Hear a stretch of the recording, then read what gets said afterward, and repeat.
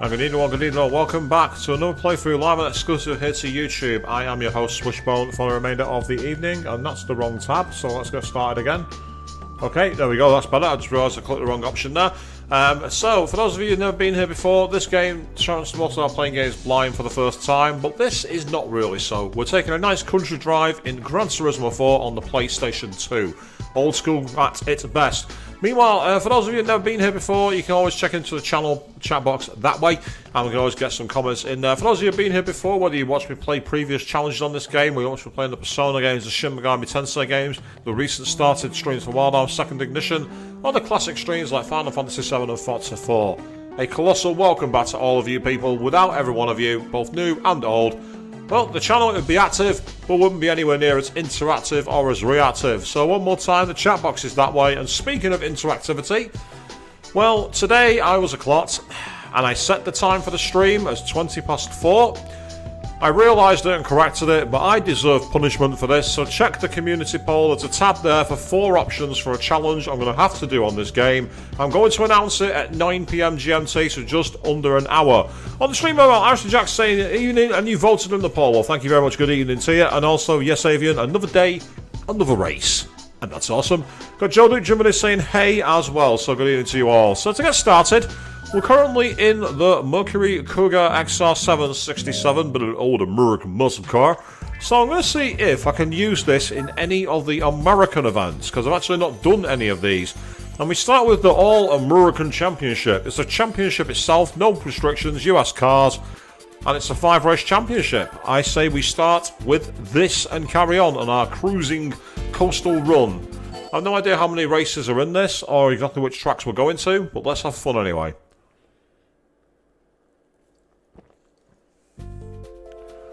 So I can qualify, and oh, right. There's a GT40 LM race car, a GTR race car. Yeah, I don't think I'm likely going to be able to get through this race. I don't think this is going to work. This might be a championship I have to abandon, but let's give it a try. Yeah, the fact that I've been given 208 spec points tells me that this challenge is not going to be possible. So, I'll see how close I get on this race, and if I don't get anywhere near it, I'll abandon this championship. I'll have to either do some major upgrades to the car, which I can do, so I've got the cash for it. Yeah, look at that. Look at how quickly they've got away from me. Yeah, there's no way I'm catching this up. Not a chance. This is a waste of time.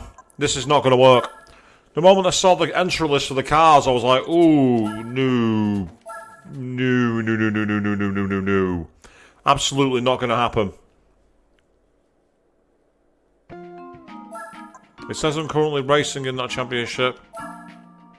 Would you like to withdraw? Yes, I would. So, before we do that one, let's try a different one. This sounds like I think I'm going to need to do some upgrades to the car, so let's do that first. As for the punishment of getting the car up the hill, I really don't think that's going to be much fun, because we tried it, we got nowhere near it. I think it's best that we leave that challenge alone. Let's leave it alone. So in the interim then, let's upgrade this car. Let's get a little more power in it. Let's get some better brakes. I don't want to spend too much money on this car, because if I do, it's going to be a point where it's going to be diminishing returns. Don't forget, we also have other races we can try as well. I want to try some of the European events, because I got the Lotus Esprit, so that might be suitable. Right, how much does that boost it up by? Up to 569, whereas that for 70 grand is 672. Ooh, risky. Let's quickly check further back this way. I did put the new drivetrains in, didn't I? Yep, so that's all taken care of. Yeah, I don't think I could turbocharge it. I can put a supercharger kit on it, believe it or not. I can put a supercharger on it. Wow. Yeah, let's get better suspension in this thing.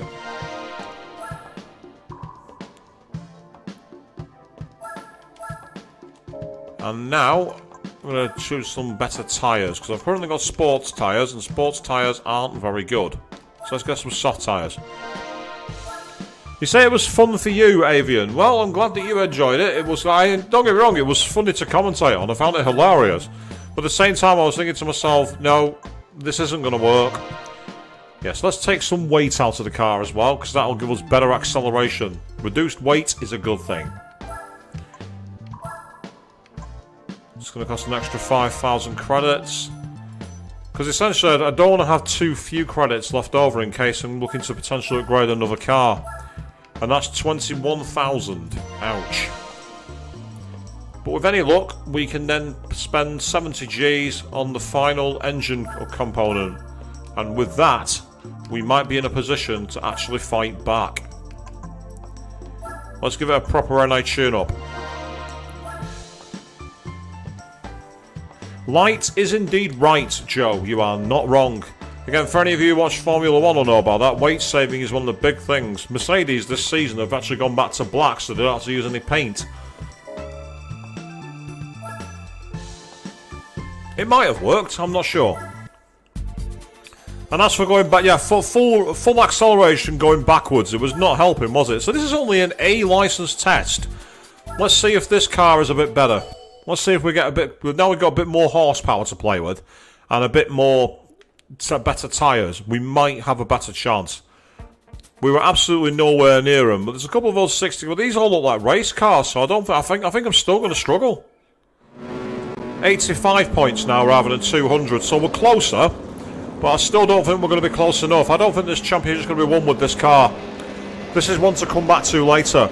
As for the race today, Joe, I found it really quite interesting. The start was pretty cool. A little bit of a lull, but then, of course, we saw the mighty charge towards the end, which totally upended the form book. Really great to see the performances from the teams, and I was a bit surprised by some of the results. Yeah, the brakes aren't as good as I thought they are. The brakes just don't quite have the power, but, amazingly, while this car is not the best round corners, it is keeping up on the straights. We actually have power.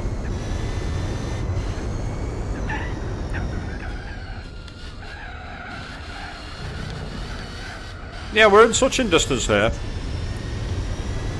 We're up against race cars from like 30 years in the future. I'm in an old American muscle car.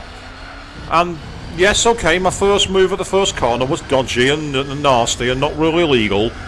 But you know what? I'm going to try and split this out.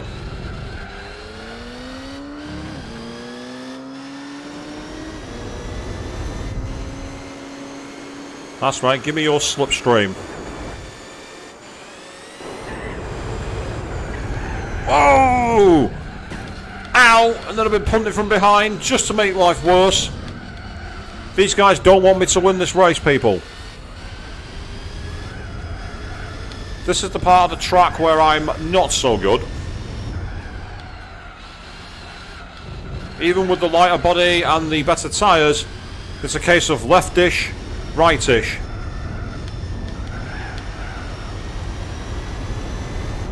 So far we're holding on.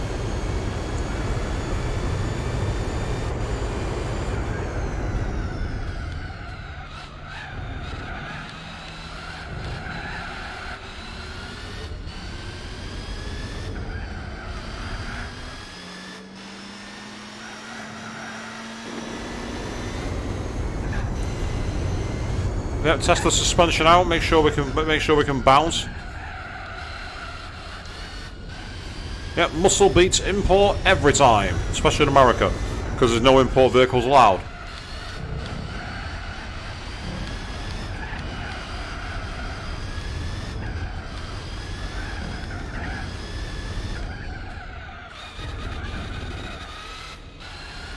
Oh no! Seriously, Evian, you found Oreo cookie dough Pocky and then you ate it.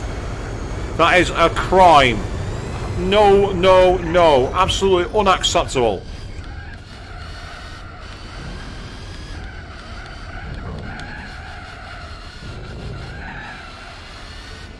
Well, I'm not exactly breaking away, and I'm concerned about my tyres because they're already getting low on wear here, so I could be in trouble. But you know what? I'm going to try and stick it out. Hope for the best. If I have to, I'll go back to get some racing mediums.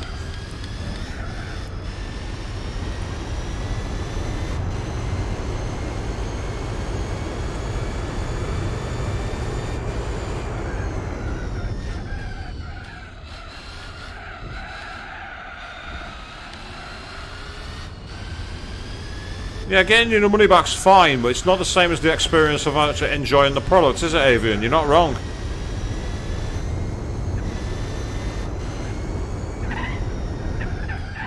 Whoa, this car does not like being low on grip. This is going to be a difficult task to get these tyres to the end.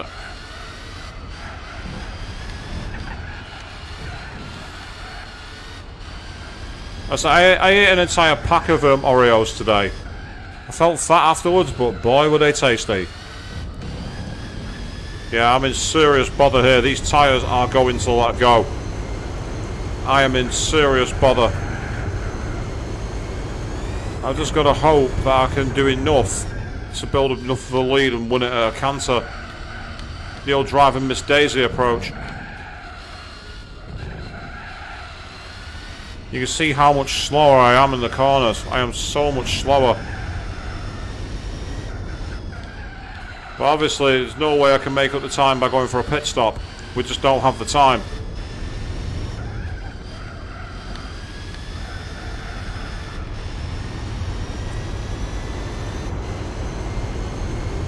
Two laps to go. Can I make these shredded tyres get to the end, or will I have to abort the race and go and buy some medium compound ones, or even some hard compound ones?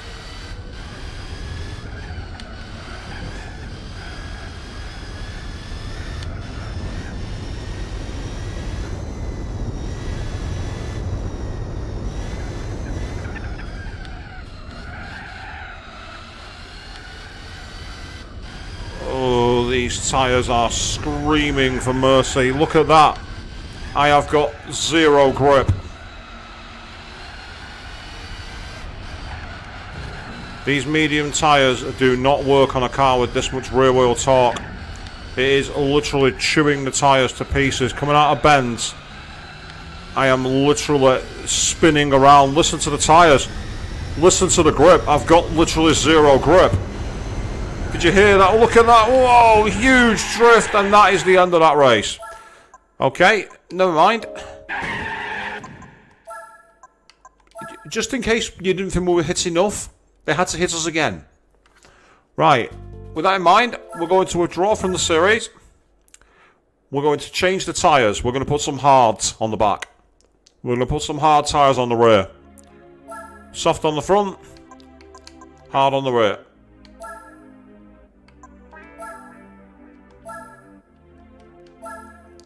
I'm actually surprised that an A-licensed event is proving such a challenge. The cars that turn up for it are way above its pay grade. I'm actually quite shocked at that. A pair of rear hards, they should do the job. And what I'll need to do is do a brief setup change, because I want the front tyres to be soft and the rear tyres to be hard, because I'm going to need the grip. Getting off the line is going to be difficult, but getting around the bends won't be so hard.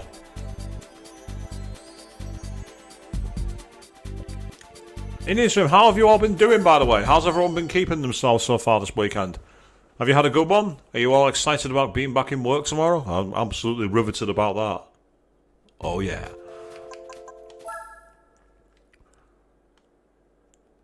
And so you heard the tyres just absolutely letting go. The tyres just did not want to do anything here. So we've got much more power in the back. Hopefully now we'll be able to give ourselves a chance, but let's see. Oddly enough, that's actually made our points go much, much higher. We're now A-spec points 169, which suggests this is a very hard race to win. But let's see.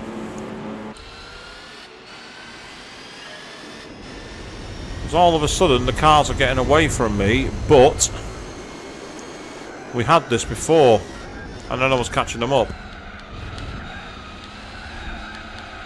Yeah, I can definitely feel the lower grip I can definitely feel the lower grip, but at the same time, I've still got decent acceleration.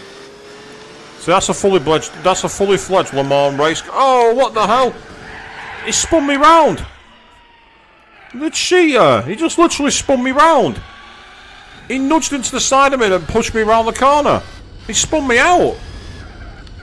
This might be a lost cause, but I'm going to try and catch up. I'm going to try and do what they know as chase the rabbit. If I can't win this one, we'll go to the next test, which is the Hot Rod Challenge. Ooh. I don't know if that was an encoding glitch or the way the tyres were just not gripping the surface, but getting out of the corner then was very, very hard indeed. So here we go.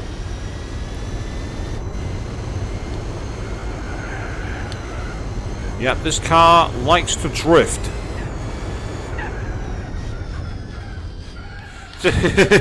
Yes, that's right. All the way, must leave a space. All the time. Leave a space.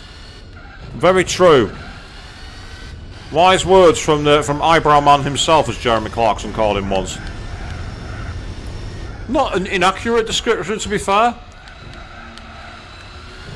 Not an inaccurate description, but very fast driver, very talented, as proven today.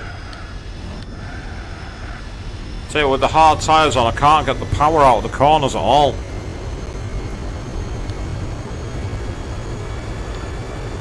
So I think this series is a lost cause, and what I'll do is I'll switch to the other one. As much as I love this car, it's just not got the ability to keep up, I don't think. I'm going to try it though. I'm going to push on. See if we can get close to the end of the race. We might as well enjoy it while we can.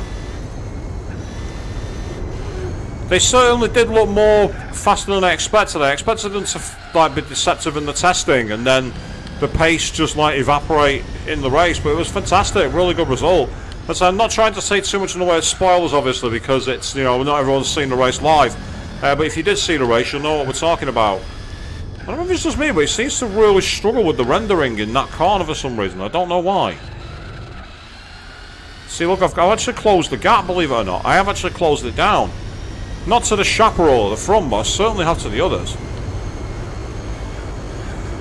Yeah, I mean, to drive with damaged wrists and everything else is a monumental effort. I mean, I've still got the hangover of an arm injury, which makes it difficult for me to do certain things. So for him to be able to race a Formula 1 car, having suffered that, is just extraordinary. Absolutely extraordinary.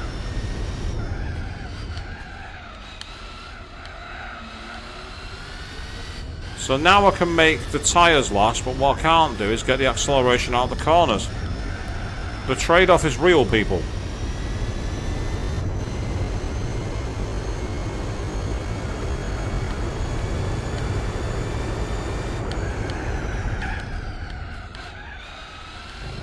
Yeah, this race is a lost cause.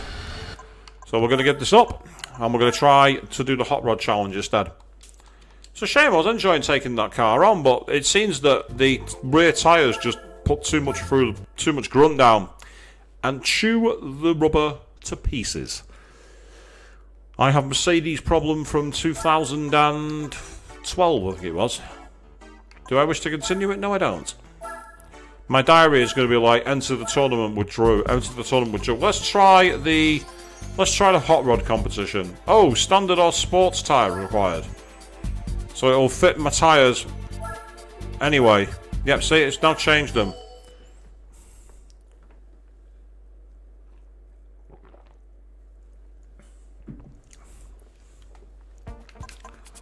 What I'm going to need to do here firstly before I do anything else, put these back to mediums. Even then I might struggle because depends on how many laps we have to do. There's 3 laps, we might get away with it. Oh, we got a Dodge Ram. What the hell's a pickup truck? That's not a hot rod. We got a pickup truck.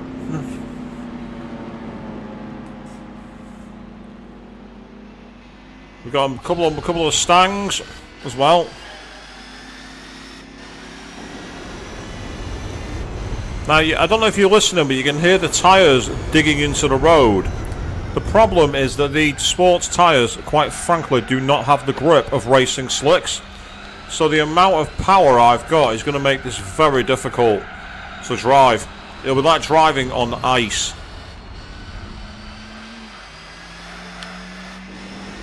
So some of these cars don't really look like hot rods. It must be said.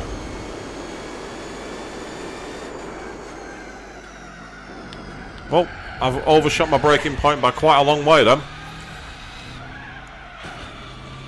Have you ever played a racing game and you're like, it's not stopping, it's not stopping, I'm not stopping anytime soon? That's what just happened to me. And before you all say I need to learn to drive, I've got an S-Class license, I don't need to. But I will be going and taking a look at the poll for the results at some point, and you'll all get to see what punishment I have for messing up the timing of the stream. All you people who turned up here at 4:20 expecting to see the race live, and then what do you get? Nothing! Because I wasn't here.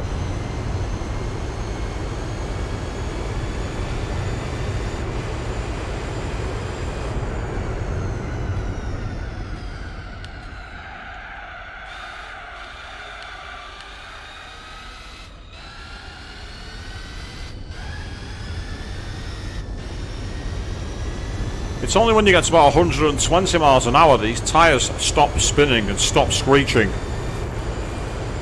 That's how much torque it's got to deal with.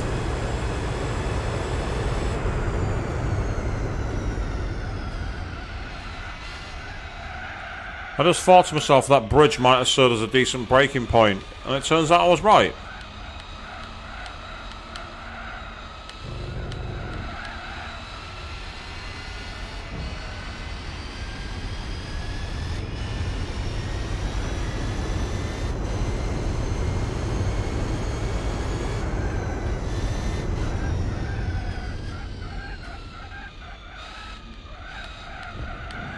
I'll do slow and steady wins the race. Slow and steady.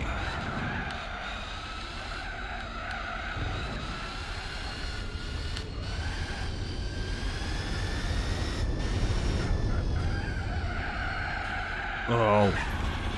Just felt the car slide away from me then.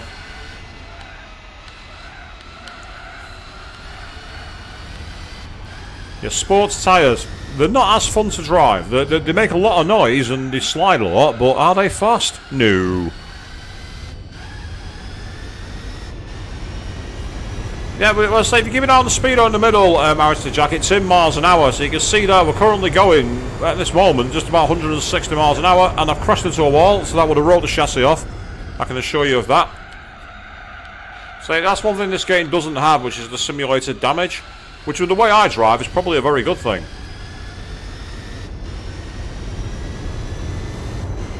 So we are, that's 128, that's 140, 150, I'm doing 160 miles an hour in a car from 1967, and that's a bridge, I got it on the brakes. Unlike a car from the 60s, it does not know how to stop, even with sports brakes fitted. It was designed to drive the quarter mile and then take quarter of a mile to stop. It was not designed to stop on a sixpence.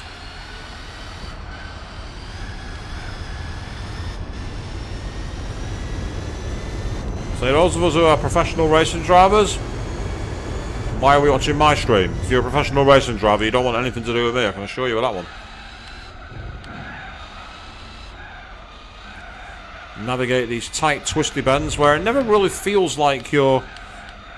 say it's currently, I believe, 50 miles an hour is 80 kilometers per hour. So 150 would be 240. So it's probably in about the about 260 kph, yeah, very fast. So, Avian, you think your driver skills are comparable to Haru's, eh? That's not a good thing, by the way. For those of you who've actually seen the Persona 5 Strikers stream, you'll know that's not a good thing. It's funny, but it ain't good. I say we are absolutely dominating this race purely on power. It's the fact that my car's got so much more power than the rest of the field. I've turned up in a true hot rod. It can't go around corners, but my God, can it demolish the streams.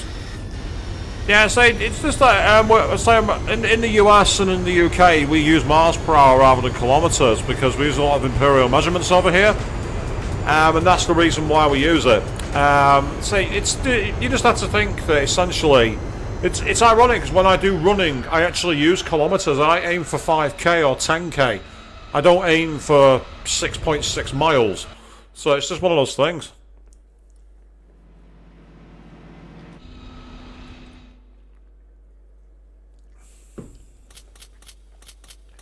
But yeah, the one at Aspect Point tells you that is easily a car that's absolutely overpowered and will obliterate the field. So that was the first race done. I don't know how many more races we've got here to complete this championship. Once we're done with this championship, that's when I'm going to announce the winner of the punishment poll. So if you haven't done that yet, you can go to the link that's pinned at the top of the chat and decide what task I have to fulfill. In the event of a tie, I will get the assistant to decide for me. Oh, now we're taking on Laguna Seca. This is going to be hilarious. With the gradients and the downhill hairpins, this is going to be a nuisance in this car.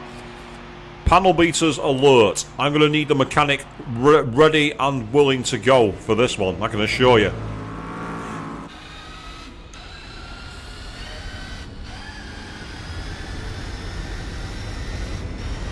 Right, for this car, I'm not taking any chances. Brake at 3.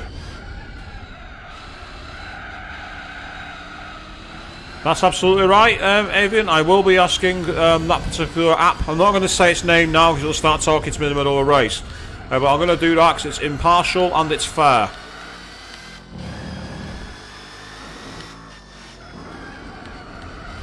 Looks like I'm catching up to a Pontiac GTO. More commonly known as the Holden Monaro, aka the Vauxhall VXR Monaro. Absolute beast of a machine, by the way, that car.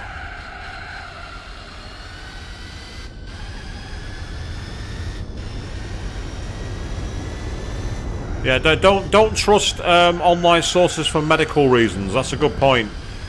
Never search for answers online when it comes to medical. Not a good idea. I'll use that Avery there because you can see with the corkscrew, this is where you just got to take it real slow. In a car like the one I'm driving, you have to show it a lot of respect on the corners. Otherwise, you're going into the sand and into the wall. So the Mercury Cougar XR7 from 1967 is tonight's car for the moment. I'm trying to play this game, for those of you who have not seen the previous streams, by using prize cars only. And it's been proving quite interesting so far. We've had quite a lot of mileage out of this Mercury Cougar, obtained from the S-Class license test. Easily one of the most useful cars you get in the license tests.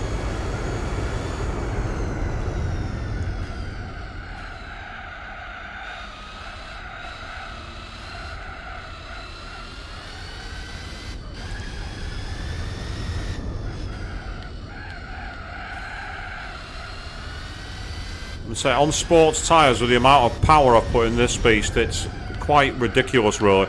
It's like trying to drive a car wearing a pair of diving flippers. And by the way, don't do that. The cops say you do that, you will get pulled over, you will get arrested. Don't do that. But oddly enough, here in the UK, you're allowed to drive barefoot. I wouldn't recommend that, by the way. You'd absolutely ruin the arch of your foot by pressing down the pedals all day. But it's actually not illegal to drive barefoot in the UK.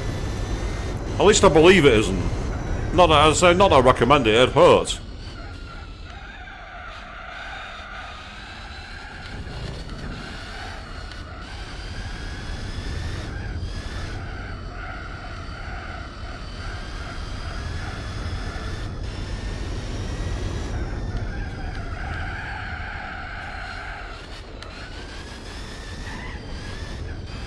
Yeah, got a bit greedy on the power there.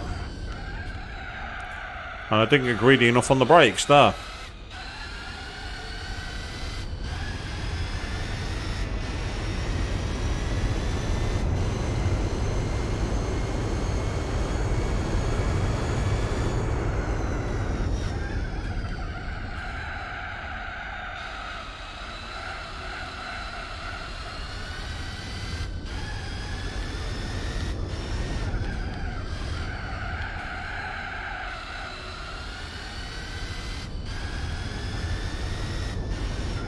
If you don't like the sound of squealing rubber, this car and this event is not for you.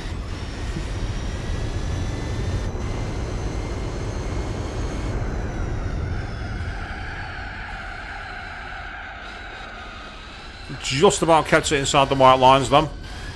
Just about avoided a track limits penalty. Yes, track limits and penalties. One of the drivers in today's F1 race really excelled themselves when it came to penalties. Absolute reject of the race, in my opinion, for those of you who saw it. If you didn't see it and you're waiting for the Channel 4 repeat, then I won't spoil it for you.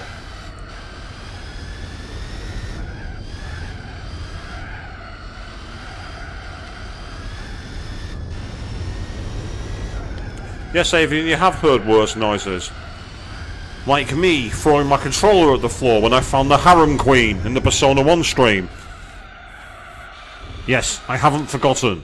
No, I haven't forgiven.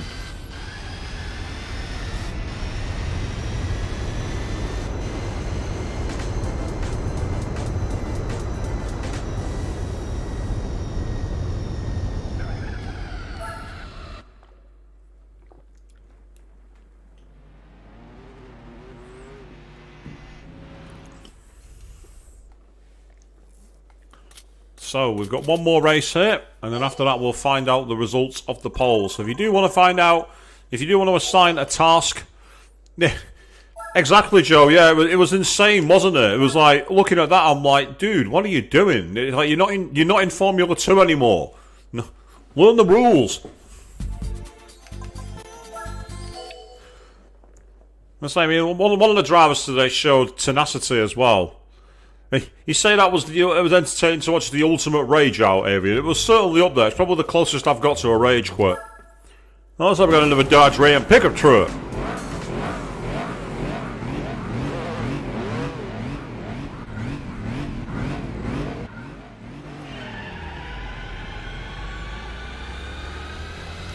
So this here, a grid start, something you will not get in Gran Turismo 7.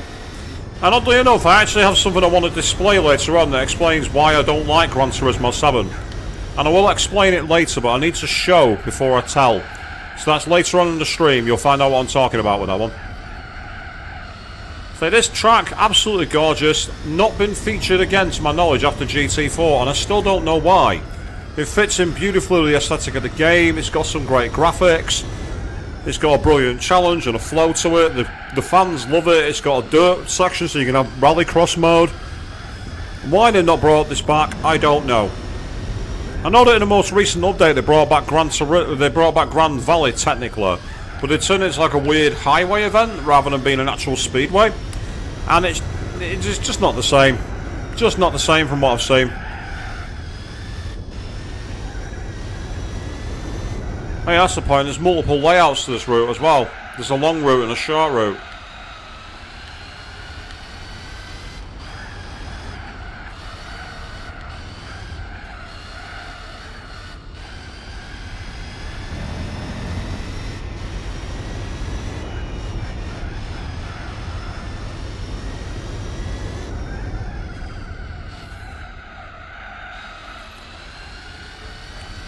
All I'm doing here is trying to keep it on the island and not suffer too much in the way of penalties or delays, so I can hopefully win this tournament and see if we can get a decent car out of it.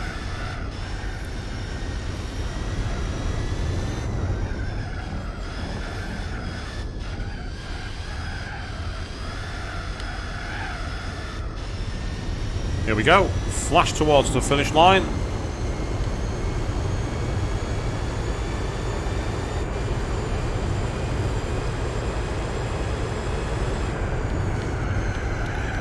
I wouldn't normally brake for that corner, but in this car I had to, and even then it still managed to hit the wall.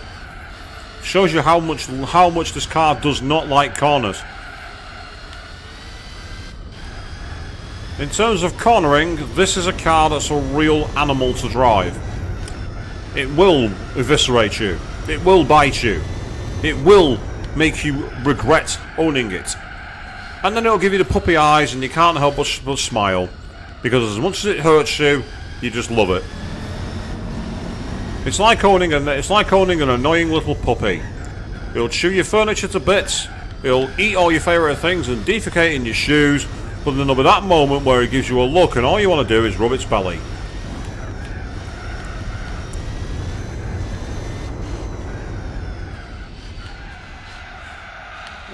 Say, Arrested Jack, you have seen me lose my shit a few times, but the full-blown rage, there's one particular point in the Persona 1 streams where I really did absolutely lose my shit. To be fair, you also sat through the Crash Bandicoot streams, Arrested Jack. What do you mean you've not seen me rage? What are you talking about?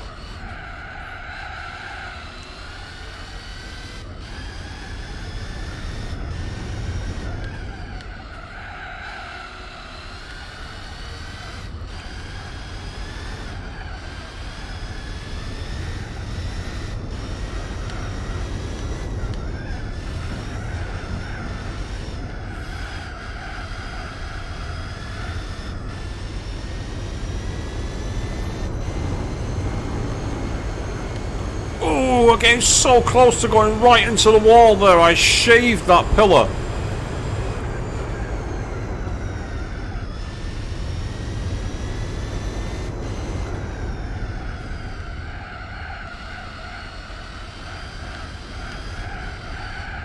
Especially the stream where I took on that almightily hard level, which was called Stormy Ascent, the DLC level.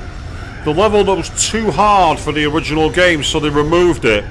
And then decided to bring it back for the remaster, because why not? Let's give people... because the game wasn't hard enough as it was.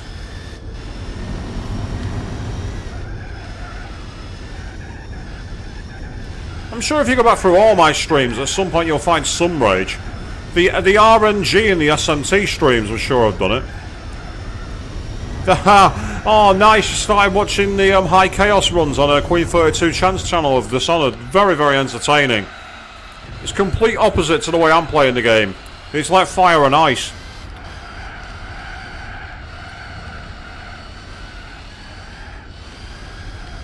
Oh, we're in the sand. We've gone too wide there. Oh, and then we nearly flipped over. Well, that shows you how hard life can be.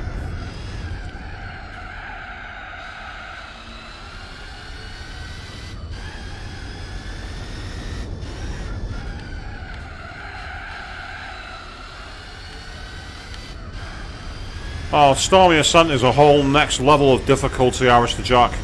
Stormy Ascent is like... many times it's like it's designed to troll the player in terms of difficulty. It's on a whole new planet of tough.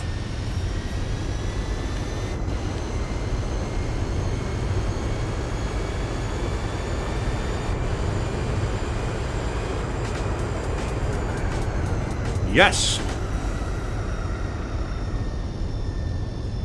We have managed to win again. In the Mercury Cougar XR7 67. Very, very powerful. And over 3,000 credits into the bank, which is awesome. And now we'll find out if we've won anything for this. What car have we unlocked?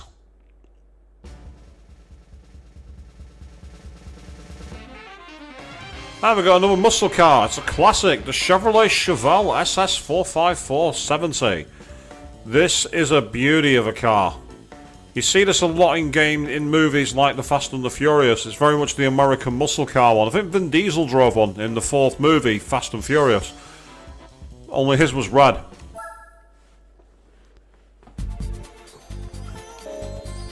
And yes, Avian, that stream in particular was funny because at one point one of the audience said there's no way you'll be able to beat it.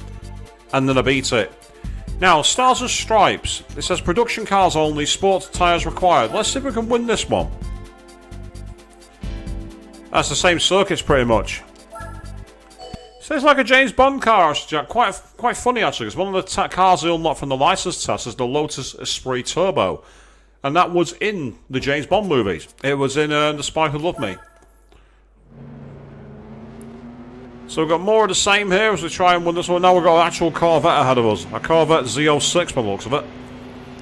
Classic car. But it's not as classic as my 1960s Chevelle. Not Chevelle, sorry, Mercury Cougar. There's a couple of vets. So we've got a Dodge Viper in the field as well. There's a Viper. There's a Viper in the sand.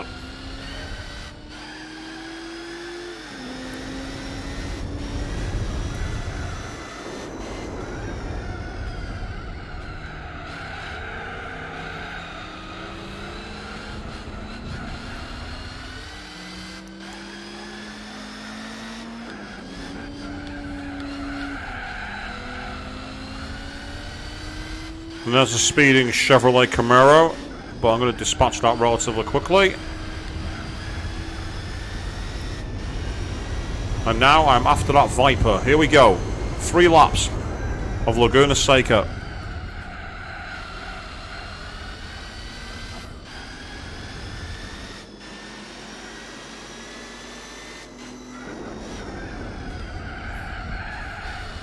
That was ambitious. And he's going to probably do me back on acceleration. No, he's not. I managed to find the grip. I thought he was going to do me on the way back, you know, using like a switchback line. But not this time, my friend.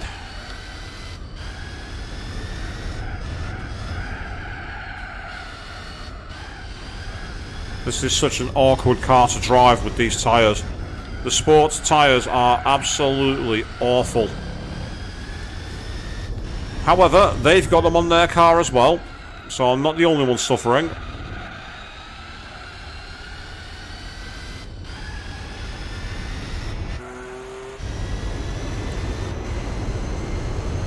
Yes, this was the hill we couldn't get over on the previous stream when we tried taking the Daimler 1886 Motorwagen over it.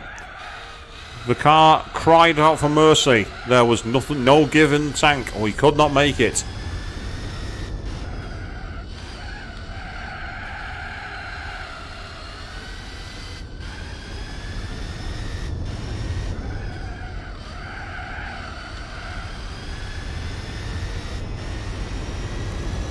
The Viper is actually quite far ahead of the pack behind, and I'm quite far ahead of that, so we're kind of leaving the rest of the field in our wake, which is not much of a surprise.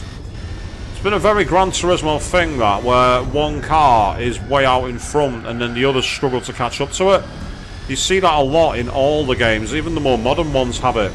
If anyone's played Gran Turismo 7 and tried to grind credits on the Tokyo Expressway World Touring Car 600pp challenge race, the Honda NSX is always way out in front of anybody else, and it just seems to be that way.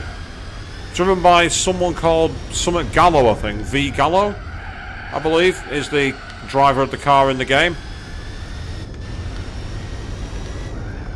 But as I say, I mean, I've found from playing this game my reasons for why I don't like the 7th entry, but I'll talk about that more after we do this series and the punishment, because that is coming after this series is complete. I will reveal the results of the poll, so you've got one chance left. If you've not voted in the poll already, there's 4 options. Go into the community tab, links pinned at the top of the chat, and you'll be able to vote for what I have to do for screwing up the stream time. On my streams, we make people pay for their mistakes. That's the way we work.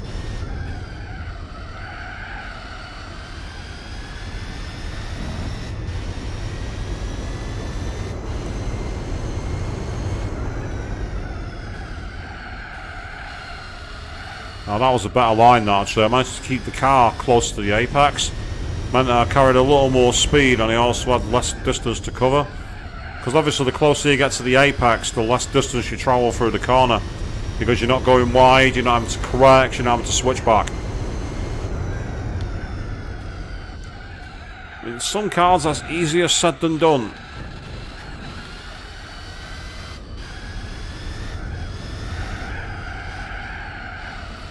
Reminds me years ago.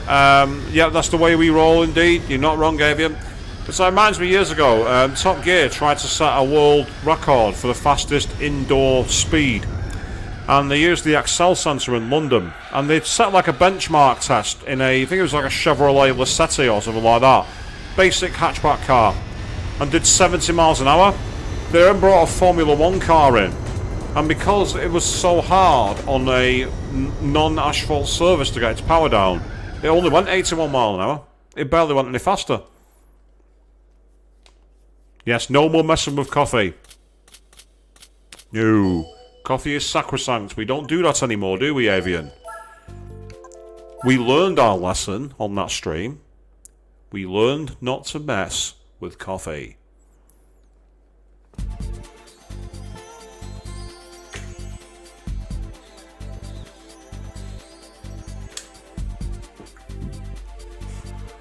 And we're going back to Seattle for the second time tonight.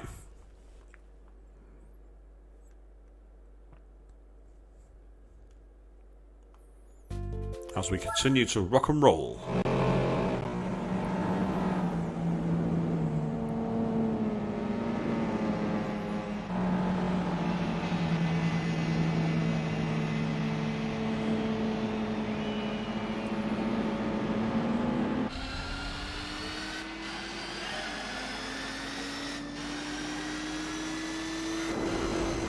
And then we want to brake at these traffic lights here, onto the crosswalk.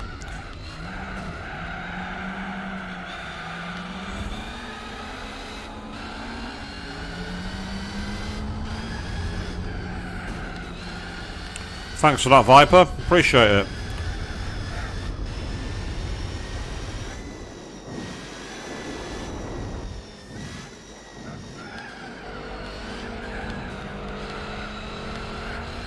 Who says I can't be fair? That was a perfectly legal overtake.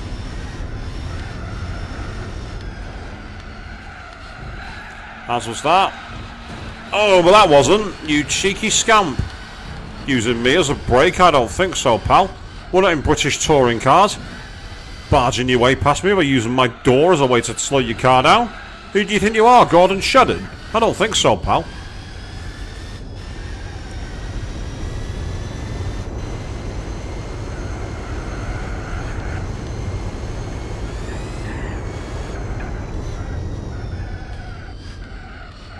And I'd say this circuit as well, as tragically, I think the last time it was seen was either in this game or possibly in Gran Turismo on the PSP. I don't think it's been seen since for some reason. It's such a shame. Because great fun, great design.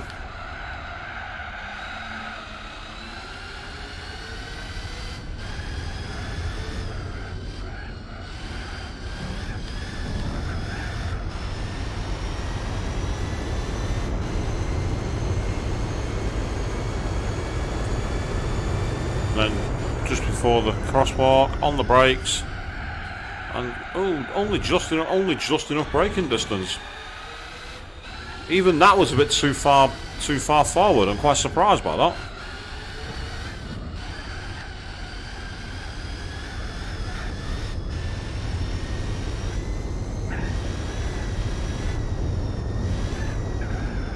Yep, brake. Okay, excellent.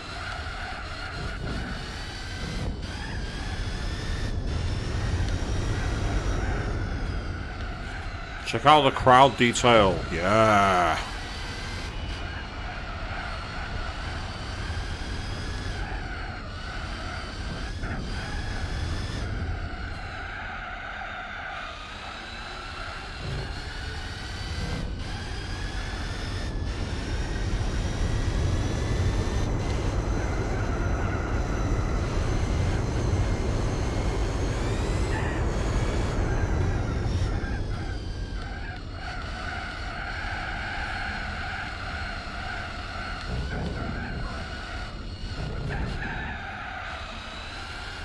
Yes, this looks like San Francisco, Naomi. It's actually Seattle. It's got the same kind of elevation as Frisco, and the bumps and the jumps, but it's Seattle, not Frisco. You can tell because it's actually got the famous Seattle Tower. If you look down the main straight in a moment, you'll be able to see the viewing platform that's in Seattle. I can't remember what the hell it's called, but you've got the main building there. When we kink to the left, you'll see it with the flying saucer on top of its head. That's a really famous landmark. So famous that I don't know its name, but I've seen it before. Similar to the likes of the CN Tower and things like that, or the Tokyo Tower, Kyoto Tower. And I'd say after the next race, we'll be announcing the winner of the punishment poll. So if you go to the community tab via the link pinned at the top of the chat, you can vote on my punishment because I was dumb enough to choose the wrong time for the stream tonight when I scheduled it. I may have fixed it before the stream went live, but I know the mistake was there, you know the mistake was there, and mistakes do get punished on this stream. So there are 4 choices. Get onto the community poll and you can decide which one I'm going to get. Ooh, horrendous frame rate problems then. Very, very bad. I don't know what that was about. I got some serious slowdown then. I think some tracks don't render very well on the way I'm playing the game. I don't think it renders certain circuits very well. Unfortunately, it's something we're just going to live with. And it's definitely not my PC. Alright, the War Games movie. I never heard of that, but I do know it's Seattle's most famous for its music scene. Bands, it was the home of the legendary rock movement grunge. Bands like Nirvana, bands like Alice in Chains, Soundgarden, Pearl Jam, they all were from the Seattle music scene. All these legendary rock bands. It's quite ironic, it was almost like an anti-government kind of music, and it was in the backyard of the White House. So that's that event in the can. So I think we've literally got a round at Sears Point, and that will be the end of this season. And hopefully we can get another decent car. So the first series I tried to race tonight, I've not got the vehicle for it. I need a car which has got a lot more power. And I don't know where I'm going to find one. So here we are at the Infinium Raceway.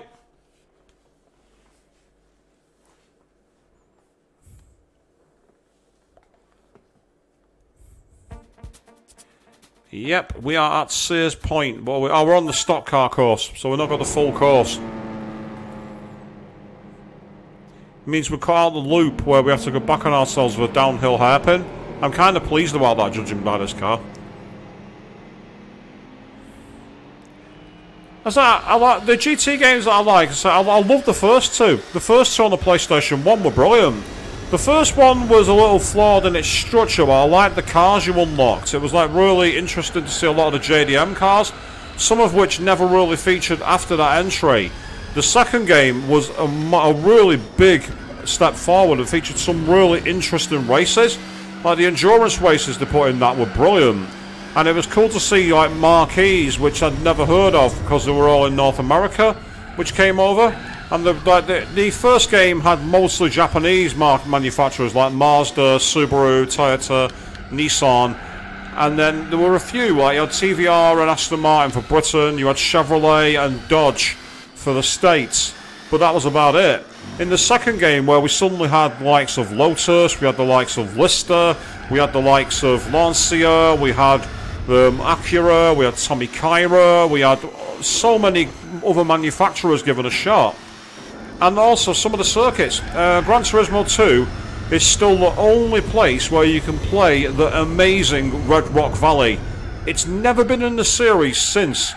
Neither has the very nice coastal track Tahiti Road. Neither of them have come back, and it's a massive shame. So I say the first 4 Gran Turismo games are awesome. I say I never played the PSP one, so I can't comment on that one. The 5th one and the 6th one I understand were really disappointing. And 7, I don't want to talk about too much because I really can't stand it.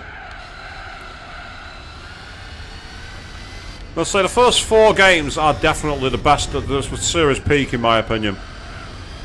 So the 3rd game I found a bit challenging but had some really good mechanics to it.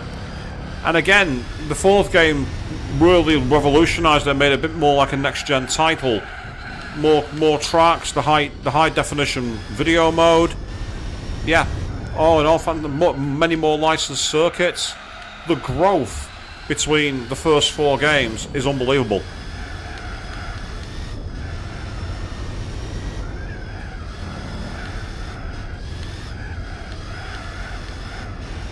So the only thing that probably puts Gran Turismo 4 down from being one of the greatest...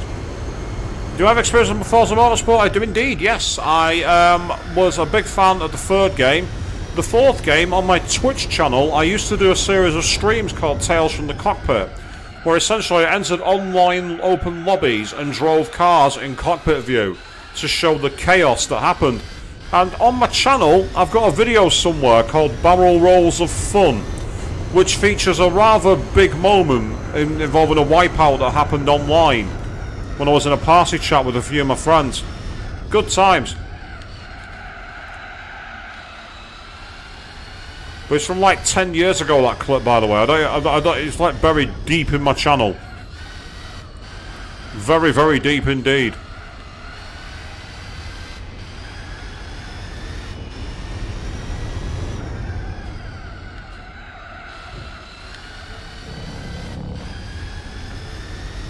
I also have a bit of experience of Project Gotham Racing thanks to Metropolis Street Racer. I've done loads of the F1 games, I've played quite a few of the Le Mans games, the Test Drive games, the Need for Speed games. Racing games wise, I've played an absolute ton of them. I've played that many, it's unbelievable. No, it's not hidden media, Avian. It's just in my channel. It's just there's that many videos. I don't know how far back you have to go to find it. If you literally go to my channel and just run around the search, there's a video called Barrel Rolls of Fun, and it has a picture of a BMW steering wheel.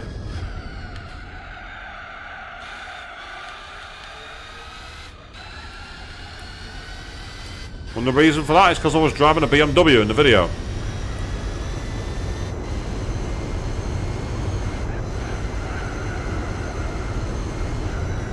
Toka Race Driver, yes, Joe. I loved that game, Toka Race Driver. The first two games were awesome. I especially loved how you could put a code in on the first game to drive a tank for absolutely no reason. Everybody else did touring cars and you're there in a tank. I don't know why it was included, but it was a load of fun. Now, Barrel Rolls of Fun is on my YouTube channel. However, I do have a Twitch channel. I've just not used it in years. But there are some archived broadcasts from all the way back in 2012 that I've never been able to export to YouTube. So they are out there.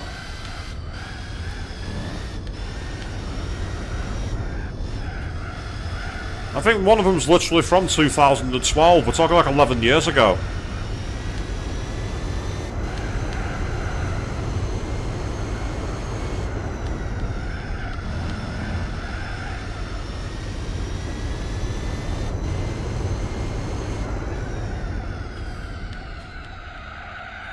And for those interested, by the way, in case you want to see some very, very old streams, it's the same name on Twitch as it is on here, Swishbone. They are rough as anything, but they're out there.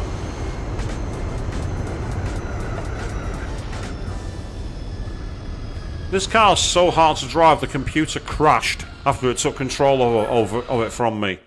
That's how hard this car is to drive.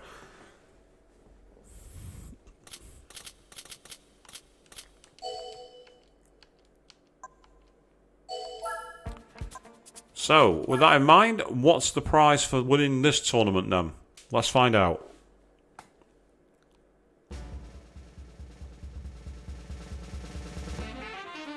Oh, hello. It's a Chevrolet Camaro LM race car. If I soup that up, that might be enough to win that event that's outstanding. That's a car I could use. I might be able to use that. But first of all, let's back out so we can get a save done. Oh, hello. Infinium Raceway is now added to the World Circuits. Fantastic. On our completion score, we are now at 15.2%, which means soon we will be able to get ourselves into the endurance round. But for now, it is time for me to go to the community poll. There were 4 choices. The poll is now closed. And the options were to take my Ford Model T around the Nürburgring Nordschleife, to lap the Circuit de la Sarthe, aka Le Mans, in reverse gear. There was also the option to take my Daimler 1886 Motorwagen around the high speed ring, and a curveball, take on the S license at Chamonix to get a gold time. Those 4 options were there. And we have a clear winner with 2 votes from 5. Well, 3 votes from 5 even. You're all sadists because you want me to take on the Chamonix license test. You guys are evil. This is nasty. Meanwhile, good evening to you, Arista Jack. You say you're going to get yourself some bed sleep. That's fine, no worries, mate. You have a good night, and thank you for checking the stream out. Right. Well, you all wanted me to do it. It was the option that won the poll. So we're back in the license tests. We've already got all gold on this. We've already done them. But for those of you who haven't seen, the Chamonix test involves the Peugeot 205 rally car. This is an ice stage. And it is very, very irritating. However, I said to set a gold time. It does not mean I have to be 100% legit, does it? So here we are. This is a test. I've already defeated this. There it is. Listen to that engine. So Naomi, this is one for you.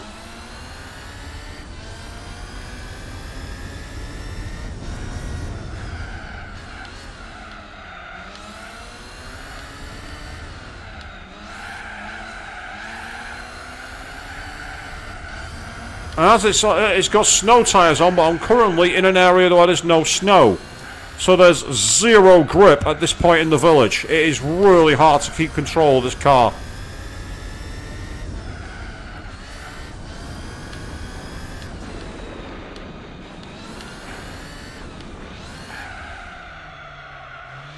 However, here's where I can be a bit of a cheat. Yes, that's right, people. The war ride is on.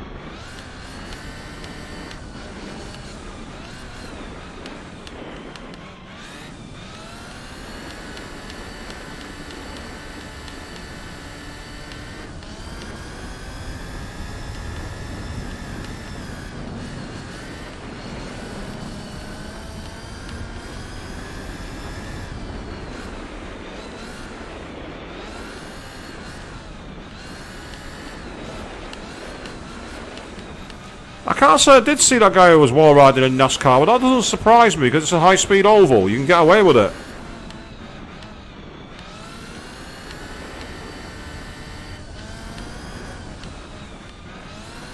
Well, I say it's a high-speed oval. I've not driven it, so I can't tell you if it is or not. Ah! Oh, yeah.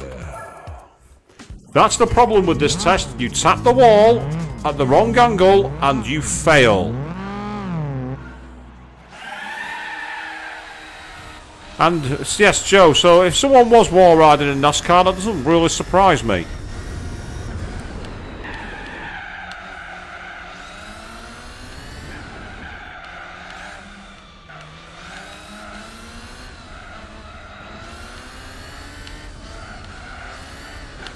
Oh, I thought I'd hit the wall too hard, and somehow got away with that.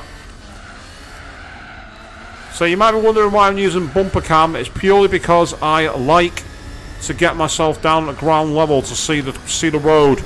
In the classic games, and even in the modern ones actually, I find this the best way to drive. I'm one of the few people... Oh! Okay.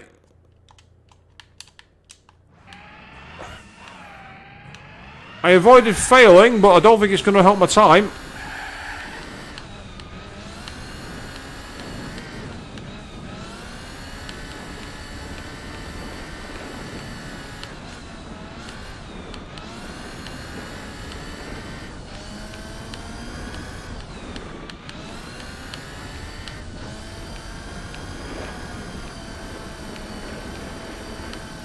Yes, that's me reversing on a license test.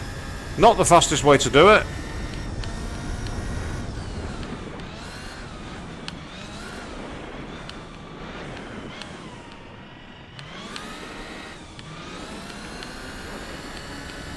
I actually don't believe this test has come back for a long time either. I can't remember the last time this was used. No, I don't mean this test, but this actual track. Chamonix. It was like a very big deal in GT4. And now the next thing you know, it's just, oh, it's gone. So that clip, by the way, the classic clip you both found, that's when I was very, very different. There was no footage of me on webcam, but I was a lot different in terms of my look. Things have changed.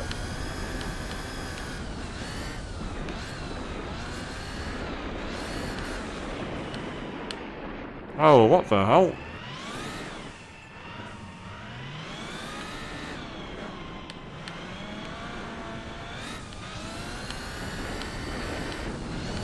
Yeah, we're not getting gold here. We've already missed the target. Are we even going to get bronze? Well, we got bronze by 3 seconds. I think part of it is because I was facing the wrong way and having to try and find reverse gear. That cost me a lot of time. Let's say I've already got it in terms of completion, but this was your vote. You all wanted to see me try and do this.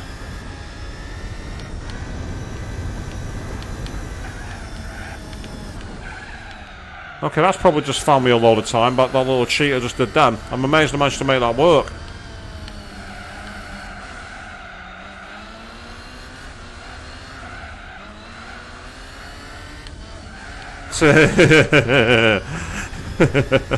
Well, Avi, you're right there, Naomi. It's all about how someone is on the inside. I agree with you, but yeah, I mean, it's just that I've got a very, very different look to me now, and that's not a bad thing. I'm not one of these people who's really vain. Carly Simon did not write a song about me before I was born.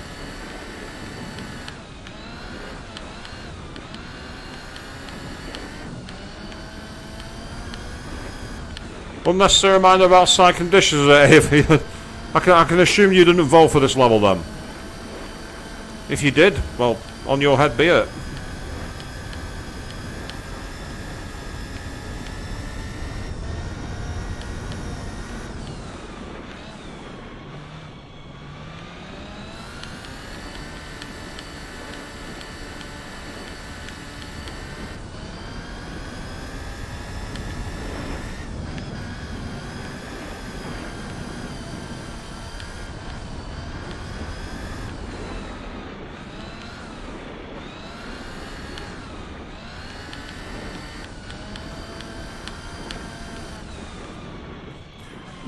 Rod Stewart? I don't know. I don't think his gravelly voice would be singing about me. I'd be a bit surprised if it did.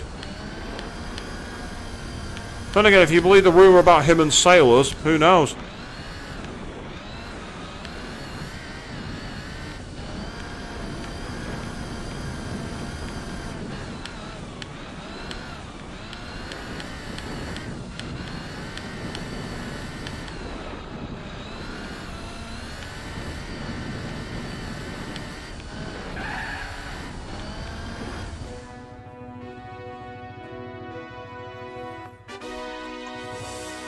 I don't think that was 100% legit.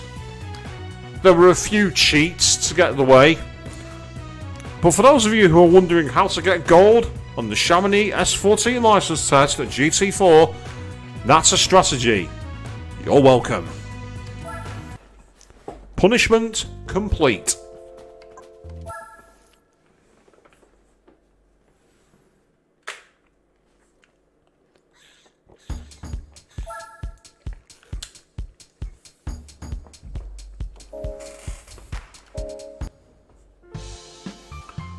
Oh, that's great, Naomi. Yeah, definitely. Great start if that's what you're doing. It's always good to try and do those kind of things. Get yourself a good amount of exercise, right diet, and just be confident in yourself. That's awesome. I need to get back on the horse myself for it. And yes, Cheesebone. You're quite right. Now, I said before I wanted to talk about why I don't like modern Gran Turismo. Well, this is where show's going to be tell.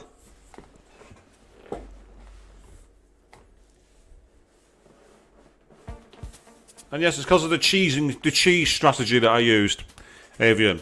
So you can see here, it says, key mastering through many technical codes, trying to be overly aggressive, drive too hard. Okay.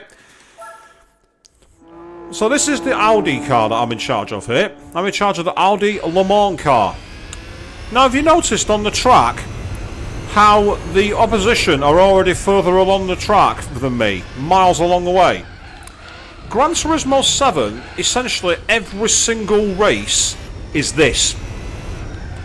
You start miles behind the pack with no idea how to catch up, and you're just thrown to the wolves to do it. Good evening, Queen. Welcome to you. You missed the punishment strategy by literally a couple of minutes. We managed to do that. You also saw me try and take on a very hard challenge in the American circuits, which I just was not equipped for. Though I might have a car now that's capable of doing it. And now we're doing a couple of driving missions, or we're going to try to, where essentially the game has set us a challenge, and what we have to do is catch up the impossible gap.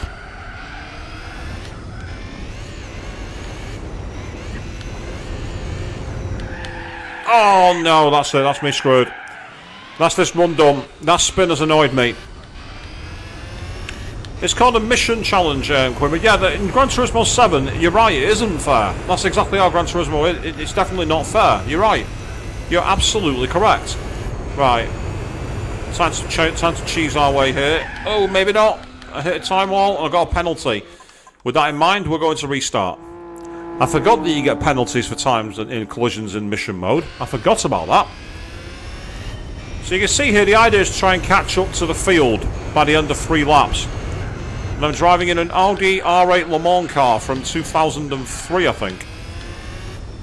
This is a car that won Le Mans in the hands of, I believe it was Tom Christensen, one of the legends of Le Mans, 9-time winner.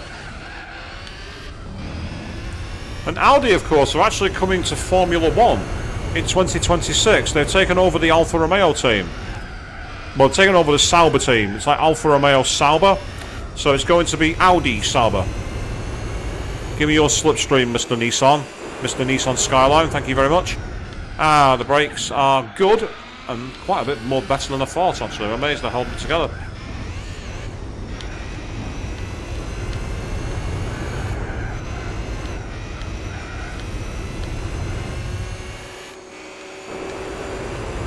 Nice.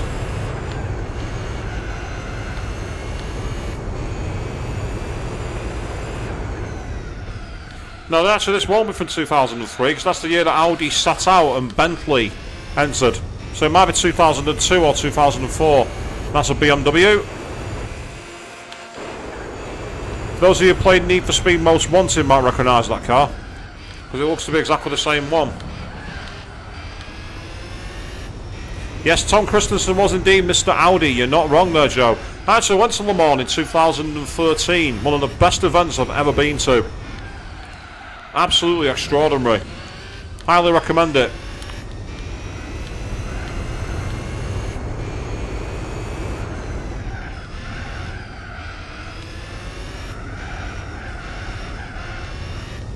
And there's the Mercedes CLR, a car which almost killed Peter Dumbrek at Le Mans, when the design flaw made it take off and land in the forest.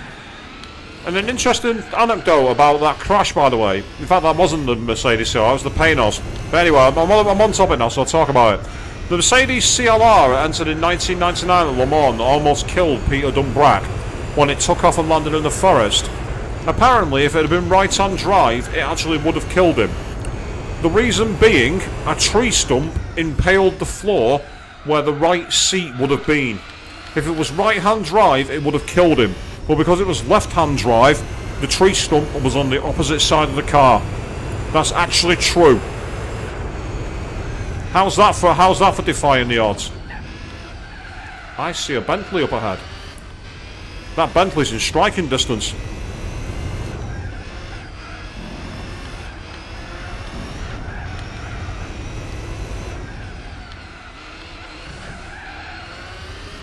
Come here, Mr. Bentley Speed 8. That's right, give me your slipstream, thank you.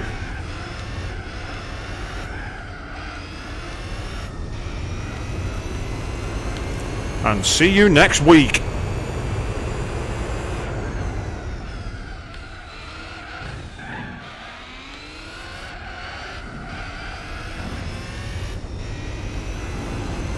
Absolutely, Naomi, it dodged a hell of a lot of bullets. It was insane.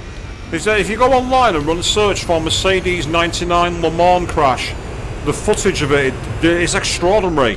It's literally following the tyres of GT1, and the next thing the car just backflips. It's absolutely incredible.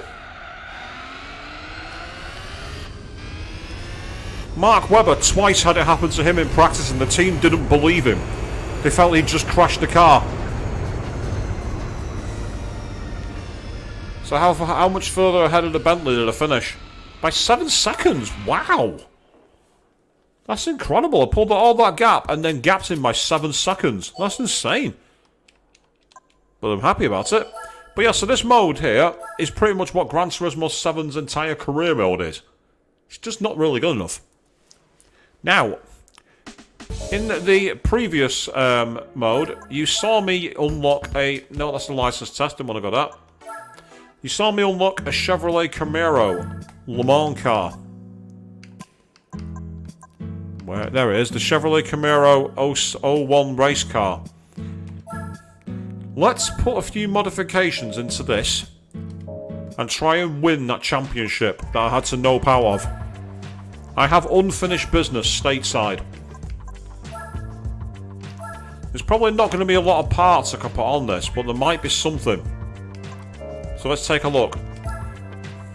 Yep, see, I can put a new NA tune in it. I can give it 765 horsepower. You got it. I'm not giving it nitrous. There's not much point. Drivetrain wise, it's got a full limited slip diff. Yeah, it's got everything I want. That's great. Yeah, exactly, Neoman. That's right. It just takes off. It's absolutely... Oh, interestingly, you can put either an NA tune or a...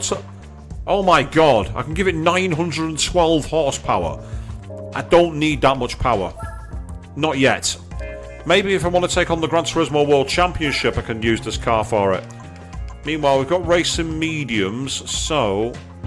I might buy a set of hards, but not fit them. Just in case I need them for the actual races. So, let's see how we get on an all-American one, because it's no restrictions. So, I'm going to try it with just medium tyres. But we've now got a lot more power, and we've got a car that's more race prepared. This gives us a much better chance than driving the Mercury Cougar. As you can see, look at all the cars we're up against. There's another Chevrolet Camaro Le Mans car, for instance. There's the Chaparral 2J, a Ford GT Le Mans car, the Dodge Viper GTSR. So this is very much an American championship. So here we go. I'm in the blue Camaro. The Chevrolet Camaro. That's front engine, rear wheel drive. This should be an animal. Very, very American. And wow, that Chaparral went like the clappers. See how fast that thing took off? That Chaparral was not hanging about. Jeez, look at the state of that.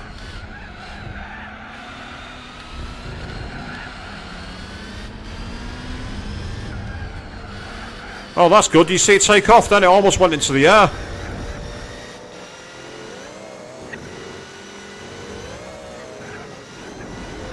That thing wheeling is actually pretty awesome to watch. Except I don't want to watch it. I want to be past it. Oh god, this is so much faster than the Mercury. This is unbelievable speed. This is a whole different league.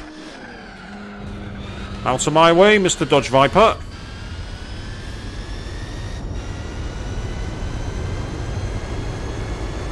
Oh yeah, there's so much more grip in this car. And I could brake a lot later than that then, absolutely. Oh, the bumps took the car, the rail tracks sent the car flying. You know what, Joe? Yeah, you're right, extreme porpoising. Oh my god. I gotta say, watching the driver's eye in Formula 1 when the cars were porpoising almost made me sick. You literally saw them like this. It was absolutely sickening to watch. I bet the drivers hated that. The idea of pogoing at over 100 miles an hour in a Formula 1 car is not my idea of fun. Yeah, this Chevrolet Camaro Le Mans car is way more like it.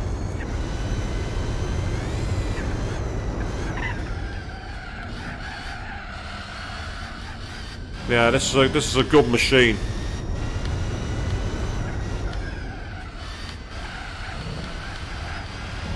It's actually got a lot more pace than I thought it would have.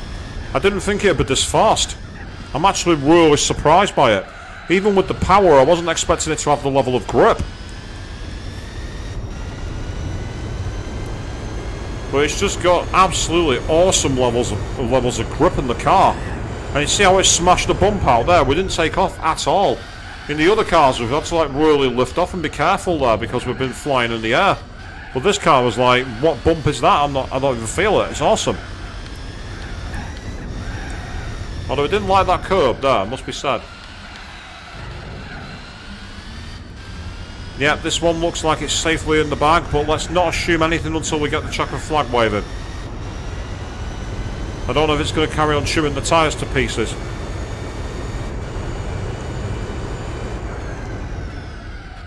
Oh, you're driving the converted Need for Speed 4? Do you mean the one on the PlayStation 1? What was it called? High Stakes, whatever its name was. I loved the third Need for Speed Hot Pursuit. That was amazing. That game was awesome. But of course, the best Need for Speed game was Need for Speed Underground 2 on the PlayStation 2.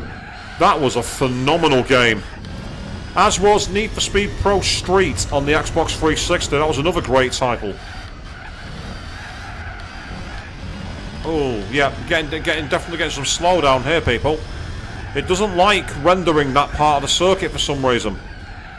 It's not your screens, it's not your computers, and it's not mine either.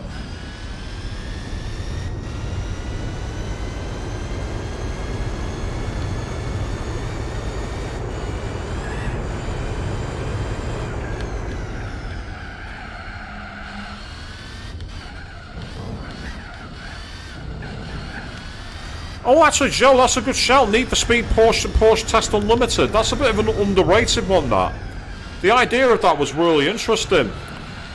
Like, you drove the old cars like the Porsche 956 all the way up to, like, the modern 911s, didn't you? It was an interesting game concept, that. But yeah, High Stakes was interesting, because on the PlayStation 1, you could challenge your mate to a car race and actually race for pinks. And if you lost, you had to convert your car data to the other person's memory card.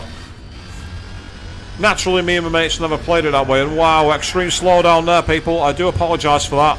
Evidently, this circuit at high speed, it just doesn't like it with the amount of detail.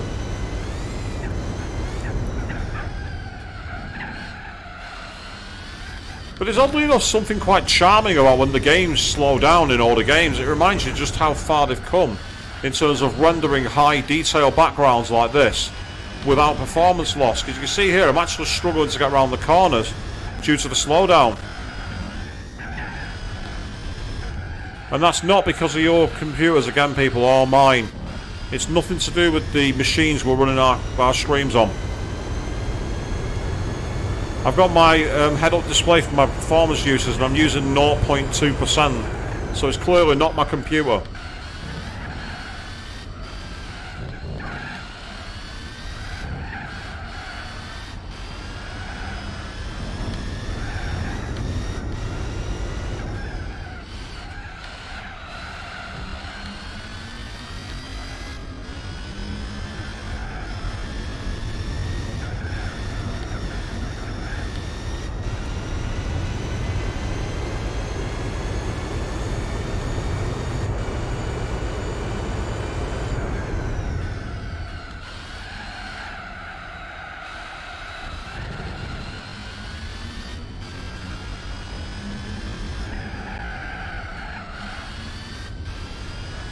Yeah, the inputs down there is just annoying and there's nothing I can do about it. Still, it's not as bad as the inputs we had for Dishonored 2 that time when I was running it on my old computer, hey Queen. Oh, that time me and the Nerdy Hound were playing Mirror's Edge and we got it down to 1 frame per second at one point. Because something about the V-Sync was screwing up the video.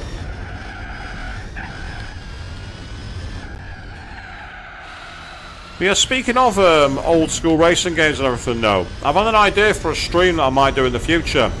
I've been playing Crazy Taxi and Crazy Taxi 2 on Sega Dreamcast thanks to a emulator. And it's made me realise there's a game I never played from the PlayStation 2, which could be quite interesting as a stream. That game, and I'll put it up to you guys in the audience if you want to see it, was a rip-off of Crazy Taxi. The Simpsons Hit and Run. I know all about the game, but I've never played it at all. So I'm interested in whether you guys want to see it. And yeah, that's the point, we might well play it. I would actually love to play Mirror's Edge again for one very simple reason. This year is its 15th anniversary. I think it's sometime in either October or November. It's the 15th anniversary. And yeah, the chaperone was catching up, but not enough to be a threat.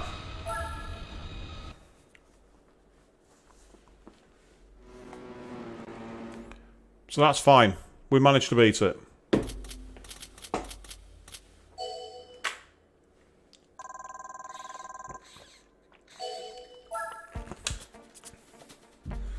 So on to the next race in the championship. See where this takes us to. Oh God. If I can make it work. There's one problem with that game. On the original version you needed a Dreamcast microphone to make it work. I don't know if I'll be able to make that work on PC. It'd also be a weird one to stream because, again, the game would think I'm talking to it anytime I'm interacting with the chat, which could make it a hilarious train wreck. I'll have a look to see if it's remotely possible. If I can make it work, I'll do it, because it'd be a really strange and surreal stream. I've never played that game, but the footage of it looks so funny, I want to actually check it out. Yes, that's right, Chaparral, out of my way. Same for you, Corvette driver. Oh, no, no, no, no, no, no, no, no, no. That's not the way to take that corner. That's not the way to do it. What I'll do, Naomi, is I'll actually do some offline testing to see if it works. If I can get it to work, I'd do it. Because it sounds like such a bizarre game from what I've seen of it. And I'd love to find out more about it. You say the Dreamcast had some of the weirdest peripherals of all time. There was the microphone for the game you've mentioned, Seaman. There was the fishing rod for Sega Bass Fishing. There was the keyboard for typing of the dead. It was like, you're looking at it, it's like, what on earth was Sega thinking? And the answer is it's Sega. They weren't thinking, Sega are crazy. I haven't played that game, no, but I know all about it. The only issue with it is, I don't think that'll be streamable because it'll be suggesting that I'm endorsing a certain criminal activity. I know the game exists, I've seen footage of it, and it looked really interesting, Naomi. But I've never actually played it.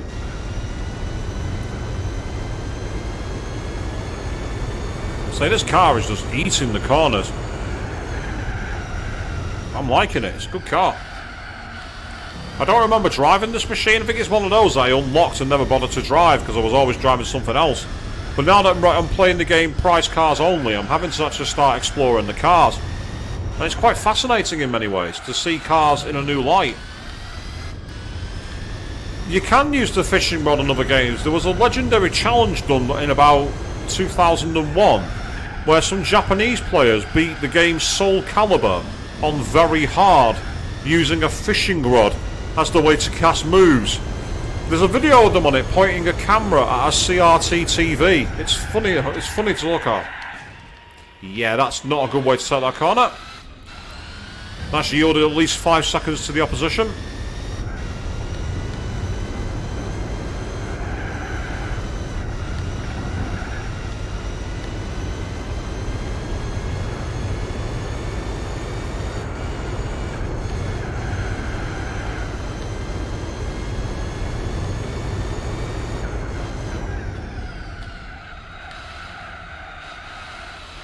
I mean, the closest I've come to any kind of challenge run like that was a time that I played the game Final Fantasy VII on the PlayStation 1 using my feet. To this day I don't know what I was thinking, but it was an interesting challenge. Entering the code to get the huge material on the rocket with your big toe is much harder than you think it is.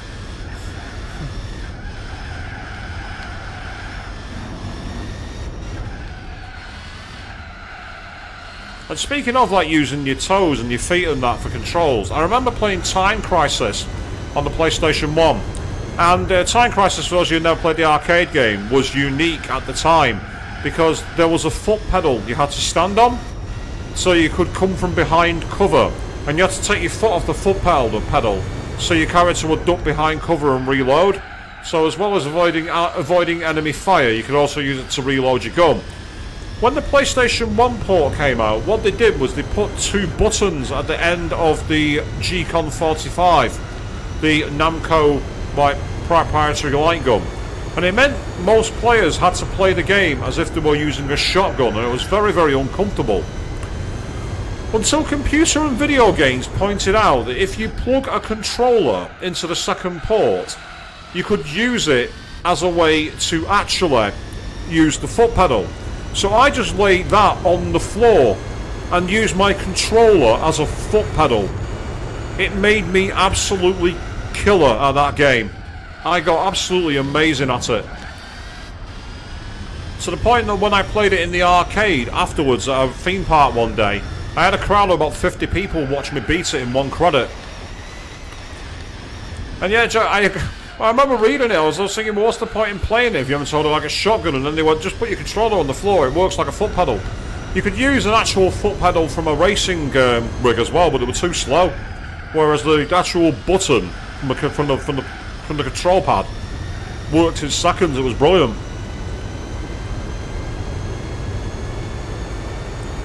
Yeah, I remember starting playing it in the arcade. I had like £1. I thought, well, I'll see how far I can get on it because I've beaten the game at home multiple times.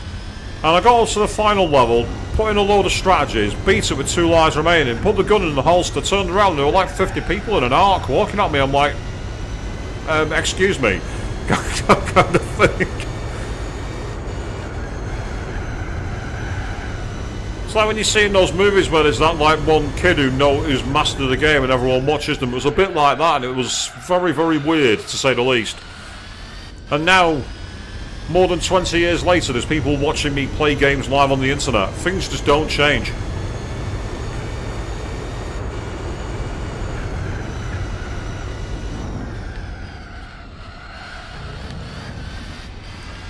So that's what I do miss about the arcades, and I'm thankful for places like Arcade Club, which have brought them back. There was always a social element to playing games where you could like watch the best players or challenge strangers and everything else. It's a thing that's disappeared and it needs to come back. We need more of it. Random online lobbies just don't have the same feel.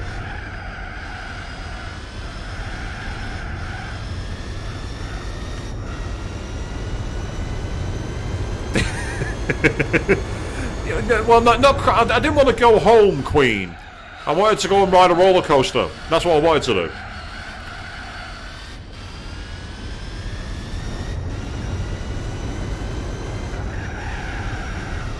I don't think it helped that I obliterated the top time by about a minute. I was like a minute faster than the top time. So I absolutely shattered the record. I think that's what made the difference. And that's a shame, Naomi. Arcades were a big thing in the 90s here in the UK, but they died out when home consoles started being able to render games like this. So there's a lot more longevity at home rather than bringing the arcade experience with you.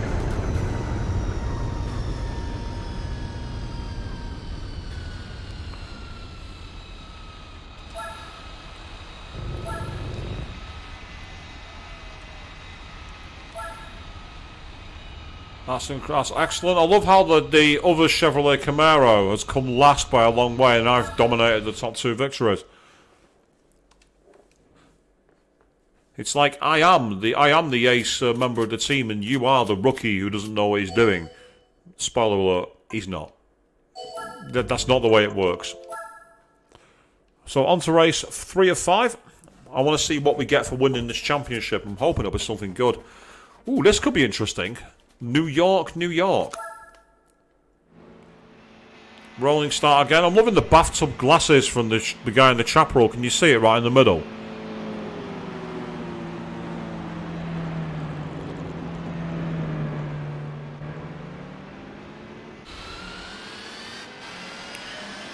This is where I could be outclassed.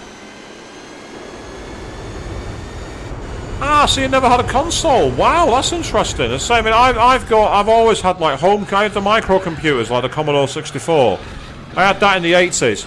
Then I got the Sega Mega Drive, then the Sony PlayStation, then the Sega Dreamcast, PS2, Xbox 360, PS4, PS5, Switch.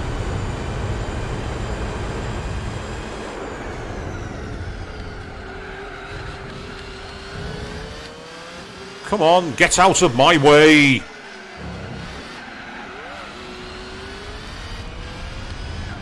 You are outclassed, move!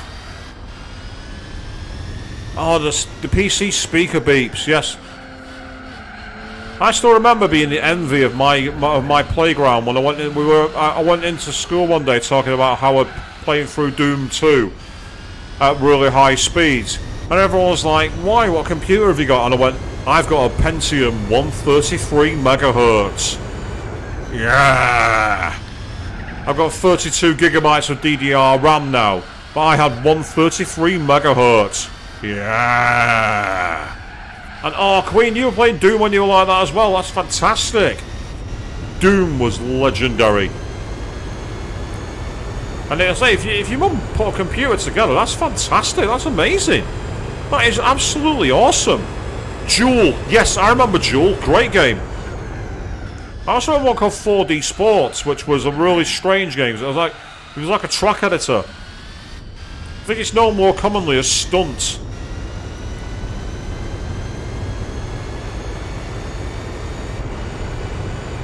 And Naomi, that's so cool if you get into indulging it now by buying the consoles. If you ever come to the UK, you want to go to an event called Play Expo. Play Expo is a 2-day gaming con where it has consoles and computers from every era.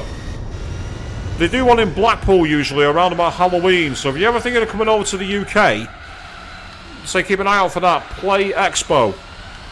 I highly recommend it. If you want to do that kind of thing, that's the place to go.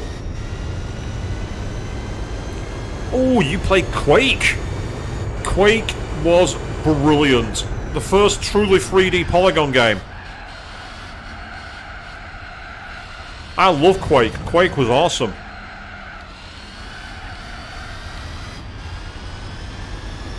I'm going to say the sequel, Quake 2, was awesome too. The Quake games were brilliant.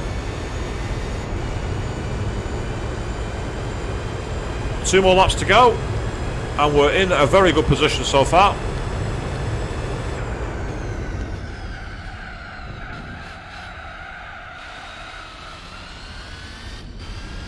So that chaparral is getting a little too close for comfort, so I've got to keep my wits about me here.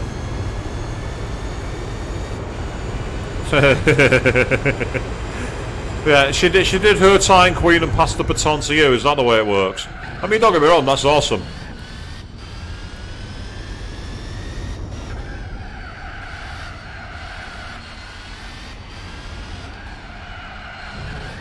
And speaking of passing the baton, if you're interested in seeing the playthrough of Persona 5 Royal done quietly with no pontificating from me, go and check out Queen3210's channel. Started doing a long play over there at Persona 5 Royal in ultra high quality.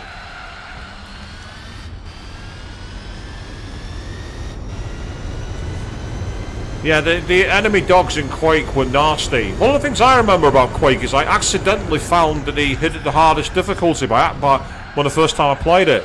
I was just messing around, and when I was falling down towards the portal, I held down back and I landed on a platform. Walked to the end of it, and there was this portal that said Nightmare. I went, what's this then? I regretted it. The moment I walked into the level, I realised I'd accidentally found the ultra hard mode. I learned from my mistakes, I can assure you of that one.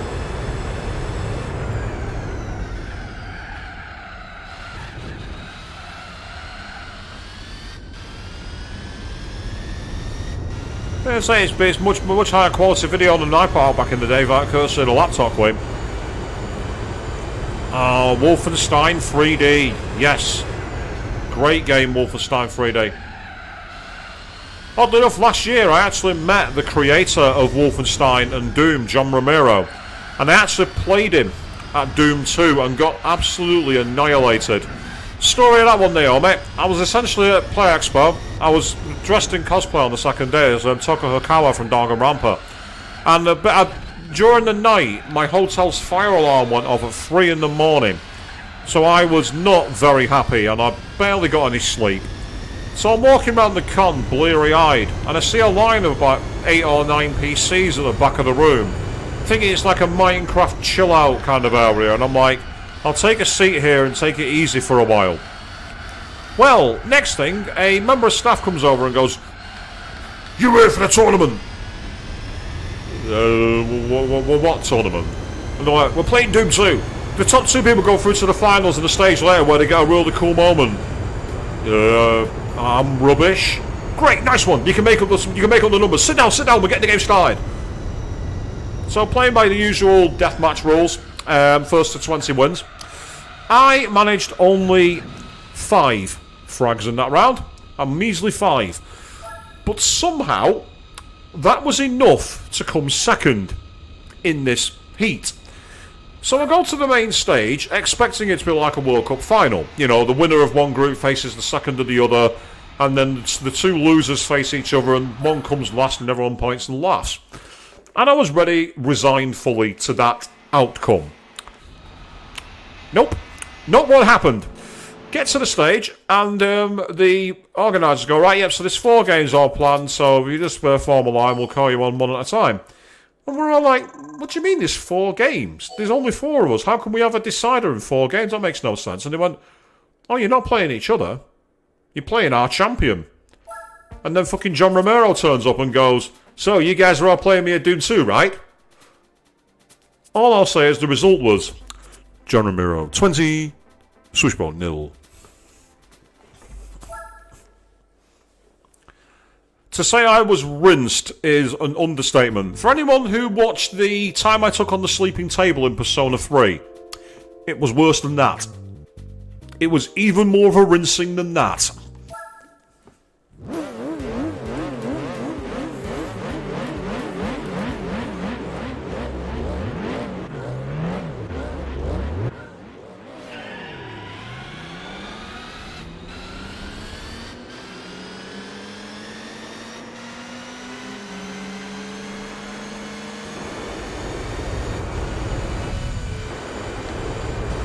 I will say this though, after that particular deathmatch happened, me and the guys went to John Romero's merch table in the hall and started talking to him, and he went, "No," he was telling all the strategies he did, like he was saying the fact I was hiding outside trying to use the shotgun to pick him off, and he just got annoyed and grabbed the BFG and nuked me. And really nice guy, got photos with us and everything else, and actually gave us one of his shirts for free. So on previous streams I've been wearing a shirt that says Deathmatch Inc. That came courtesy of John Romero. I actually got that for free.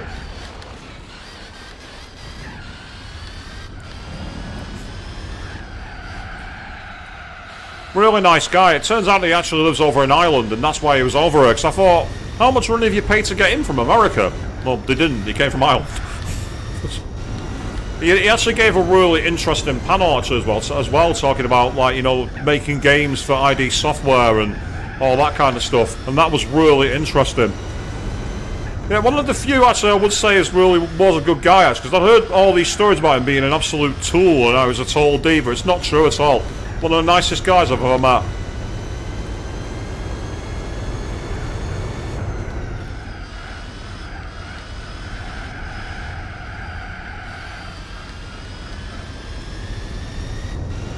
Okay, so I usually use the cliche of never meet your heroes, they'll disappoint you. In his case, not true. He actually was a cool guy. So if you're ever at a con where he's guesting, go and say hi to him. He's brilliant.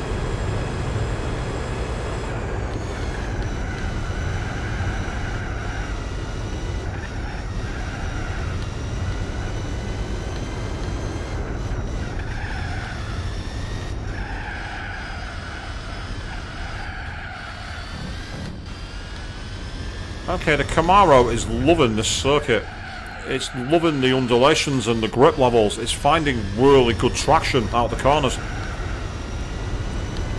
Well, just seeing your comments here, you could imagine that happening to Tokyo. You're not wrong, actually, to be fair. It's the kind of bad luck thing that she'd have. Oh, right, that's it. This race is over. I might lose this race now. Unless... Can I get enough momentum over that? I might just rescue this. Went way too deep then, and I'm having to get on the reverse gear is annoying. So at least there was a reverse gear.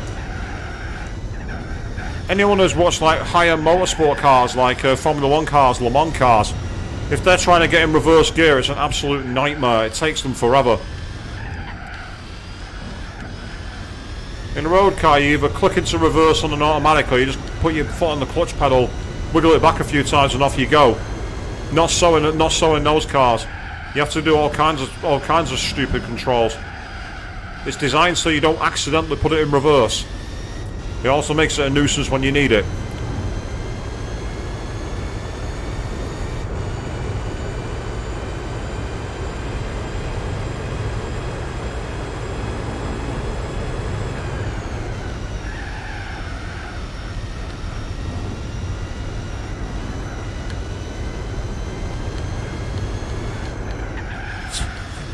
What does it remind you of, Joe?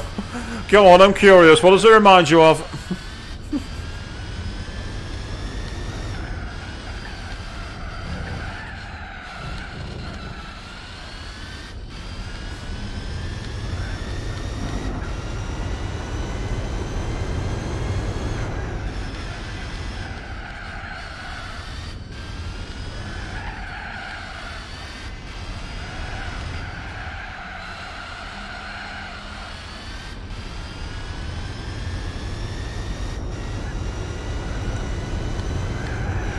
This is where I've got to try and set my foot off the gas and relieve some pressure, because it still likes to take off, this car. That's bad, I'm much more like it.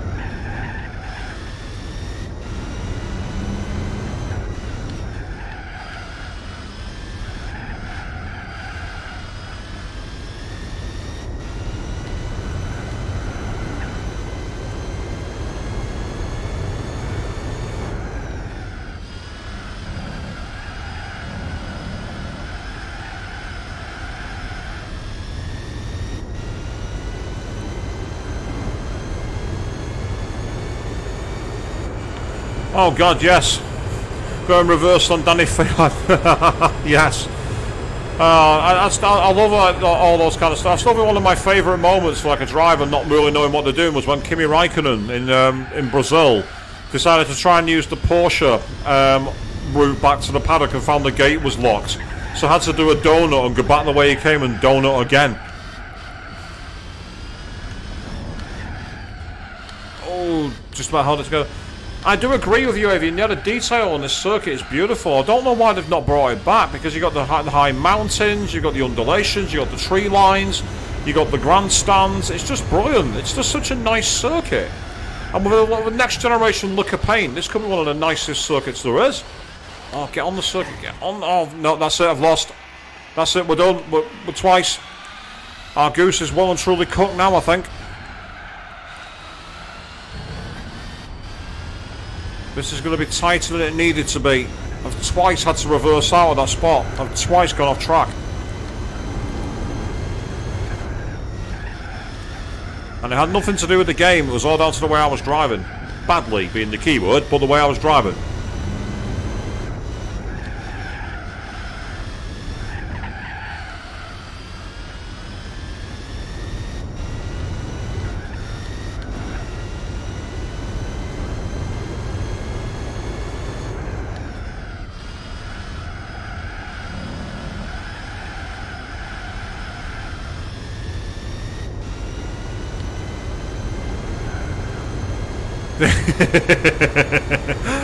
And what did he have to say to the Eaton policy, Avian?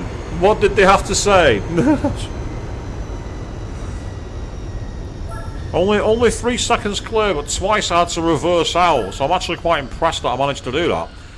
So, we've won 4 races of 5. I think that is the end of the championship. The next race is a formality, but we're going to go for the sweep. I don't need to make it exciting for that, Naomi. You think that's exciting? I don't know how to make things exciting. How many of my streams have you watched? I don't make things exciting.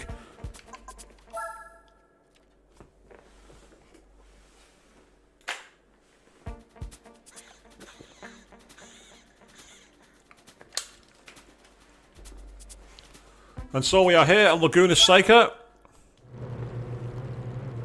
Oh, boo. Seriously, Avian? Said fake news, the box is gone so it didn't exist. That's a terrible excuse. Shame. Shame. I've not got the bell, will someone ring it? Shame. I mean, I could have qualified to get pole position, but I want to do it from the back because I don't want to waste time qualifying if I don't need to. So, the Chaparral gets a lightning start. We're used to that.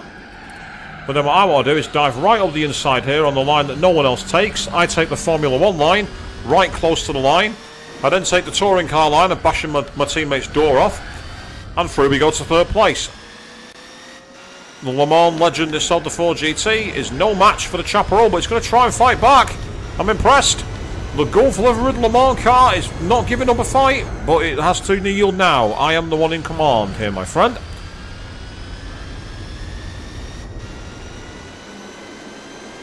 We'll still the win. I put a tire on the dirt. Oh, now I'm beached. This is bad news. This is very bad. Oh, okay. I'll take the bum draft. Thank you very much. Interestingly, the Chaparral's still at the back of the field, I think. So the Chaparral's at the back of the field. That's good news.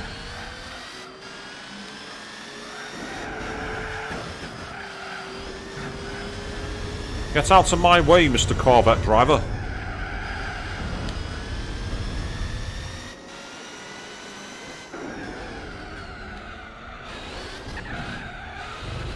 Not really a legal line now, but I got away with it. Yeah, next time you want to get them out of sight where they're protected. That's exactly what you should do, Avian. Just before number 2 on the brakes, hug the inside line, go too wide, drift wide into the sand, lose control. Yeah, a lot guide of Laguna Seca. This is not. I still find it funny seeing like the 2004 cars that are being recommended. The 2004 Mazda RX-8. We're in 2023 now, people. Let that sink in. An RX-8 is nearly 20 years old.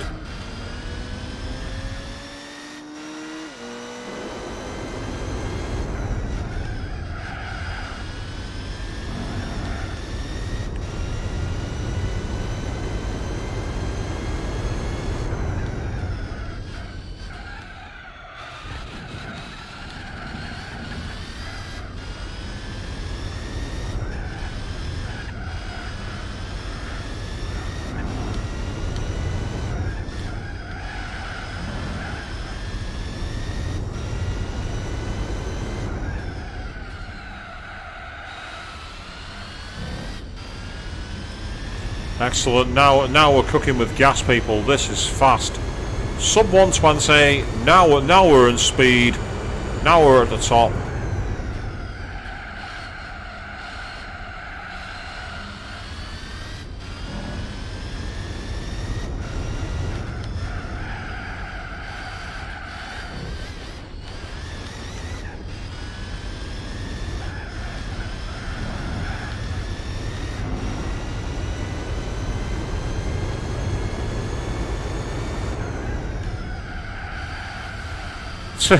Wow, waking up to find money in a note where you left your grub. Damn.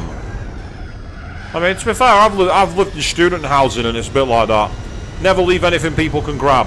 They'll take it without thinking.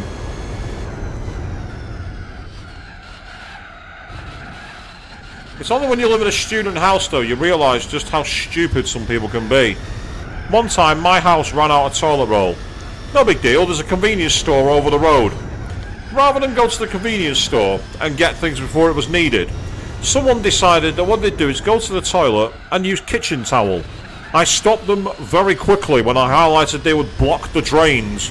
Huh? Why is that? I'm like, because it expands when wet, you fucking idiot.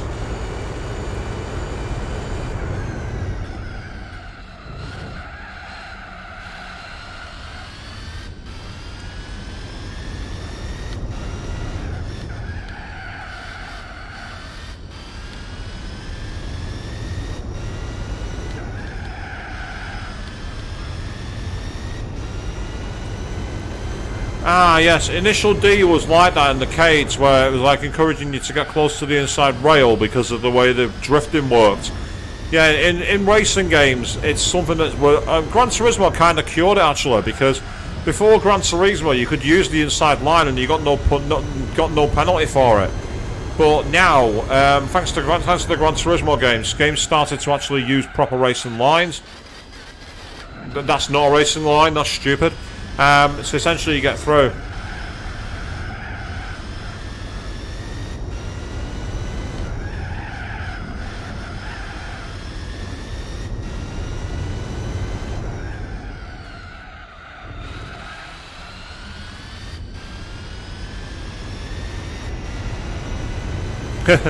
Well, it's kind of cool. It's giving you money to get some extra boxes for himself and yourself, Evie. I mean, that's a nice little win in the long run.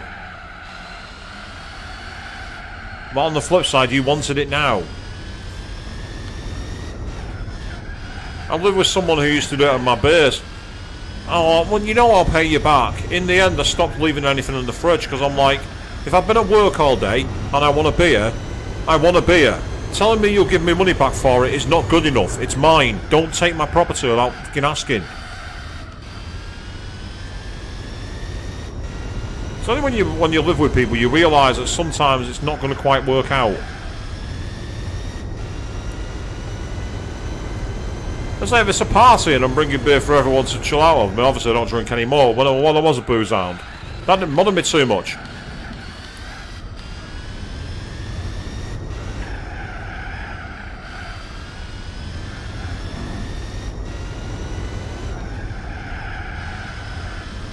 But it's like if I've got one in there because I want to have one after work, don't take it. Don't be that guy.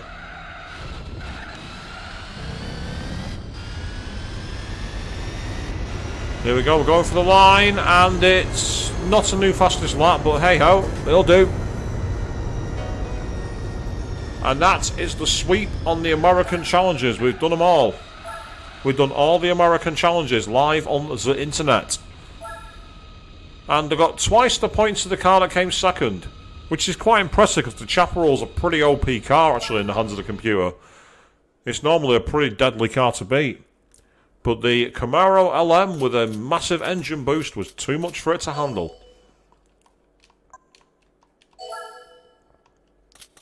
And that scores an extra 35,000 credits as well, so we've earned 85,000 credits, which is awesome.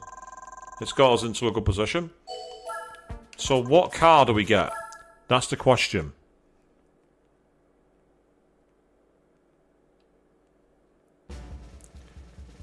We have... Oh! It's not fast, but wow, what a classic! A Chevrolet Corvette convertible C1 from 1954. That's a car, isn't it, people? What a beauty that is! It's not fast, but my god, it's gorgeous. Oh yes, there's nothing worse than the office food thief. Here in the UK, actually, we had an anti-piracy video about someone called Knockoff Nigel. And basically someone had like, oh there we are, Shimoni has now become a circuit available. What they'd do is they'd go to an office and they'd actually embarrass someone who was stealing things. I remember one of the lines was like, he's the kind of man that does things on the cheap. He steals money from whip-rounds, the nasty little creep. He nicks food from the fridge whenever he can. He downloads knockoff films, what a crummy little man. He's a knockoff Nigel, a knockoff Nigel. And the song went on like that, basically embarrassing this poor guy because he was like nicking food and downloading movies and being a cheap idiot, basically.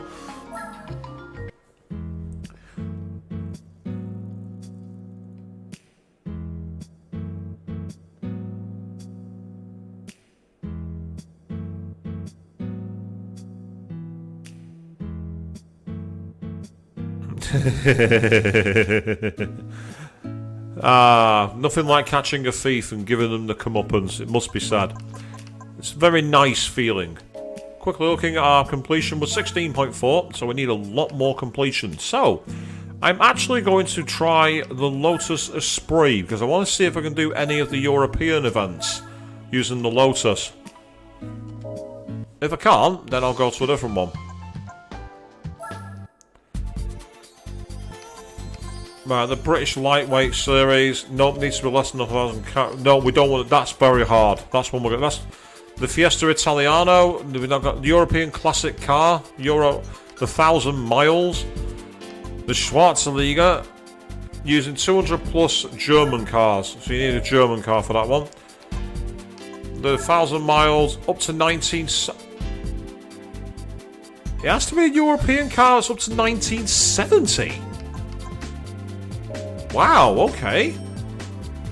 Euro Classic Car League up to 1970. British Lightweight Series, can't do that one. British GT, I've not got a GT car, that's good enough. Pan Euro Championship.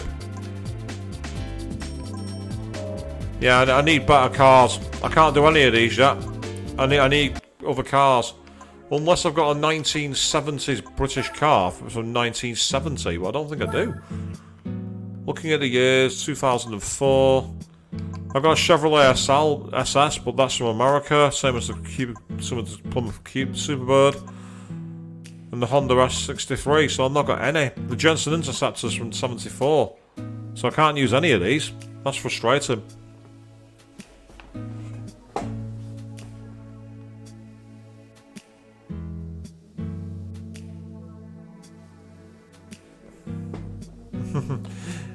I love the idea of making your food super spicy as a way to get plausible deniability, but the best one I ever heard was a story about one of these office baking people, and someone kept stealing their food. So one day they decided to bake some cookies, but not announce them and just leave them, saying to help themselves. And they made baked cookies, and this serial thief ate them, not knowing they'd been laced with enough marijuana to fail an office drugs test. That's revenge. It's also entrapment, so don't do it, people. Legal recourse will kill you.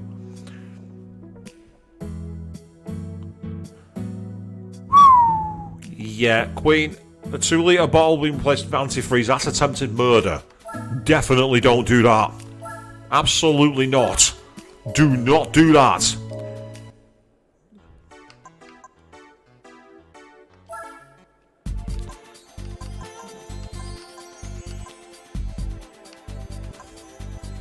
Spider and Roadster. Yeah, convertibles only. So I've not got a convertible car here. FF Challenger, not got a front car. What about the professional events? Are there any of these I can do? That's the Supercar Festival. Production cars only, standard or sport tyres. And it needs to have a lot of power as well. I'm struggling to find events that I can set my cars into at the moment. That's the issue I've got. I'm struggling to find events that I can use without buying cars. I don't want to do that. What about... Can I use any of the Chevrolet actual race events, the one make? Camaro meeting. Okay, we'll thrash the Camaro meeting race.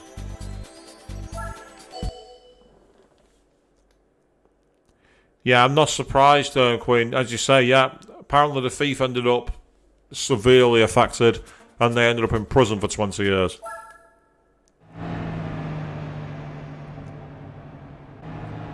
Right, so all these road-going Camaros are going to be obliterated by a race-prepared one. This is going to be annihilation. Bets in the chat, people. How many times am I going to lap the field? How many times will I lap the field? I'm expecting to do it at least once. Answers in the chat, people. I'll leave it all to you.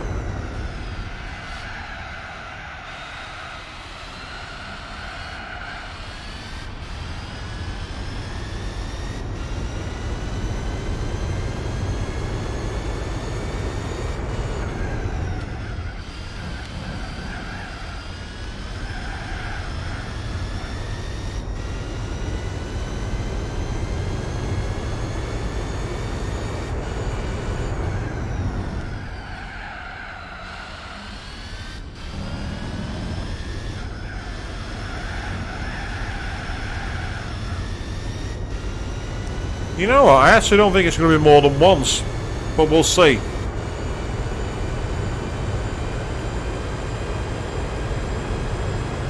We might manage to lap the field once, people. We certainly won't if we crash like that.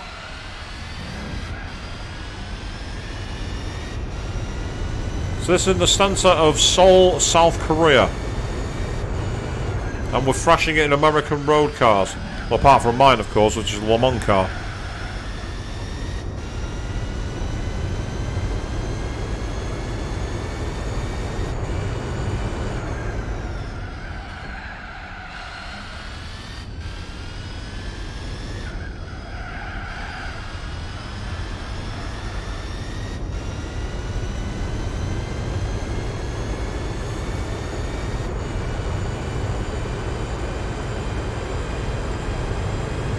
I've not heard the story of the toothpaste surprise, but it does sound nasty.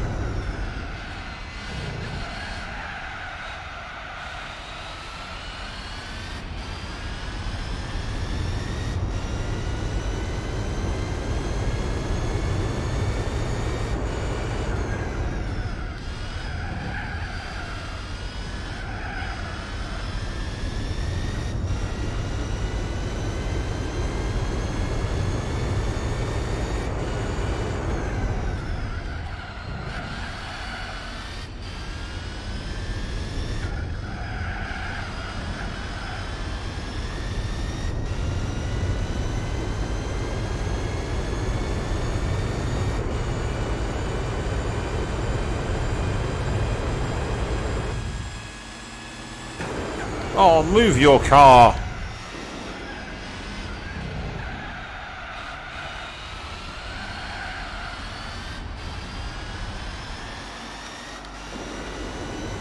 Yeah, you might be in a classic Camaro, but you're not in one as fast as mine.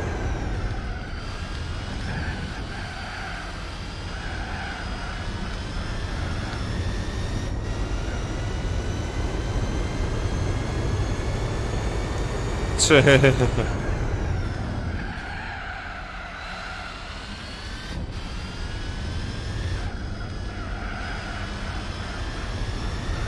not a bad circuit, this one. It's pretty fast. But we lapped the field once, as I believed we would do. We finished a lap in front. We absolutely obliterated the field. They didn't have a hope.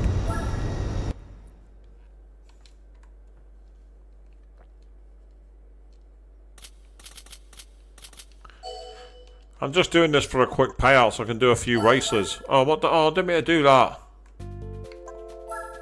Yes, I do want to quit that race. It's not the race I wanted to do.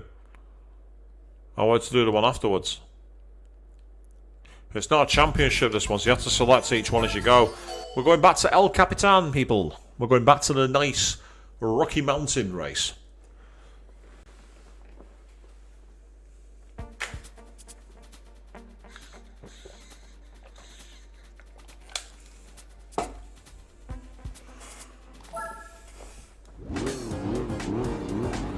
Oh, this is going to be funny. We've got a standing start.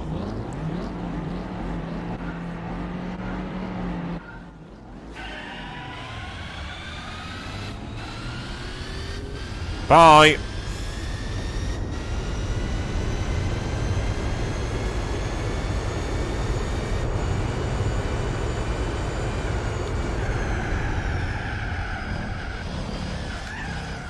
I even have time to go drifting.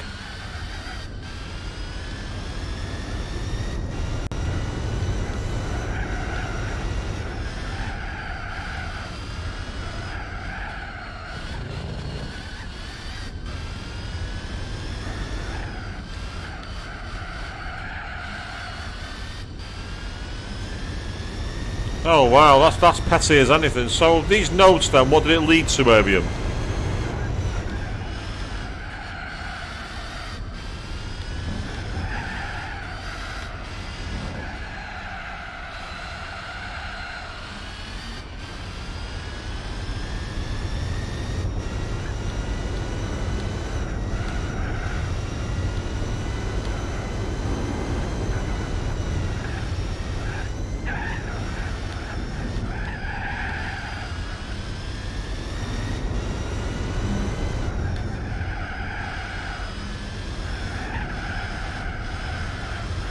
Oh wow, that's really, really bizarre. You use the trace printer jobs as a way of getting that? That's hilarious. Really? So that's even worse than the handwriting one. At least with the handwriting one, you can say someone tried to impersonate you.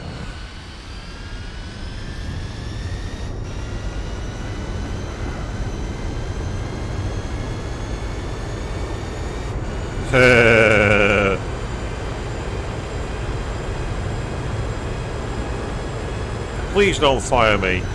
Let me think about it.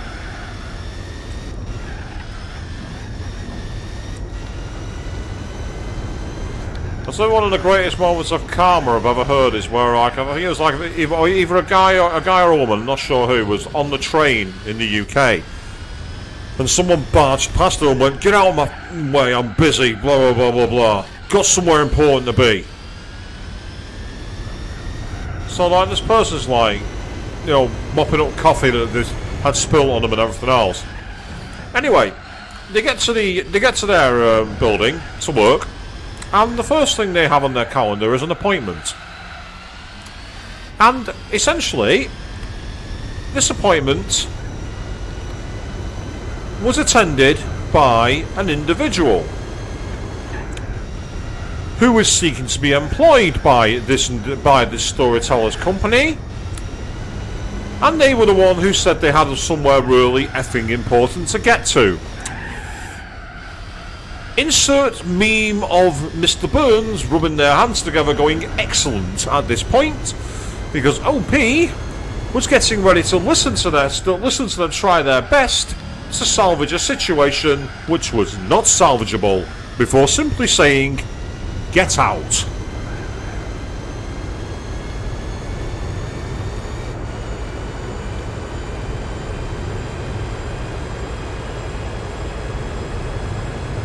I'd say it's a fair point, Queen. Yeah, you know, if someone's stealing food, what else are they stealing? Absolutely. You know, they could be taking money from clients. They could be taking property from the machine rooms, all kinds of stuff.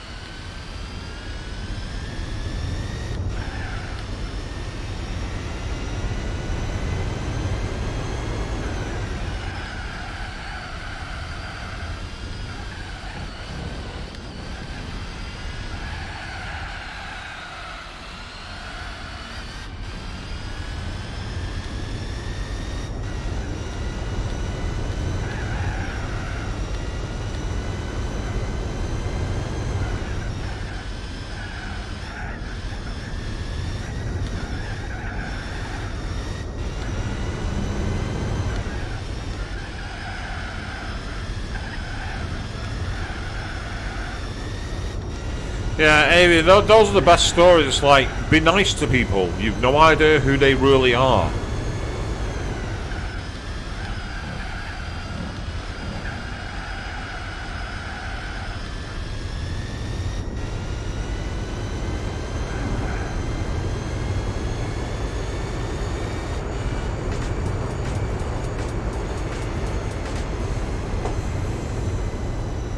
Too easy. But then again, with the car like that.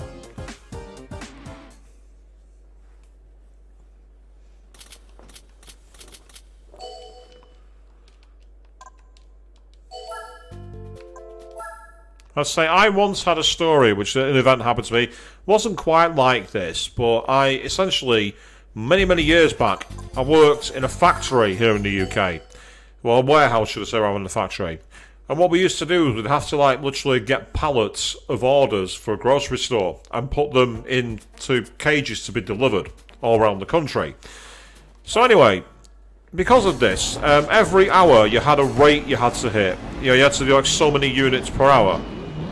And I wasn't the fastest, I'll be honest. And basically one night, I used to work Thursday and Friday evenings. So that was just like to supplement my income while I was at college. So Wednesday night, I am doing my usual thing. And on the Thursday, I go into the office. I go into work. I'm there for maybe 15 minutes. When all of a sudden I hear is bing bing, Well, please come to the +3 office now. That's to the +3 office now, please, Swishbone. Thank you. Obviously using my real name rather than Swishbone.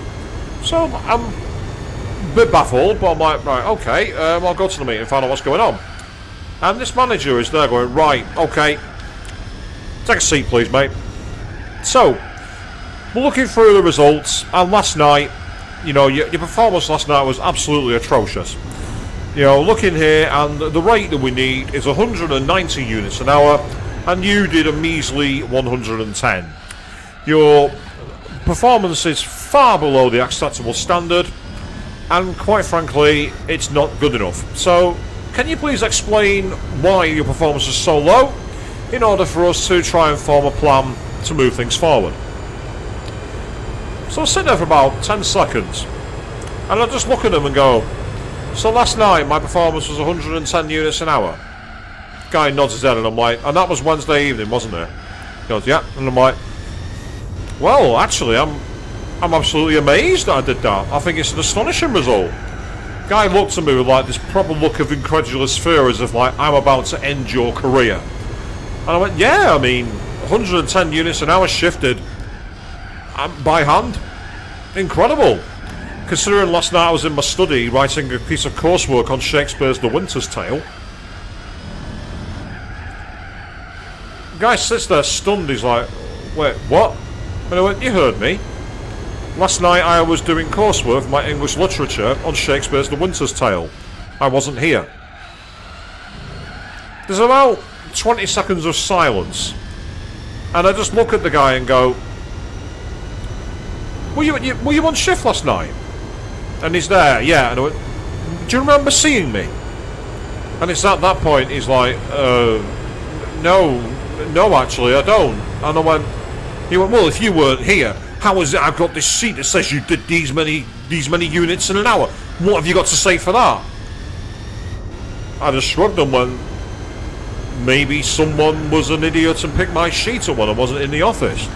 Maybe someone was trying to hide crap work and steal somebody else's good work to avoid them getting in trouble.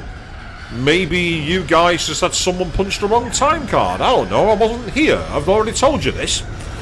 So immediately, it turns out, a few months later, I was absolutely right. Someone had been way below par and decided to try hiding it by basically ripping tags off people's completed work and replacing it with theirs.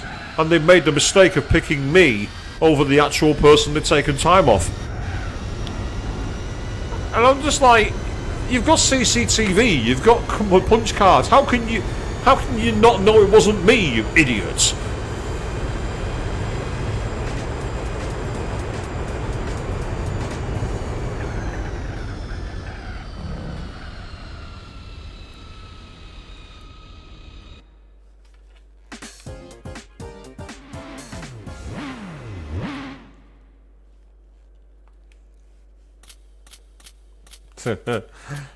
I said, I've not got the full story that you've both shared in the chat, but that sounds funny. Right? Anytime that a Karen gets the comeuppance, that's always great.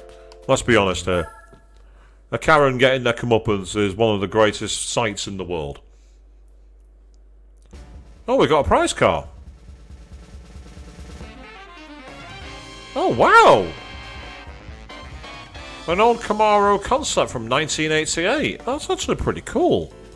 Very 1980s design there, isn't it? That's very 80s. Nice. Of no use to me now, of course, because I can't use it in any events at this moment. So that's the One Make Championship. I wonder if I can do the same for the Lotus. Yeah, definitely. I'm sure I will. Thank you for that. Right, I'm going to try and see if there's any events for the Lotus, because if there is, I'll see if I can win that one. The European events. I'll tell you what I should not... Oh, no, that's not what I wanted to do. It's the British. That's where I wanted to go. Do they have any one-make events? Yes, they do. And they have Lotus Classics. Oh. The Europa or the Elan. I don't have either. Ugh. Damn it. I'll tell you what I'm going to do, guys. I'm going to do a couple more of the driving missions. That's what I'm going to try and do. Or I'm going to try to do them. Whether I'll succeed or not doesn't matter. Right. Okay. So this is at Lagoon. Oh, Circuit de la Surf. Use the RC. Oh, right. Okay. Nice one. We're doing the full. We're doing the full Le Mans.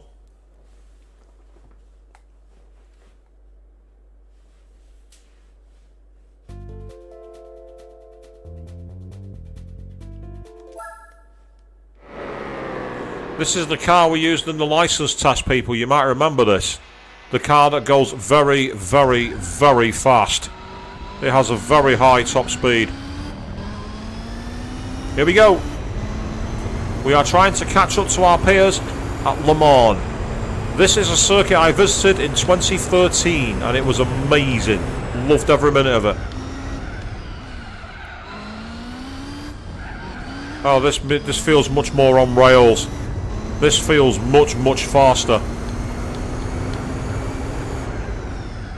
So I'm in for my stint. I'm the quick driver who's been called in to rescue our Le Mans effort. Nissan are in trouble at Le Mans and they've called me in as their big guy. I've got to try and catch up to the Sauber C9 Le Mans winner. Absolutely, Joe. Yeah, if I see a Mercedes in the air, I know what happened. You're not wrong.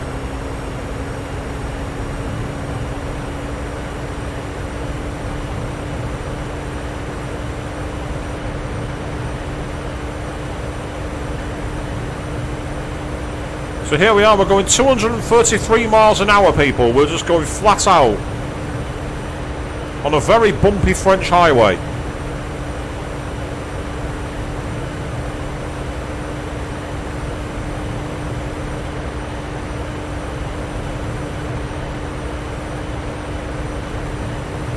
So I'm a regular contributor to Am I the Arsehole. You can find me on there occasionally. I'm what's known as a pooperintendent, would you believe? Oh, there's the Paynos. Give me a slipstream. Right now. And goodbye, Batmobile. You're done. Next.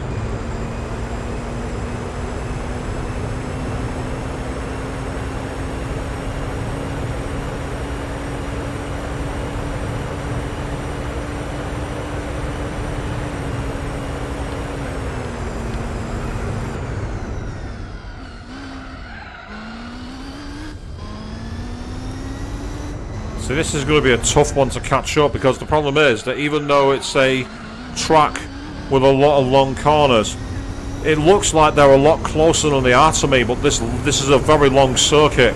It's like 8 miles long. The Paynos, yeah.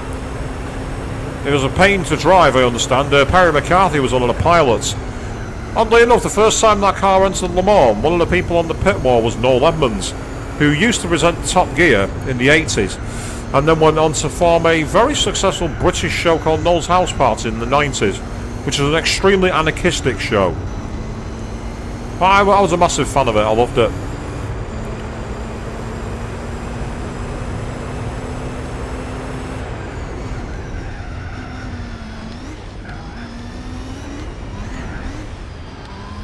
You're not supposed to do that way I've done it, but it's the faster way of getting through the course.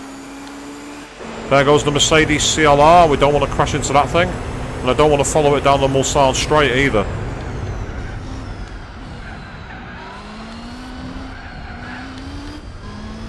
Meanwhile, Dragon, good evening to you, mate. How are you doing? You say you're good. Well, you've already answered my question before I've even asked it, but never mind.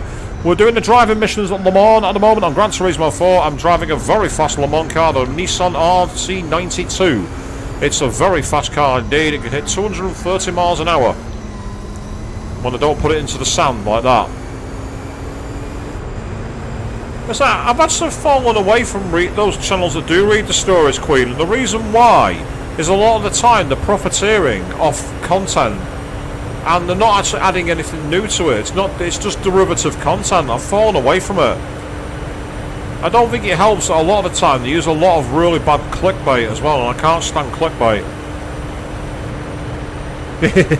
Can't do that on Monza here, Naomi. It's not in the game, but yes, I would. You're not wrong.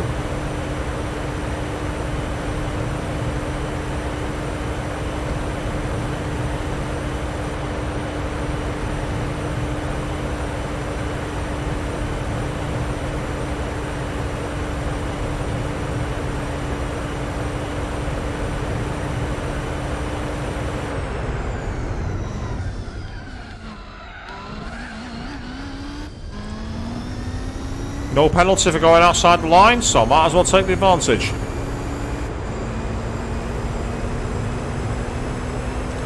So the people do actually add voices for it, kind of like when I try doing my voice acting for the likes of Steins Gate and Danganronpa and Persona and Shin Megami Tensei and all the other games which don't have voice acting all the way through. Oh, that's it. This race is over. There's no way I'm going to do it now, having had a win. Having had a spin even, not alone a win. A spin like that means I'm going to lose. There's no way I'm going to catch the time up. The paths that people take, which have existed for years, because people take the same shortcut, efficient routes home. That's what I call them, the best route.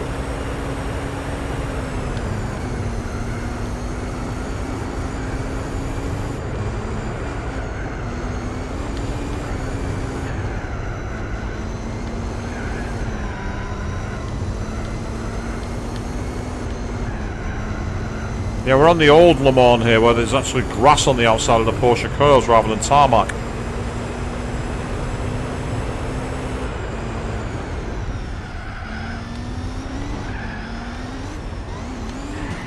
Oh, for fuck's sake. I got a penalty as a result of that. Right, time to retry. Getting the penalties on this mode means that your car gets locked at 30 miles an hour for 5 seconds, so it's more than 5 seconds you lose. Use a lot more time.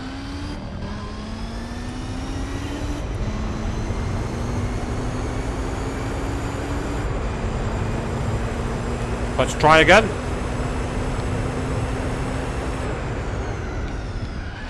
Oh, I've screwed that up. Luckily, I was able to use the sand to my advantage. An elephant's path. Interesting name. Can't say I'm familiar with that one, Naomi, but it's still kind of cool.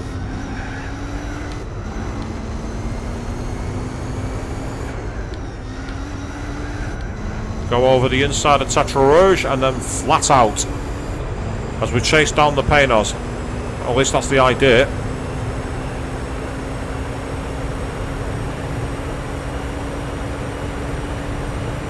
Now all I can do is hold down the accelerator. There's literally nothing else I can do here. I'm just going to try and go as fast as possible. In the real life Le Mans, they switched to the right hand lane at this point. And I'm not sure if the computer AI does the same. Still, I'm closer to that car than I was last time. I was nowhere near this close.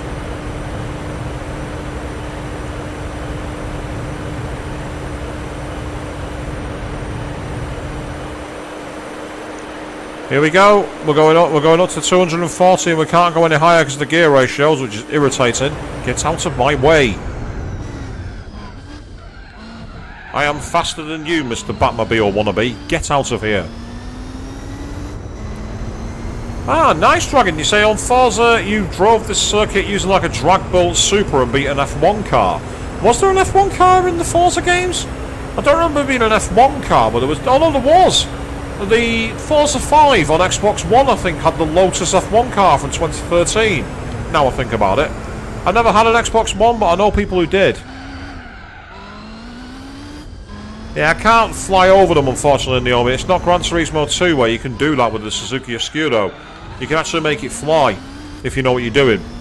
Believe it or not, that's true. You can actually make it take off.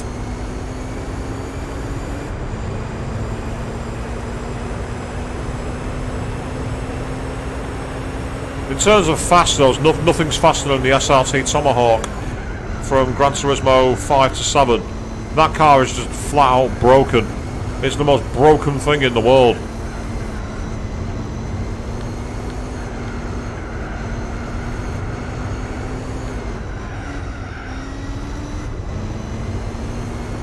That was Forza 7 you were on, Dragon, but I've not played as late as that, but I know the Forza 5 had the old Lotus F1 car from, as I say, from 2013, but the one with the bull tusks, where it had the split nose. Yes, I cheated. No, I don't care. There's nothing in the rules that says you can't do it.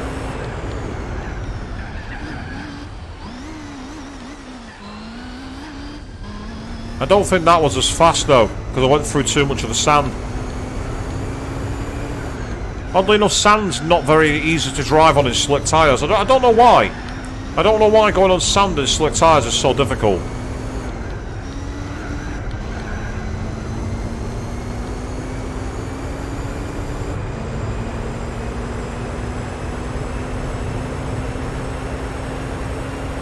As you say, Queen, yep, it's not cheating if you don't get penalised for it. That's exactly that.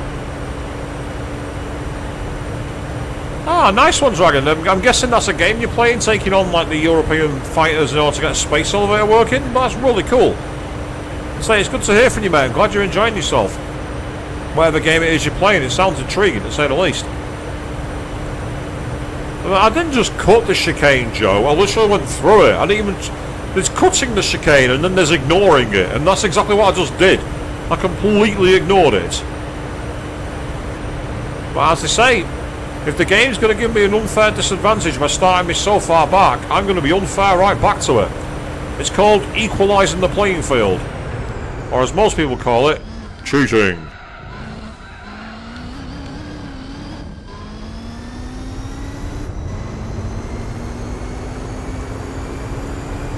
It's a tall order to catch up. The gap is so big and the track is so long. Ace Combat 7. I played Air Combat way back in the day, but that's as far as it got.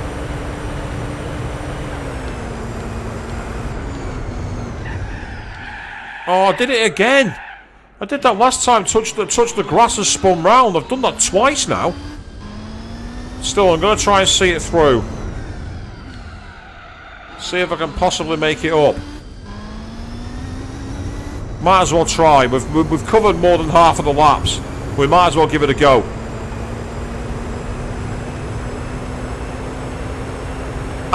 Oh God, I forgot about that. Yeah, you're not wrong. Got Jolly and Palmer. That's winding the clock back.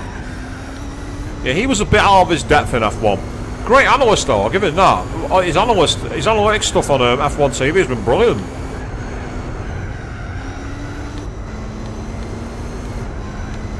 Like Anthony Davidson, sometimes they weren't that successful in the racing, but their ability to analyse is spot on. My favourite aircraft, I don't really have one to be honest. I'm not an aircraft guy, to be honest, dude. Yep, see? That's completely not the way you're supposed to do that. That's not even close to how you're supposed to do it. That's cheating. That's creating your own racetrack. There's the Toyota GT1. Absolutely gorgeous car. And I've seen one up close for real. I was going to put a selfie on my community tab when I showed the pictures from Fuji, but the resolution was wrong. Oh. Drifting is not the way to beat that corner. That's right, get out of my way, Toyota. Go away. Overtook him in the middle of Tetra Rouge. Now the question is, can I catch up to the Sauber C9? The F-22 Raptor, I remember years ago on the Sega Mega Drive, there was actually an old flight simulator game called F-22 Interceptor. It's a pretty good game to play actually. So the Eurofighter's quite a nice aircraft as well, to be fair. Or as James May calls it, a kite.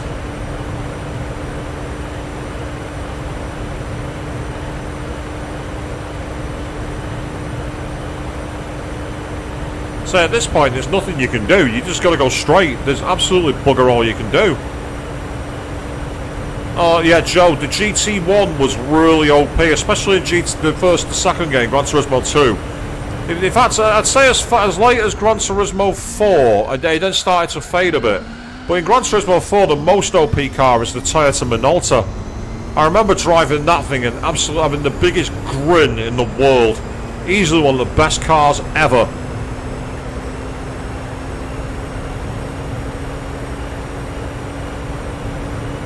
And I've also seen the Toyota Minolta up close.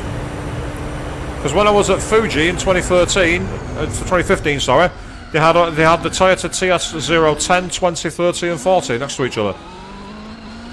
Right, I might have caught him up, but I'm not going to now because I've gone into the sand at Arnage. Unless cutting the chicane will let me blast past him. So I'm going to try it. but I get the feeling I'm not going to catch him up. I get the feeling I'm too far back.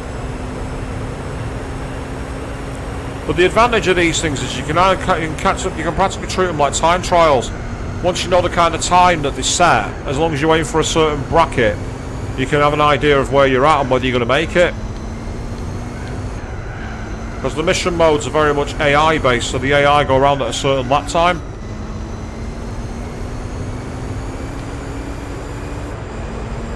Right, here we go.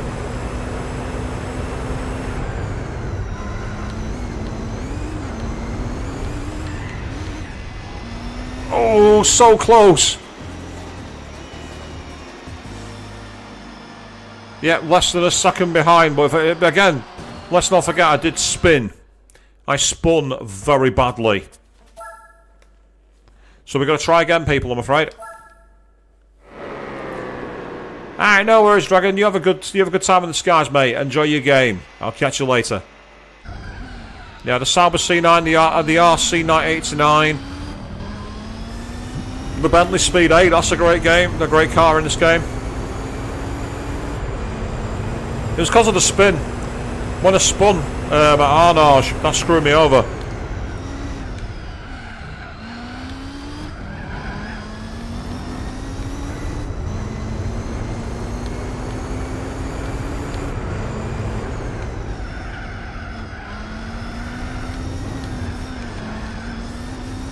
I don't know if this car's on hard tyres or not, because it feels a bit strange in the grip level. It doesn't grip as well as it should do. So it might be on hards. But it's okay. Everybody else is probably on them too. So here we are, the long... I think it's like a 4-mile long straight this. It goes on for a very, very long time. And there's literally nothing you can do. In the modern era, it has 2 chicanes. So if you go here now, you can see where the cones are off to the side. That's known as the Forza chicane nowadays. And then the one coming up here is the PlayStation chicane. I say, 2013 I went to the Le Mans 24 Hour. It was such a good event, really good fun. Yeah, that's the PlayStation chicane there to our left. Right, come on Mr. Paynos, give me your slipstream.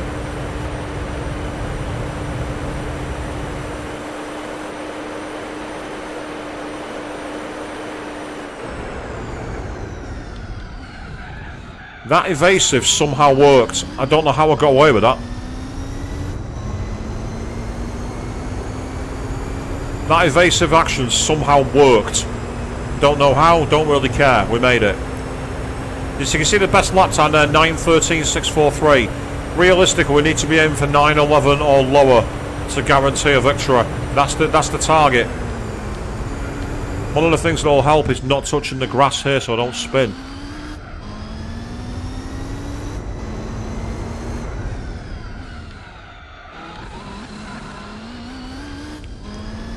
No, thank you, Joe. I try my best. I'm not an expert, as you might have noticed by the amount of times I've failed. Anyone who watched me do the Chamonix license test earlier will know how much I'm also quite a bit of a cheeser. Of course, one of the cheesiest strategies in this game is in the rally stages. You can get 200 A-spec points easily by, of all things, using the Dodge Ram. The Dodge Ram gets you loads of points, and it can make it be quite a powerful car, and quite easy to win the races in the dirt events for some strange reason.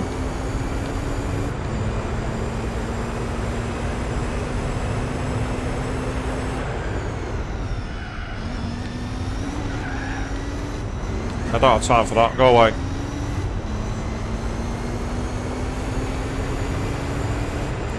I mean, to be fair, you often see the computer and the real-life cars bumping over the Ford chicane rather than going through it and breaking down. So the chances are I'm actually taking just a more extreme line and getting away with it.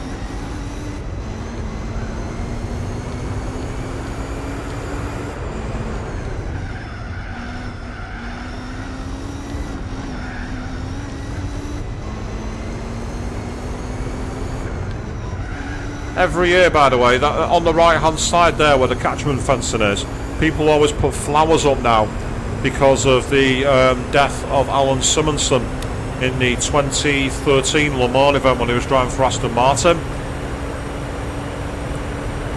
You'll love the sound of the engine from the Nissan RC92. It's a beautiful engine, yeah, it's a beautiful car as well, to be fair. It's absolutely awesome.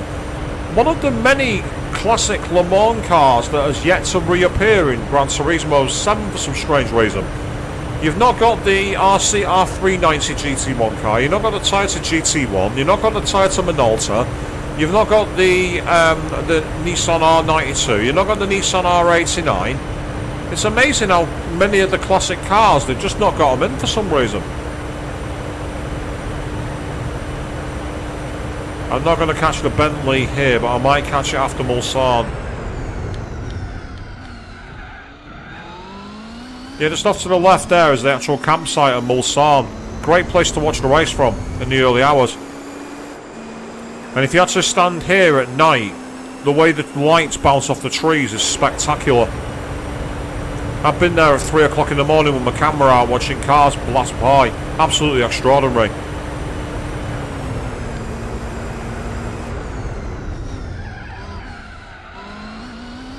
I don't know if the Peugeot 905 is in it. I'm not sure. I don't think so, but I might be wrong. I used to love the Peugeot 905. I used it all the time in Forza 4.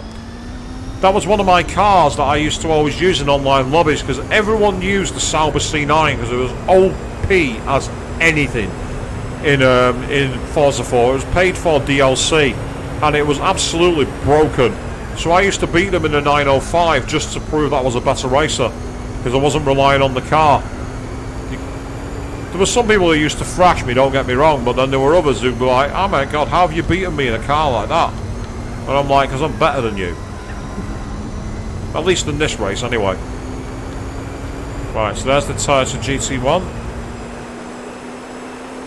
I'm not going to be able to do him before the chicane, I don't think. Oh, never mind. Oh, he's pushed me off the track. And then he's giving me a penalty. I'm going to have to restart now because of that. I'm going to have to restart because of that, because he pushed me off the track and then I got the penalty when I was trying to get back on the circuit. How's that fair? How's that fair? Answer, it isn't, but the game's coded that way. There's nothing we can do about it, so on we go. We'll try again.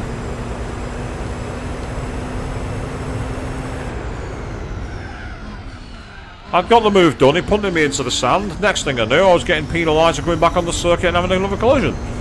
What can you do? Suck it up, try again.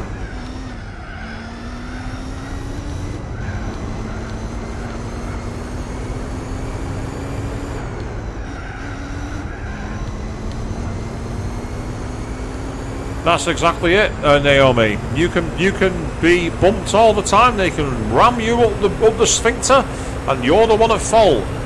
But that's better than in Gran Turismo 7, where I was once driving in a car, minding my own business.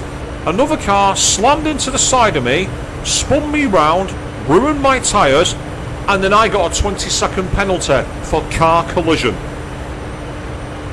That's another reason I can't stand Gran Turismo 7.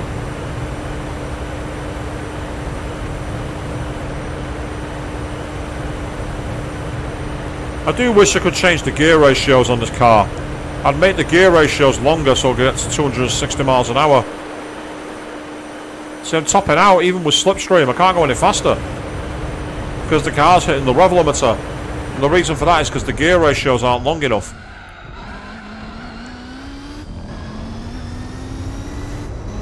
Yeah, I think these count as the special conditions, one like the driving missions, Joe. I think it's the same kind of rules, and it's just annoying.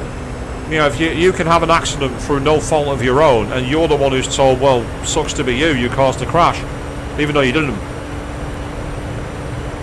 So it's one of the many things about the game which adds to the challenge, I suppose, but it's like kind of like false challenge, false difficulty, I suppose is the word you could call it.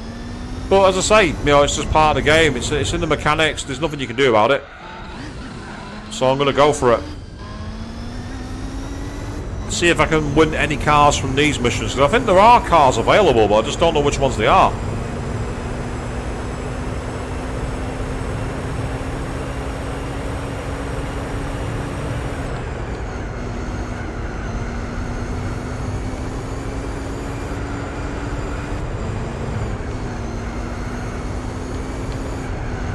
I'm catching up to the Mercedes earlier than I remember. I didn't get to him this far before. Question is, can I get to him before the Chevrolet chicane? Because if I can't, I'm going to have to try and blast past him at the Ford chicane. Yeah, I don't want to hit him. Oh! He just swerved into me! He swerved into me! Come on!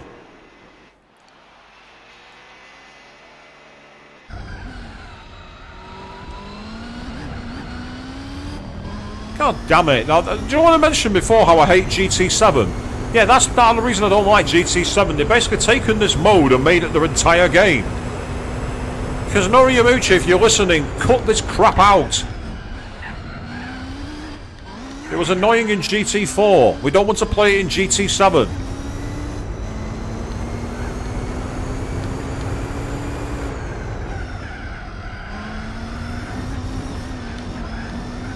Okay, no big deal. Let's carry on.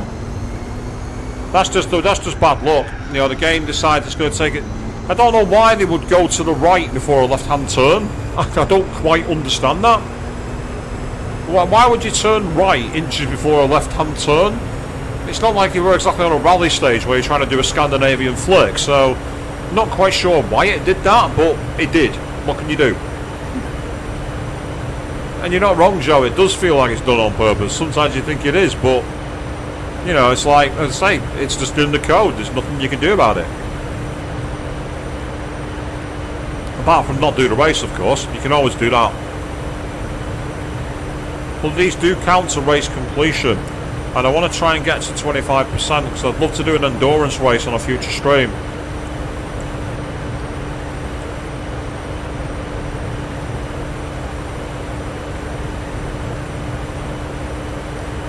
Right, I'm behind the pace here because I've not caught up to the pace. Really? That's because my brakes are more effective than his were. And due to that, he braked much later, much earlier, and was going much slower. However, I am the one who was behind. I am the one who did not leave sufficient braking distance. I am the one who failed to stop in time. There is absolutely no way he's at fault for that crash. That one was on me. What I need to try and do is get round there quicker so I don't have him in the way of the Mulsanne hairpin. So let's get some extra speed.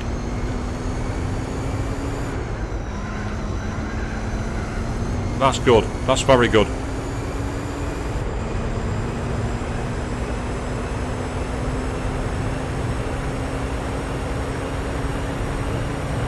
Yeah, it's a lot closer. There's a high degree of chance I'll get a draft on him before we get to the top of Mulsanne, and that'll give me an opportunity to be by him before we get into the braking zone.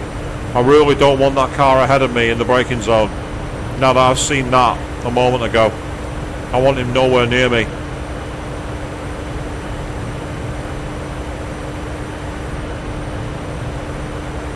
The air should stall shortly. Yep, there we are, the air's stalling.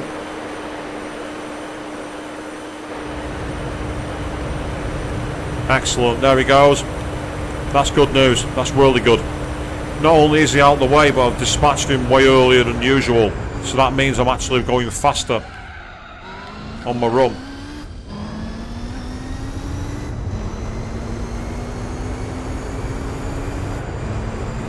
So there are cars to win here, Joe. Thanks for confirming that. I'll be interested to see what I get.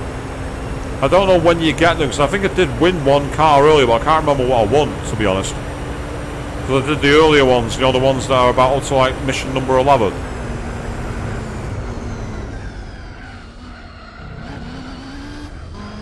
Excellent.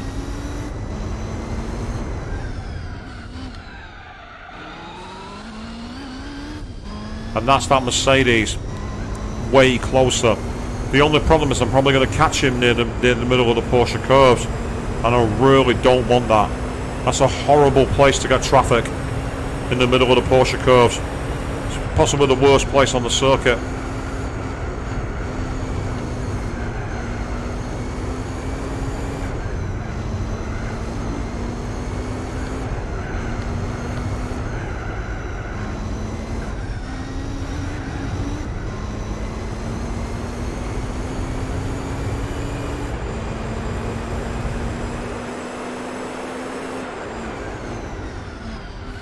Yeah, I'm not going to be able to get past him there. Right, careful. Go left. Not even giving him a chance. Ah, so there's this mission and 2 others. Right, cool. Nice one. Okay, we'll see if we can beat this mission first. Because this mission is giving me some difficulty. Purely because of the track, actually. It's such a challenging circuit, Le Mans. It's a great circuit, don't get me wrong. But it's a challenging one.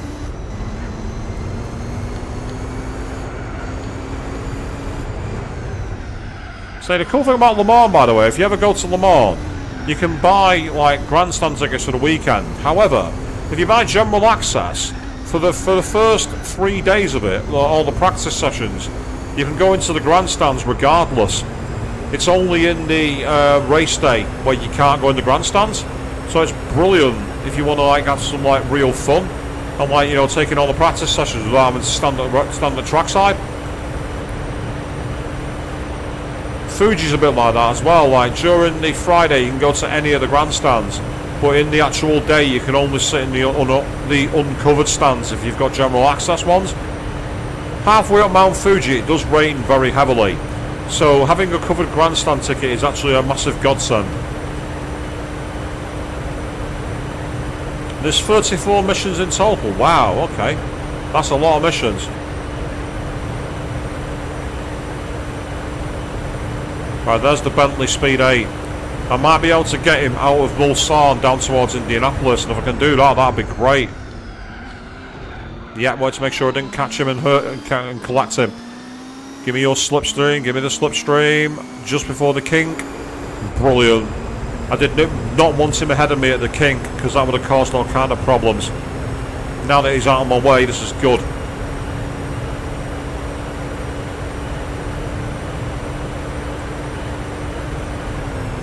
Dab on the brakes there just to make sure we don't go too wide. Avoid the grass. Yes, good.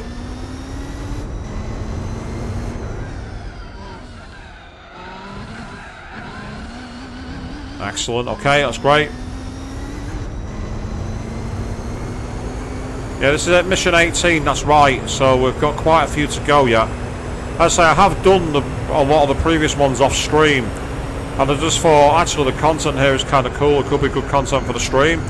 It's like scenario races, basically. So I thought it'd be a good way to get started. Oh, God. You know, I told you about getting traffic in the middle of the Porsche curves. This is why. There's no real place to pass. You can't really get by. It's just so difficult. You're going to hope for the best. Yes. Okay, great. I've dispatched him before the chicanes. That's really good news. I needed that.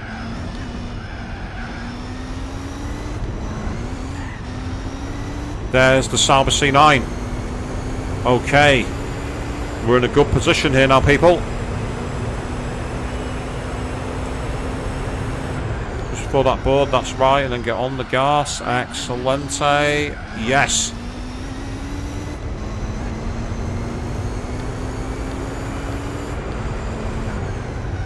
I'm coming for you, Mr. Sauber C9 Mercedes.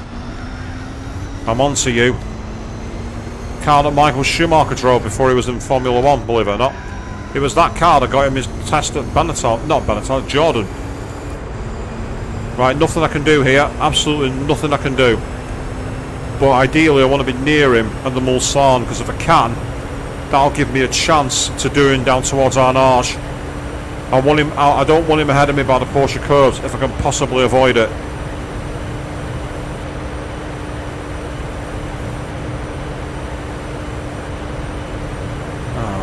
This would be so much better if I could change the gear ratios.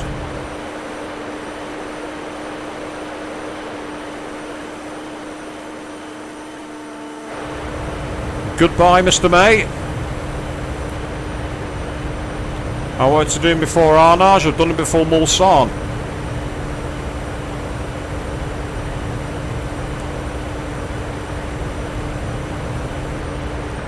In the best tradition of Le Mans, now what I've got to do is bring it home safely.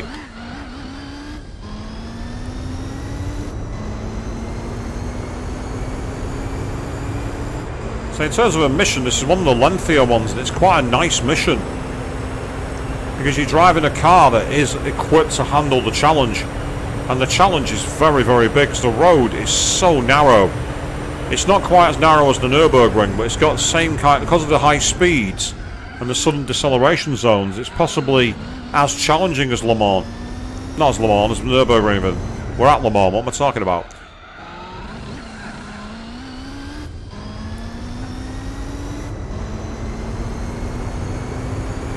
I can't see him in my rearview mirror, that's good news. That's very good news.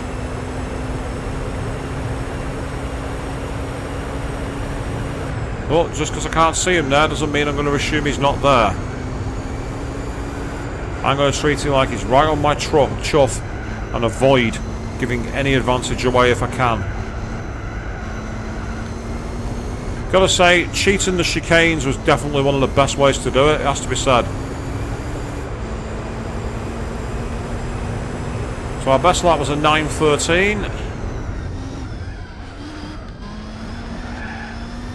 This time, we are a full 9 seconds faster.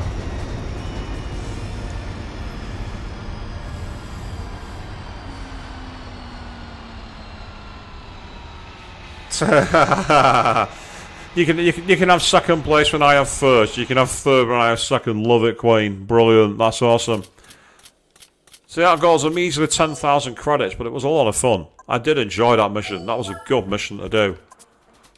10 seconds clear. And a lot of it came from skipping the Ford chicane. I freely admit it.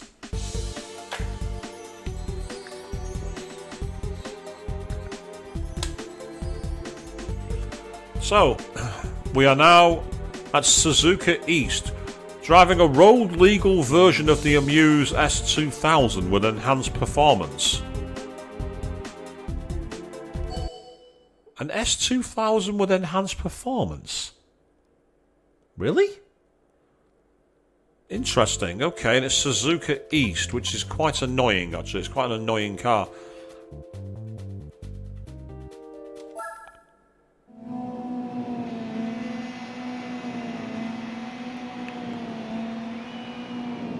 So we're in a convertible and we're driving the S2000. From memory, these cars are annoying to drive because they don't have much power, and yet they also step out the rear very easily. Oh look, I was right. I was spot on. I was absolutely spot on. VTEC power!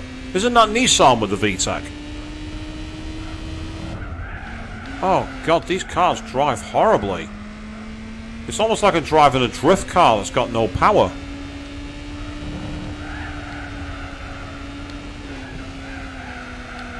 Use your superior skill. Well, how the hell do I do that if the car's got a tail that's more loose than a pit bull terrier? For those of you who have dogs, you'll understand what I'm talking about there. Dogs are very rear end tail happy. So I'm sure that the GTR 33 had a V-spec one. The Nissan GTR 33 Skyline. And of course I can't just punt them off because there'll be penalties for that. So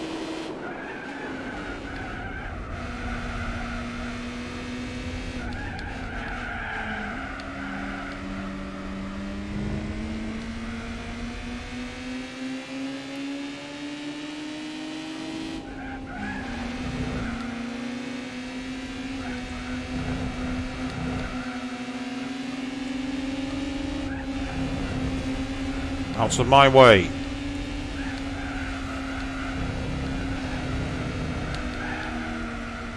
I do like Suzuka actually, it's a really good circuit.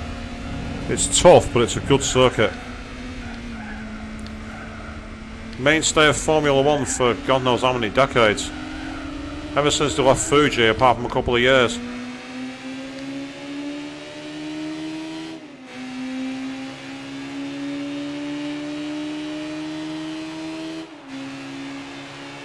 This feels incredibly slow, you're not wrong. This feels so slow.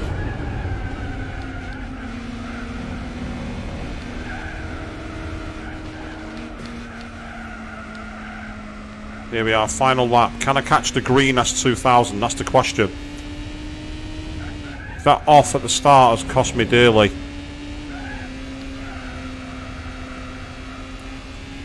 But if I could take the chicanes a little bit faster, we've got a chance.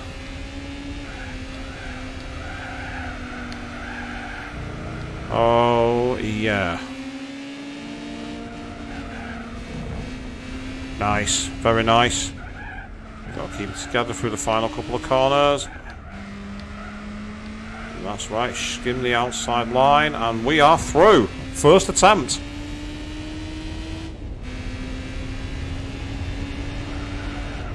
Victory wave. Yeah, compared to the last car, that felt like a snail, but it had a really annoying lack of grip, actually. It was really spinning its tyres up. It was a car that had no guts and no grip. So it was the worst of both worlds.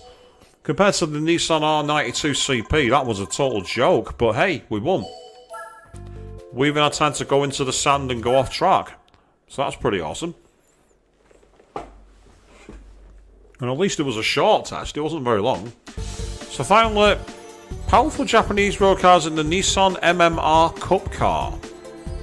What's an MMR Cup car? MMR Cup? What, like the measles, mumps, rubella cup? When I think of MMR, that's what I think of the vaccine. Although your opponents using high performance cars putting you at a severe disadvantage when it comes to straight speed, the high cornering speeds and fast braking character of a race car are in your favour. It's how fast you can make it from Dunlop corner through the 2 hairpins to the final corner. Interesting. Oh, what? I'm in a Nissan Micra and they're all in Skylines and Lancers and Evos. Great, so I'm in a Japanese touring car with no power. And they're driving Nissan Skylines. Are you serious, bro? Oh, I will say, it's front wheel drive. Oh, that's even worse. It's got torque steer and understeer. 2 of the worst things you can possibly have. You don't want torque steer, you don't want understeer. Well, somehow that was deemed legal. I don't know how, I don't care.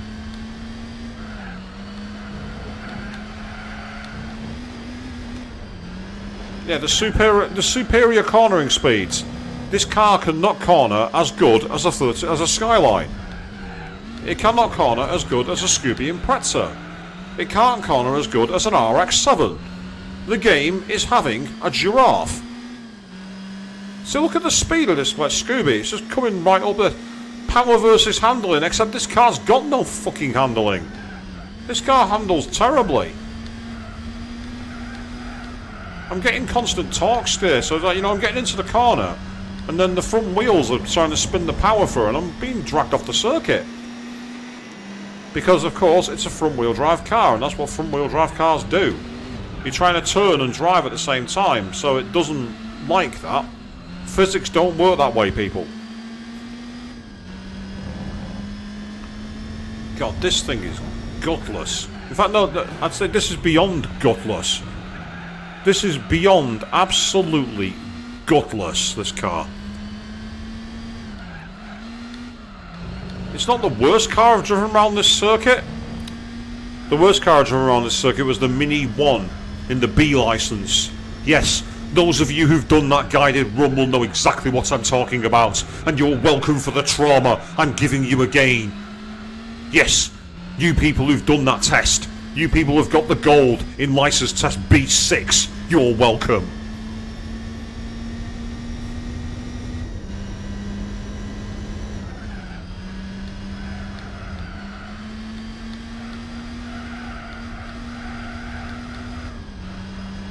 I'm not going to catch that in a sax. I'm not going to catch it.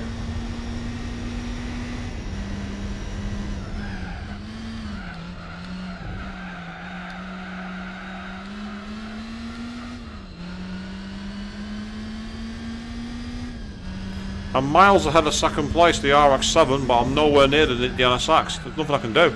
I can't get near it.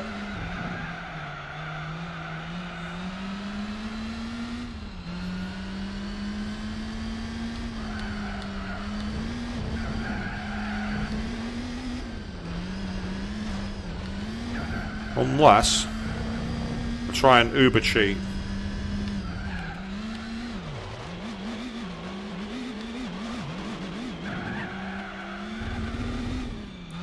That nearly worked, amazingly. That nearly worked. Nearly being the key word.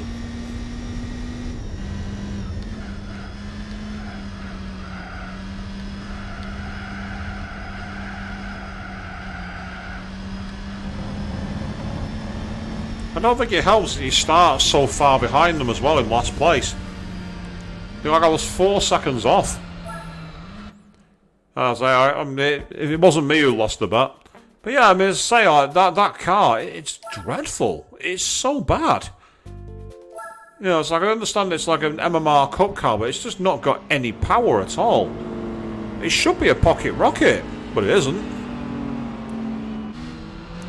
So look at it here. I'm going to try and do an old trick in a moment, but I don't think it's going to work. Go slow enough for the collision to not count as an advantage. That's the way I'm going to try it. To be fair, that was actually a clean overtake. By stomping on the brakes very, very late.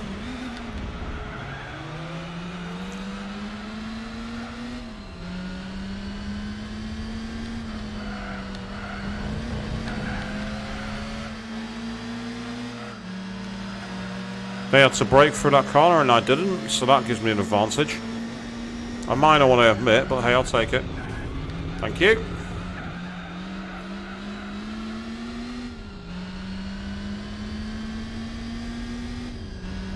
So this is the problem. I've now got clear of the second place, and now watch how quickly they're going to eviscerate me here.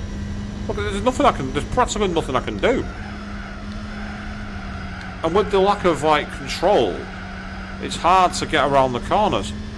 And the lack of power means you can't come back out of it either. It's just it's an absolutely horrible car to drive.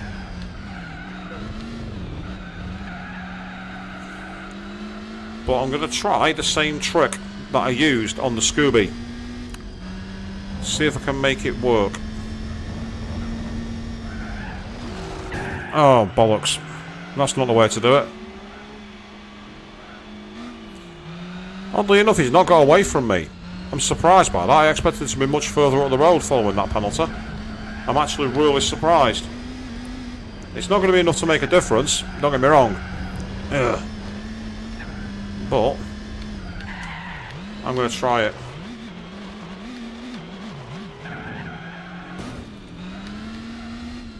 Now that is cheese. That is cheating. And because the AI doesn't like to disturb its racing line, all I've got to do is plank my car exactly where they drive their car. Yes, that was shameless cheating. No, I do not care. You're going to give me a total shed to drive. I'm going to take it into the garden. Simple as that.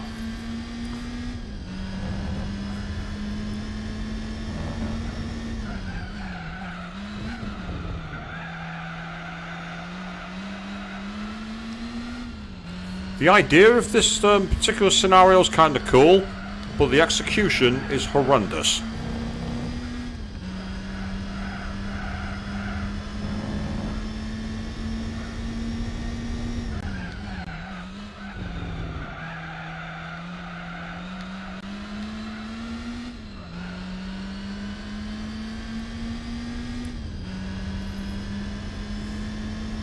It's a hollow victory. And yet, one I'm unbelievably proud of. Because quite frankly, this was a joke of a test, and I've made a joke of it by completely destroying it. As for that penalty, Queen, that's because I got a 5-second penalty from crashing into the car, and the text doesn't disappear. It's just because of the way I'm playing the game. And I still won, even if it had given me an extra second penalty. It doesn't matter. I still won. It wasn't really legit, but it didn't penalise me apart from the time, so it's over. At least as far as I'm concerned, it's over. Oh, here we go, what have we got? The what? Jay Leno? As in the American talk show host? What on earth is that? It's completely badass, but how long's that wheelbase?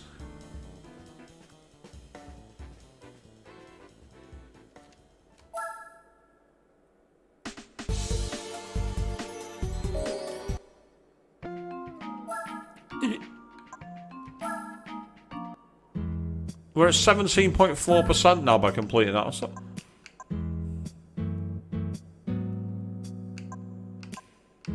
Yeah, so I know it's a car collector. 900 horsepower it has. Look at that. Right, do you know what? Look, it's even got his signature. If I go into it again, give me a sec. If I go into it, check it out. You've actually got his like a face and a signature underneath the word garage on the left hand side. Can you see it? That's pretty bad. That's pretty awesome. I don't quite understand. There's no way we can take this to any events. It does look kind of cool there in the garage like that though. I actually really quite like that.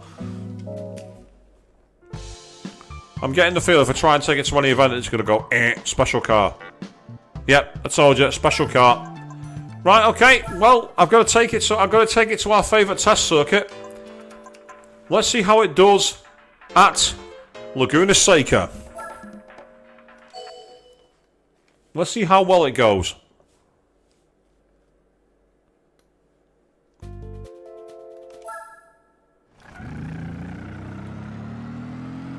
Yeah, now we're playing an old school game, aren't we, people? Check this out. Oh, yeah, now the driver's feeling at home. Yeah.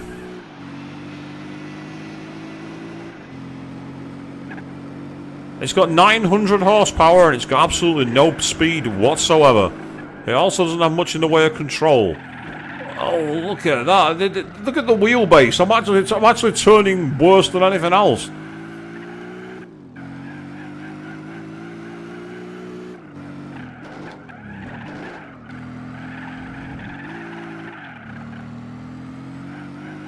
Oh, look at the speed. These old F1 style tyres have got no grip on them at all. They are very, very fat, but they are very, very grooved.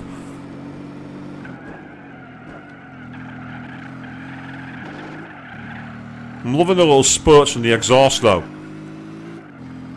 The little gas flames. That's pretty badass. Right, how is this going to take on the corkscrew? Badly. Badly is my answer. This is going to be very, very bad around the corkscrew. The driver can't even see over the steering wheel. It's that bad. Here we go. Let's see how this handles the corkscrew.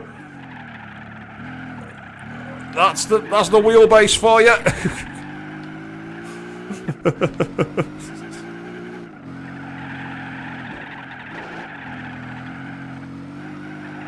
This is hilarious. Oddly enough, Naomi, in Metropolis Street Racer, you can actually unlock city buses. Actually, as bonus cars.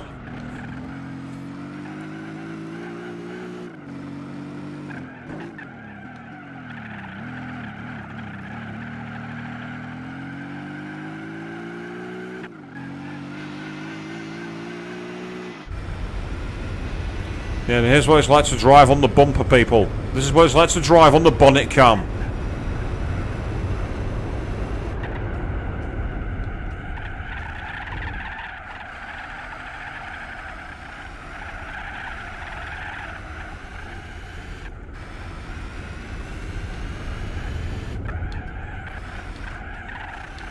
Wow, yeah, check it out.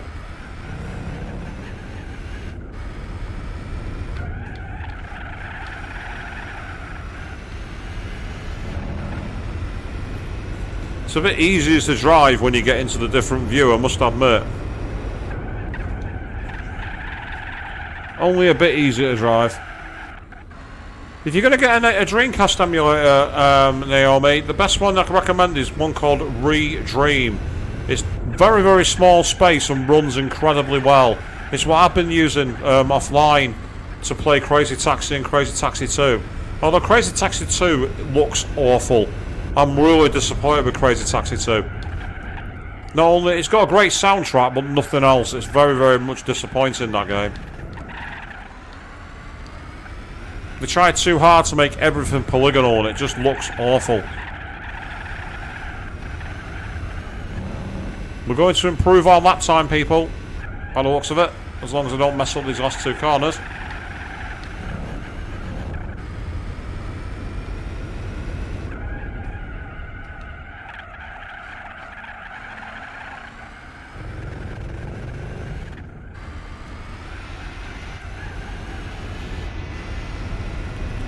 Well, yes, so this is the tank car. And it's hilarious. Looking at the lap times, check it out. Yes. It's 7 seconds slower than the old Toyota Triathlon car. And it's only 23 seconds slower than the 350Z. Right. Now that we've done the missions, let's see if we can do another race. Because I'm not feeling that tired at the moment, so I'm going to carry on.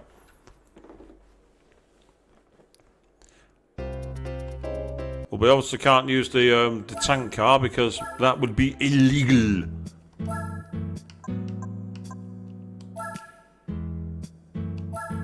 I want to see if I can use this in anything. See if we can enter it into any car, in any event. Yep, you need to complete all the races for that one. Nothing in the professional, I don't think.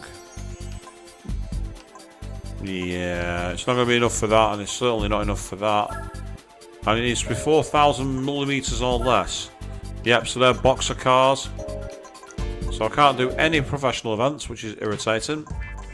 And I'd say the British events, it wasn't in any of these either. I say, no, it's not. It's not that I've got no work. I mean, this is the Pan-European Championship. It's the IB. So the car is just not going to be enough. It's not going to be enough to win it.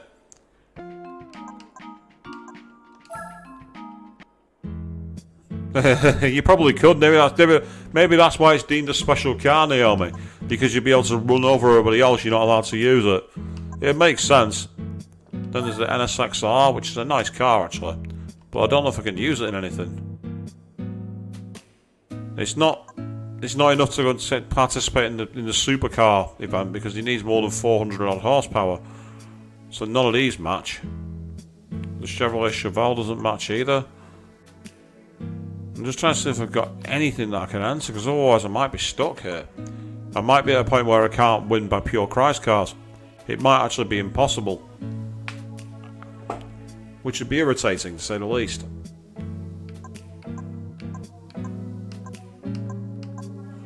Well, having said that, was there like a classic cars event involving the old cars that you could use?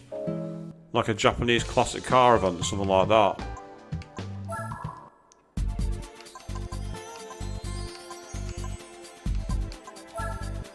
Oddly enough, it'd fit here. It'd be enough to enter this. But I don't think it's going to have enough power. The Jensen's British, yeah, but it's not enough to enter any events, unfortunately. It's not got enough power. I mean, do I just mess about unless this has got one? No, it doesn't. It's a Type R meeting. Oh, Type R meeting. Okay. Time to unlock another car. Where's the NSXR?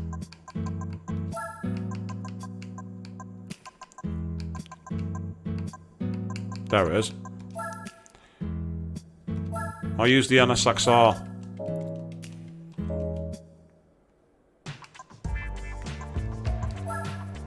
There's a Type R meeting. The NSXR counts. There we go. Twin Ring Motegi is where we're starting.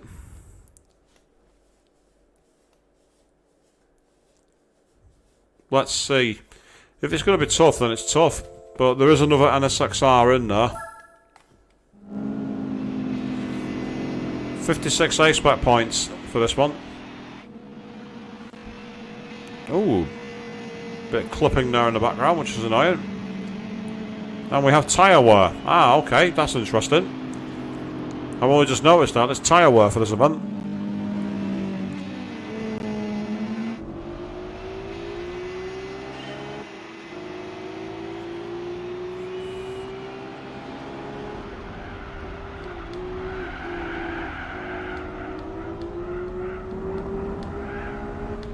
Oh, there we go. He's off the circuit. That's helpful. See, there's something you don't see very often in modern races. AI that makes mistakes.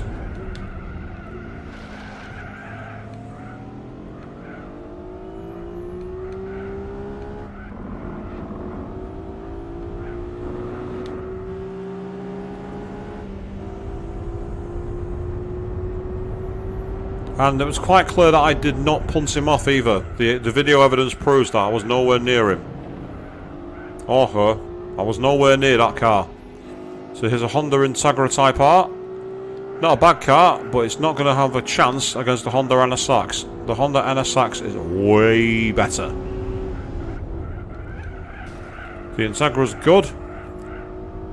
The NSX is much better. Very placid grip in this car, actually. It's a very nice car to drive. In the original Gran Turismo games, the NSXs were awful. They used to just like have no control whatsoever, but here it just feels very poised and planted. Very nice car to drive.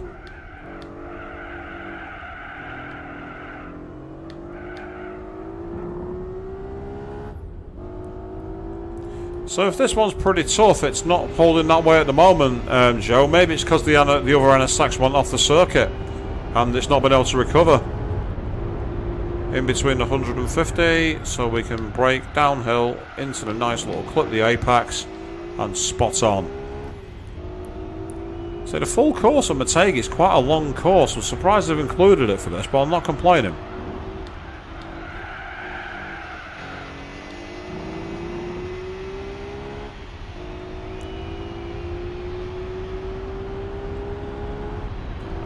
Yeah, watch out for this. Is the circuit where unfortunately I get the weird rainbow visual glitch, so I do apologise if that strains your eyes, people. There's not much I can really do about it.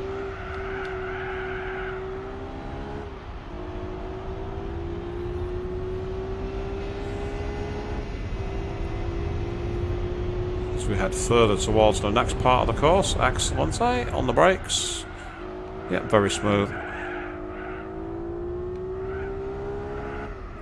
Say, just the way it drove off the circuit at the start of that NSX, I was like, oh, okay, fair enough.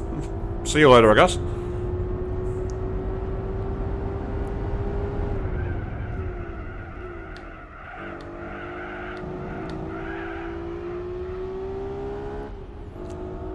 So the only problem with this racing road is it feels very slow, this car.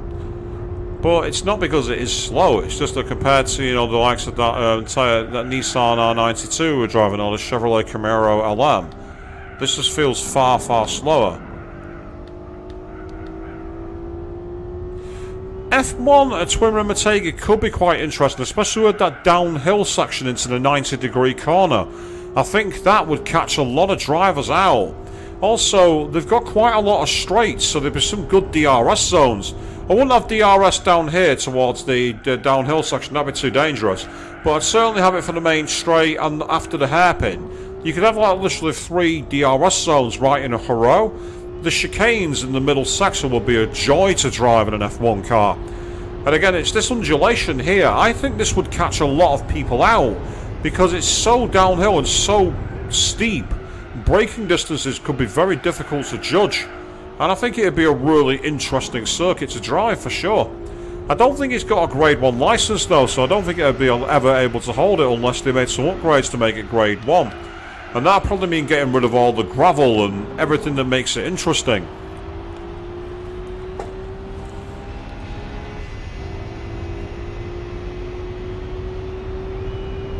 Because the DRS zone here into this hairpin, the double apex, would be great. Very similar to Hungary, but only with a lot more space to actually attack using DRS. And then same here, you've got a nice long zone which would be good for DRS, wide circuit, with then one pretty specific line going into this corner where there's a bit of open edge on the outside. Get a decent run behind someone here, and then you got DRS down to the nice, like 100-degree hairpin. So I think this would be a great circuit for F1.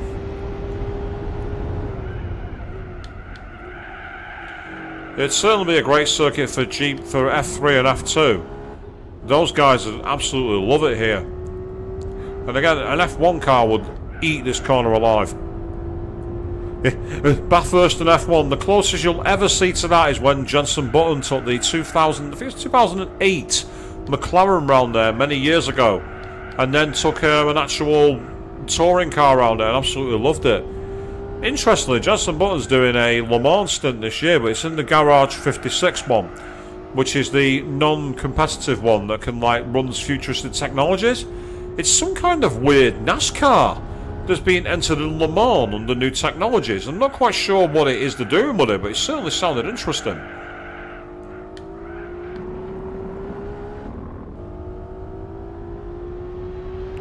But yeah, this feels a little pedestrian compared to some of the other laps we were doing, purely because the cars are a little bit slower. Obviously, I've not had any extra horsepower or anything added to the car, so this is pretty much stock. And it's nice, for a stock car to drive this nicely is a joy.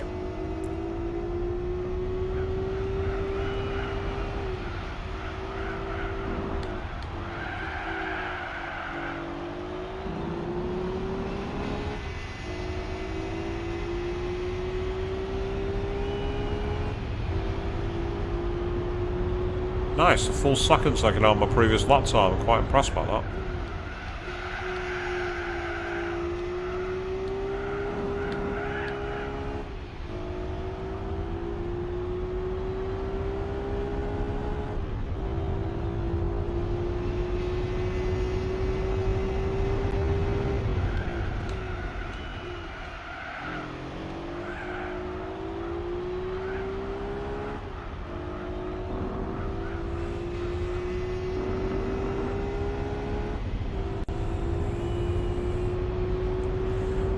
Go.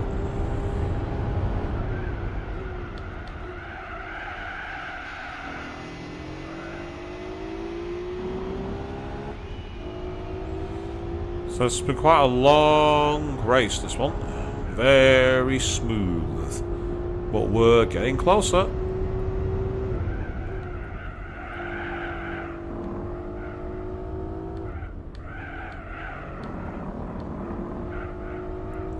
What I might do actually after this is get some dirt tyres on my Skyline and take that to the rally stages. See if I can win any cars from that way. Win any decent vehicles.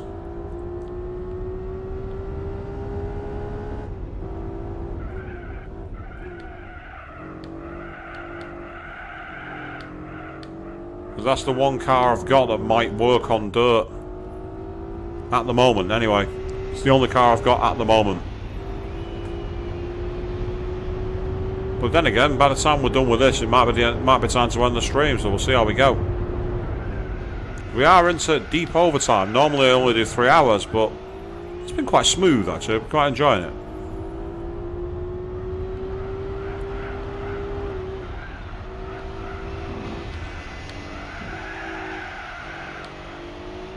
And here we go, to complete the final run. We had a total hash of that chicane there. We're definitely not setting the fastest lap now, but who cares?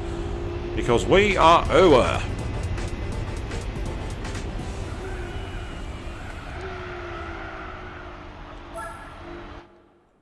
Not bad. I'll settle for that.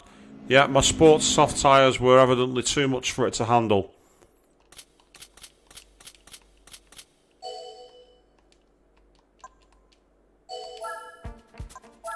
So where next? That's the question.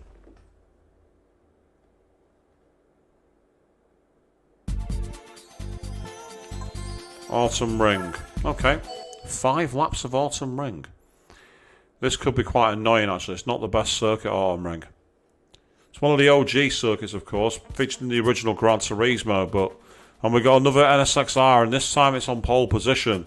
And there's also another NSXR in third, so this could be a difficult race, this one.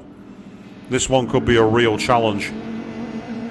Although right now my NSX is right up the chuff of a Toyota, of a Honda Civic, saying "Get out of my way," and I wholeheartedly approve.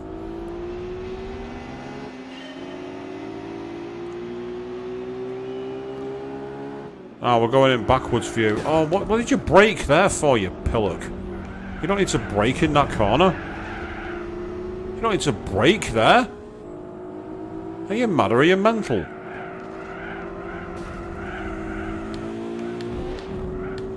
Get out of my way. NSX royalty is coming through here. Bucko, move.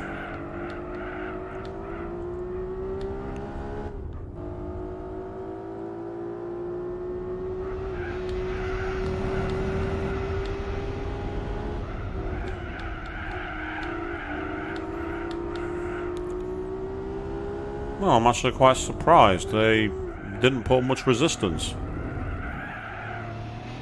I'm somewhat startled by that. That feels a little too easy.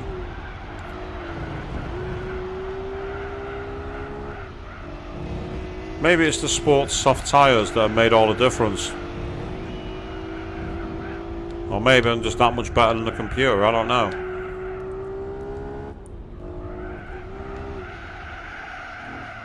Matt J was saying on one of his videos that the AI is nowhere near as good at navigating traffic as the human. And it kind of makes sense from what I've seen on these games so far. Like the chaparral being stuck behind everybody else at New York, for instance. Didn't make sense for a car like that to be stuck, but it was.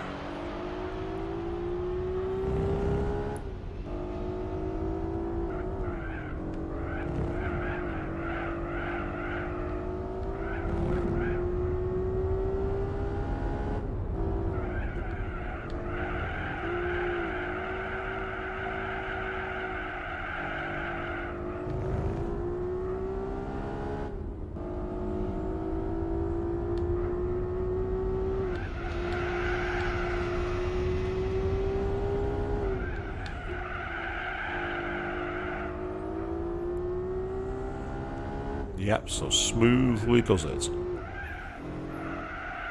Smooth, the capital smooth.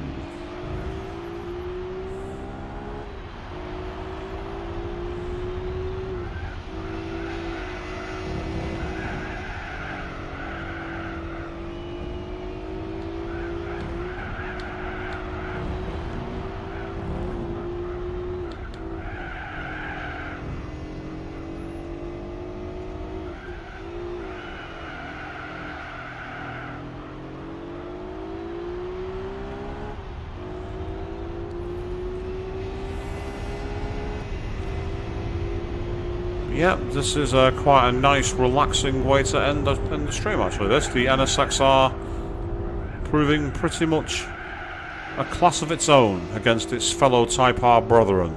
It's doing very well indeed.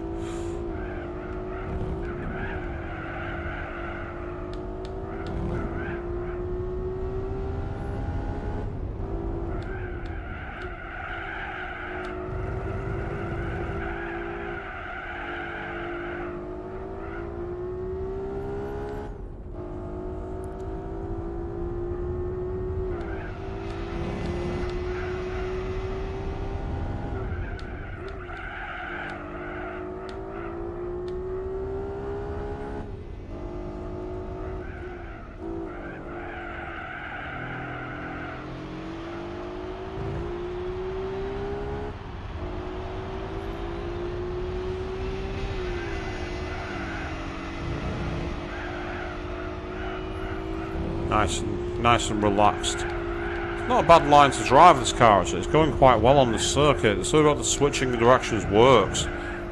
So I certainly don't rate this circuit, but it's not the worst.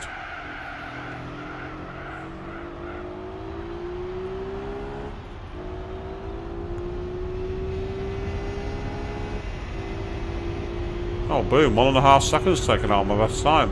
Get in there, nice. That's not going to take time out of your lap. Going that wide is not going to help you, people.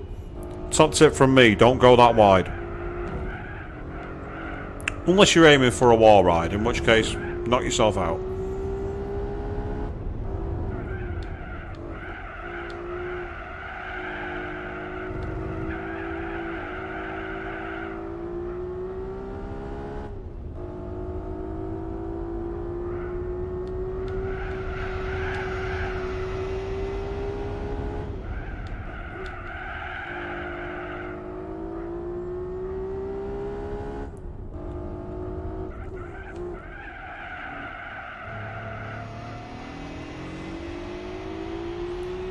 I love all the trackside details, like the ambulance cars and everything else that you can find. It's so great to see them.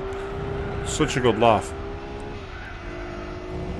Nice attention to detail, which you don't see as much of in the modern world.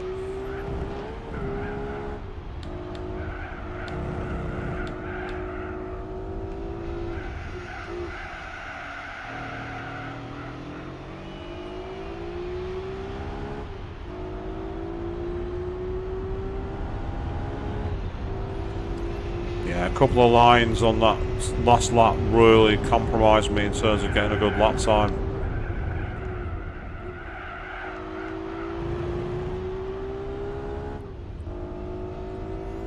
But this is a chance now to get much closer.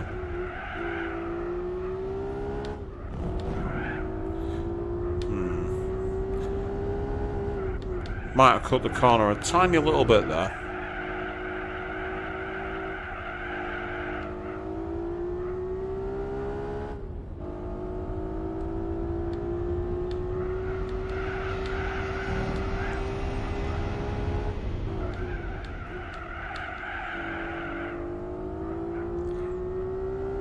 .45 miles on the speedo for the NSXR. It's not got as much love as I would have expected out of it, but it's done the job really well. And this moves us one step closer. I need to get a front car as a prize car at some point, so I could take on the FF challenge. So nobody else will do it. So I really could do with like a front wheel drive car as a prize car. Don't care what car it is, just get me one.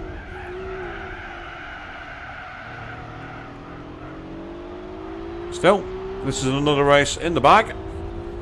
We're not going to set a fastest lap, I don't think, but we're certainly going to set a good one. Yep, that'll do.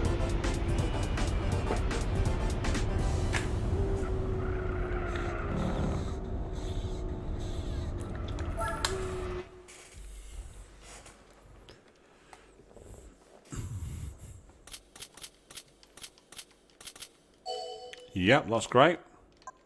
777-726. The 26 ruined that then. It would have been nice to have all the 7s.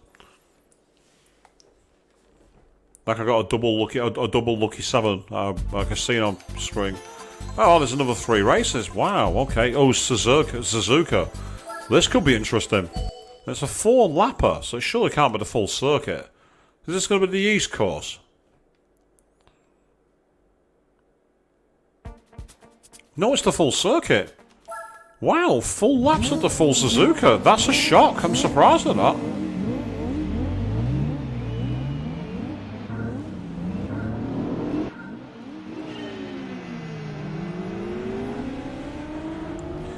And this is where grid starts are your friend. See you later. Straight through, no messing around, but get comfortable, people, because these lap times will not be fast.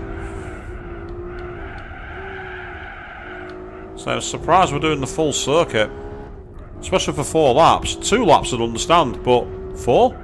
Bit overkill that. Still, it's a nice circuit, it's good fun to drive. So we'll stick it out.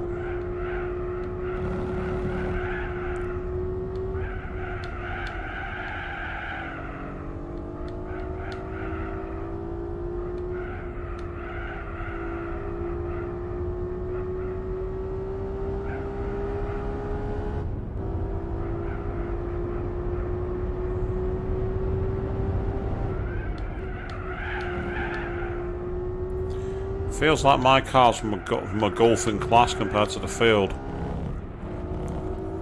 Blasted by them like they weren't even there at the opening, and now it's just a matter of get on the cast and do what we can.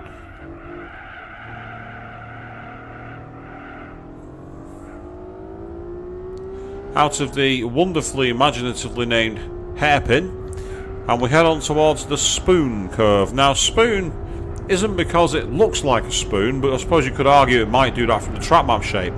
It's actually named after Spoon Sports, which is one of the tuning houses used by Honda, along with Mugen. I still remember in the 1990s when you had BAR Honda and Jordan Mugen Honda. That was a confusing time. It's like, who's got the real Honda engines here?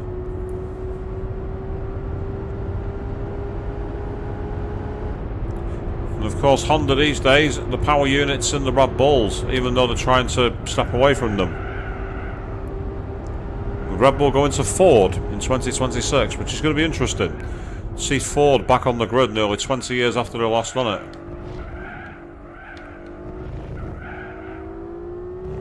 Well, more than 20 years actually, because the Jaguar team were officially Ford in drag. Oh wow, it's going to be a long race, this one. This is going to be a long one. We're looking at about 10 minutes of race time.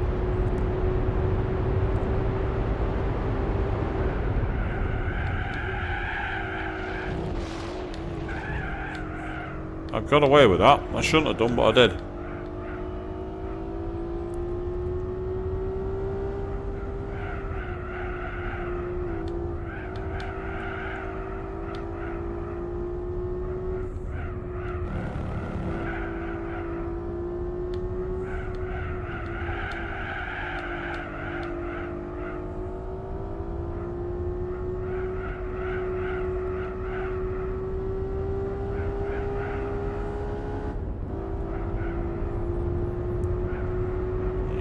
Onwards to glory we go.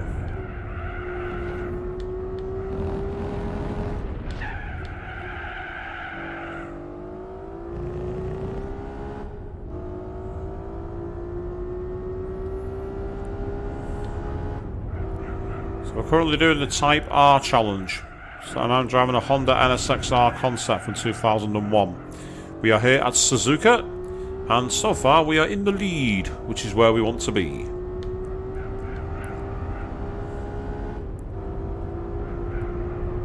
So the details in this circuit have held up really well, given the game came out nearly 20 years ago. It's incredible how much trackside detail there is.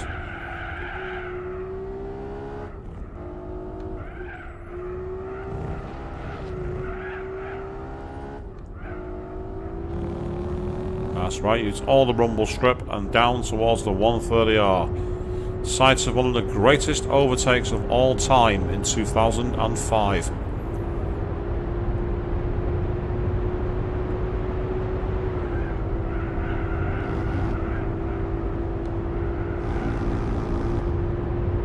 Why does it sound like it's blowing a raspberry when it's going over the rumble strip there?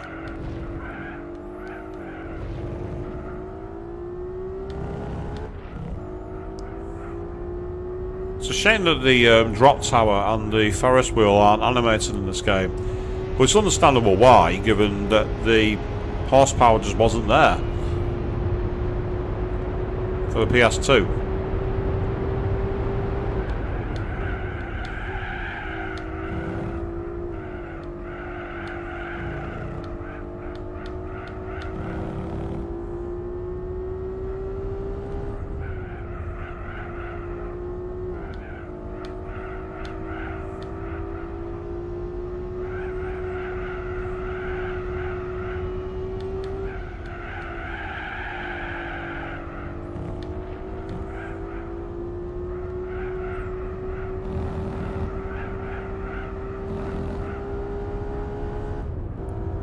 There we go.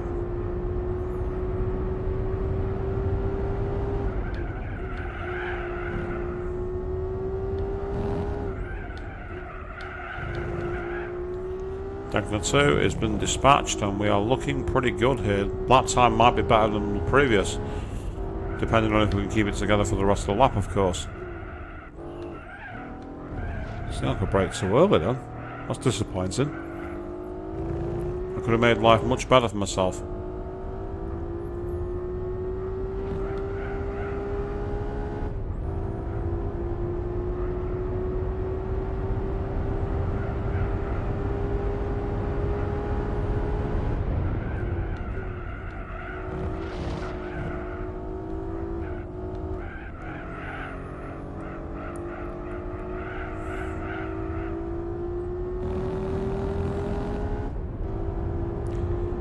It just feels like you've taken a massive time leap back, seeing how well they've rendered the game. Because of course, when I played this, I played it on a 14-inch CRT TV monitor. Well, no, it wasn't even a monitor, it was just a TV. So to see it looking so nice and crisp in a high-res mode is just beautiful. It gives the game a whole new lease of life.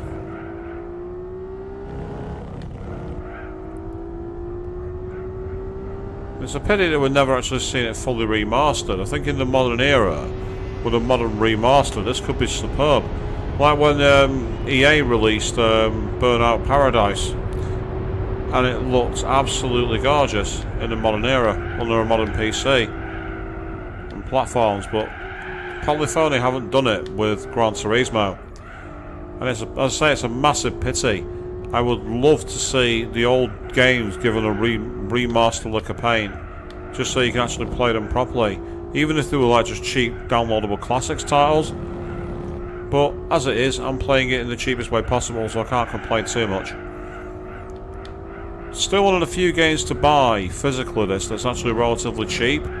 You'll find a copy relatively easily for Gran Turismo 4.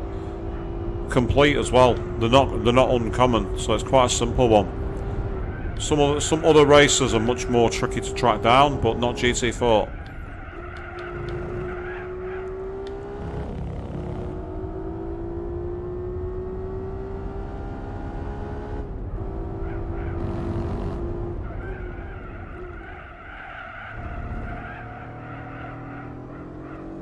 That was much more like it. Much closer to the point where it needed to be used. So, we're not far off the end of this race, and there's 2 more to go. We may get round to them, we may not.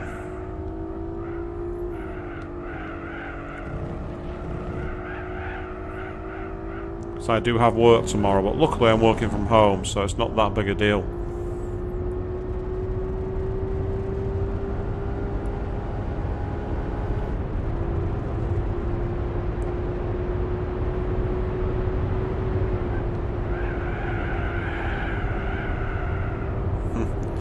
Not quite the way to take the 130R, half drifting, but we managed to get through at a decent look of pace, surprisingly. We didn't do too badly there, people.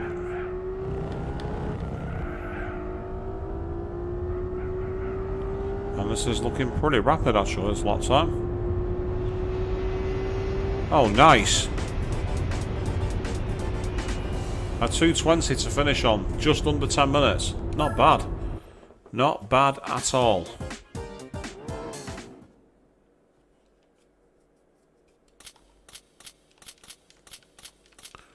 So again, 10,000 credits ain't bad for that. Not bad at all.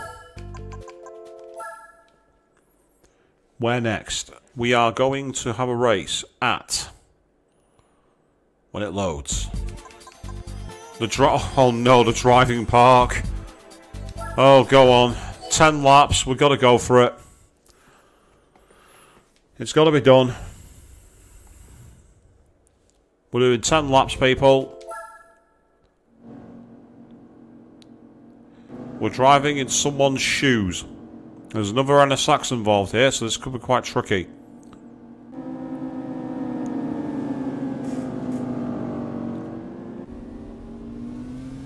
Okay, give me control. And here we go. We are at the narrow circuit.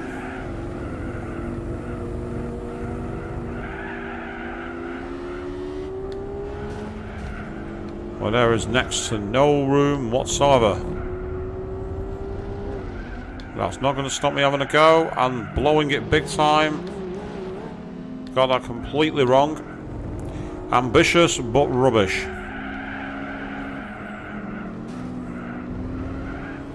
It's NSX versus NSX. Specifically NSXR versus NSXR. But my NSXR has got the grip. And yours does not. See you later.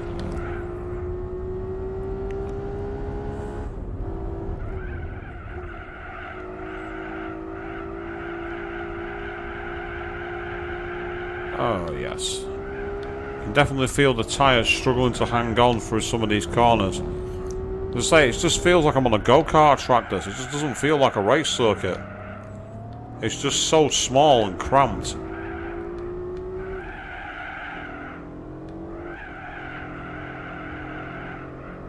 Good news is that it's not exactly good for them either, so they're struggling to get the grip down, so it's not like we're exactly being thrashed here.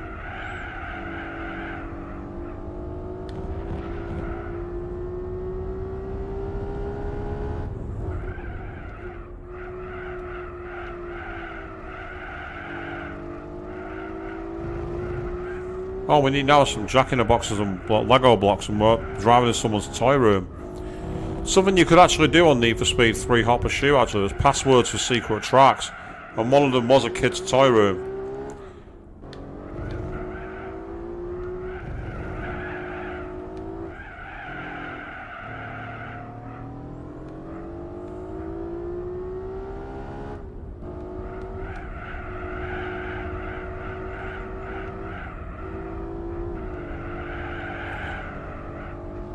Yes, we continue to munch around through the Type R Cup. We're hoping to finish strong by winning another championship.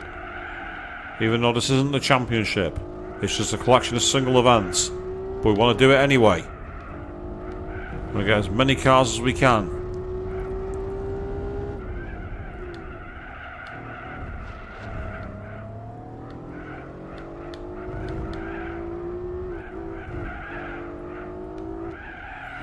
I know one car that will not be the prize car from this event, and that's that horrible Nissan Micra touring car, because I'm not in a Nissan event.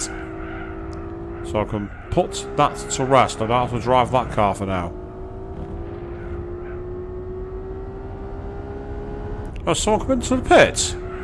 What the hell? Someone's in the pit! Someone went into the pit lane! What on earth? Why did they go through the pit? I'm really confused now. There's no way the driving part does that much damage to your tyres. Especially not in a Honda Civic. What the hell? Why did it go through the pit lane? What is it with my streams and weird happenings? On the last stream I had one of the most bizarre ways to fail a stream at the end ever. And now on here I've got a car randomly deciding to go through the pit lane. Do my streams break games? Is that what this is all about? Do I literally break the AI? Do I break its brain?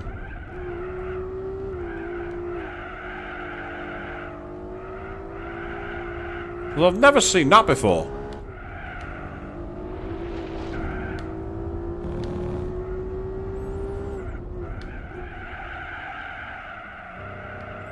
Bit deep there, but not much you can really do now. Just got to try and power out of a low power.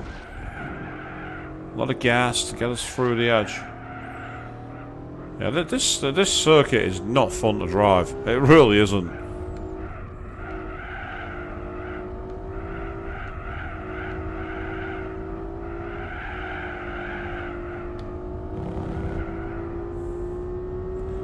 I don't think so. Doesn't look like there's another one in the pits from what I can tell. And Naomi, I'm not sure though. But there's a lot of cars that are being very slow all of a sudden. So I wonder if they all went into the pits. If that's the case, I want to know why. Why would the AI do that? I mean, it makes me look better than I am. I'll give it that much. It makes me look amazing.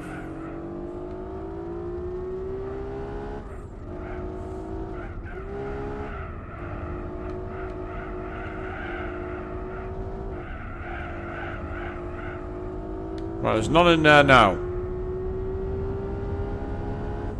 I'd have to watch the footage back, but I think you might be right. And if they all went into the pits, then again, I just want to know why. There's no reason to. This track is not a tyre breaker. And there's not enough laps for it to break your tyres. It's not like they're all driving that Mercury Cougar that I was driving at the start of the stream, which was shredding its tyres. I don't think it's quite that bad, Show, but you never know.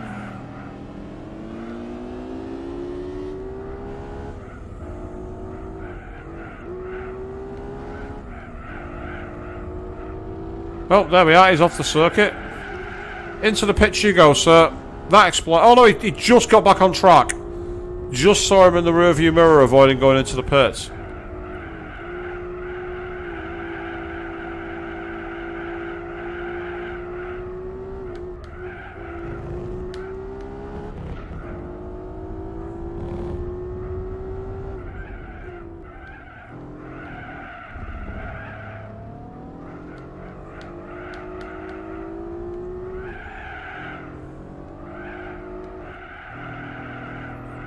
Here we go.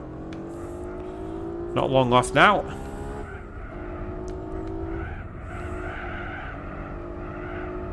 So it's nice to see the AI making mistakes though, I like that. That they're not all just robots that follow the perfect line. But yeah, the final corner, they all seem to be screwing up for some reason. Not quite sure why.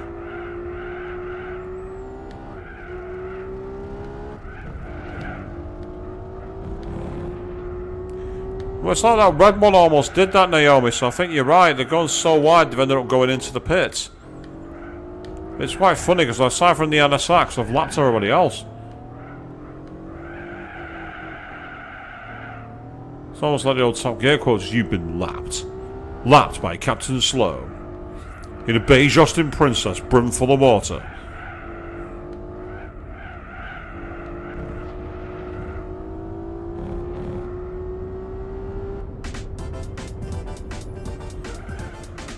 Well, that was somewhat surprising, to be honest. I'm actually quite shocked that that was such a simple race to win. Yep, 2 laps. Oh, wow, the Honda Civic Type R was 2 laps behind me. I lapped it twice. Wow. One car finished 2 laps down. A full 1.5 minutes behind me. That's insane.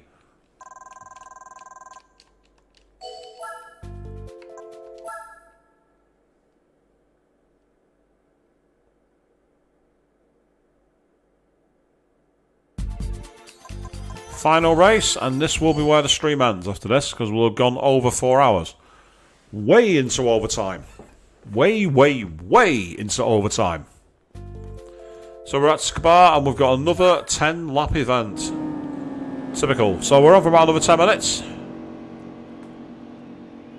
That'll be my rough estimate.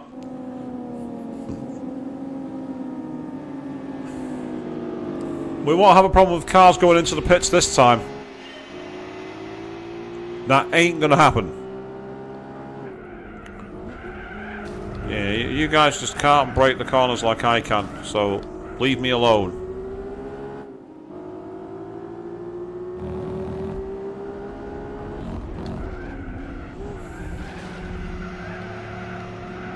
Yeah, I'm not messing around here, guys. I'm in the best car. I am gonna finish strong. You see, there's no way that the Nissan was anywhere near as fast as this in the corners or on the straights, was it? In that mission. There was absolutely no way that I got anywhere near the power that I'm getting now. Absolutely not. You were in a car that's got better cornering. I don't think I was, pal. Not even close.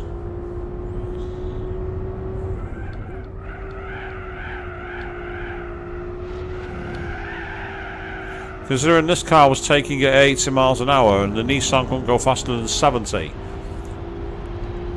I think I'm in the better car.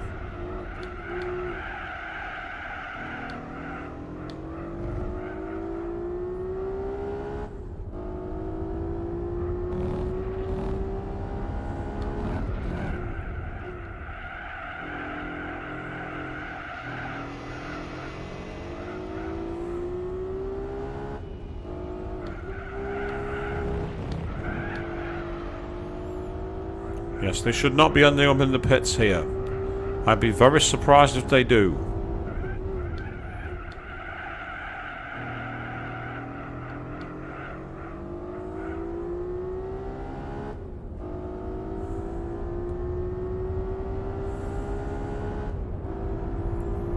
So the problem with this circuit is there's not much to it. It's just it's kind of an annoying circuit in many ways.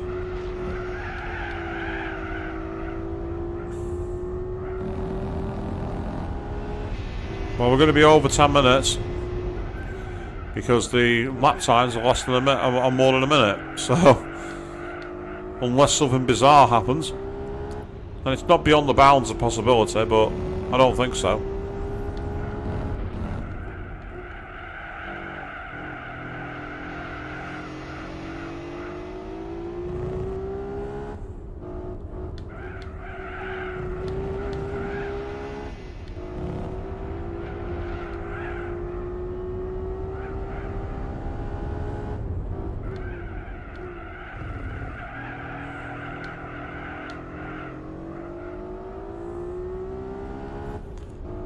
So saying this car, it drives like an absolute dream. The NSXR type prototype from 2001. It feels so good to drive.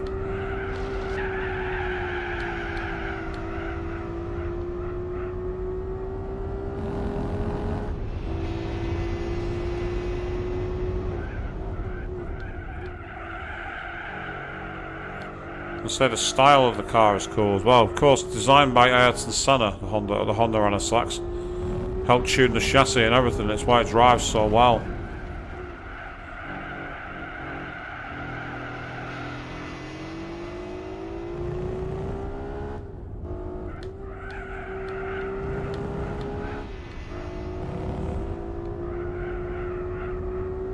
Right, so the other NSX is now in second place.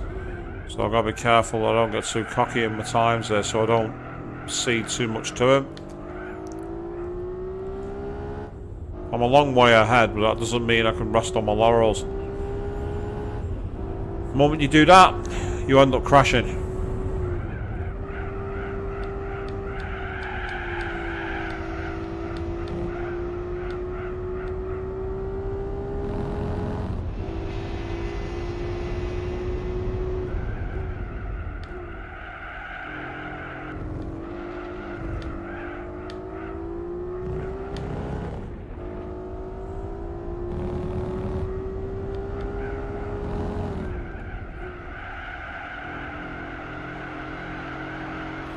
I'm showing a significant amount of time ahead. I'm about 19 seconds clear at the moment, which is a long way. And that's the kind of lead you want, really. If you can get a lead like that, you can do almost anything you like. Including celebrate early and still win. No, I'm not doing that. Not doing that mistake again.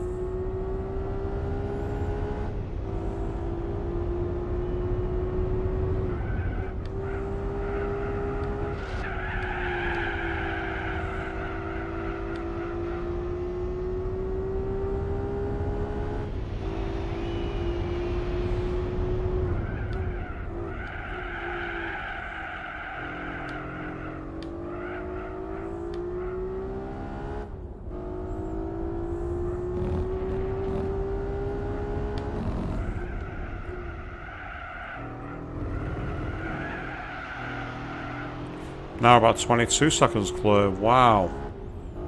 I don't think this car would be so powerful at this circuit, but it seems to be absolutely dominant in this race. We're getting anywhere between 2 and 3 seconds a lap on the field. It just feels smooth to drive. It's just such a glorious car. I'm very impressed by it. Not bad for a prize car.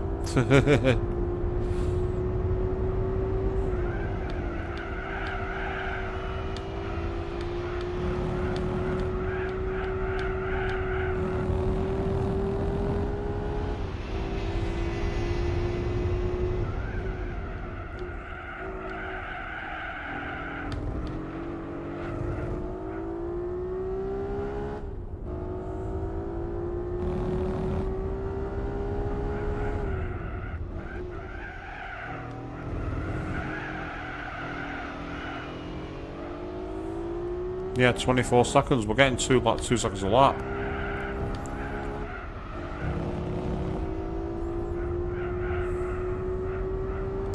Which a track that's only just over a minute long is an absolute pasting, by the way.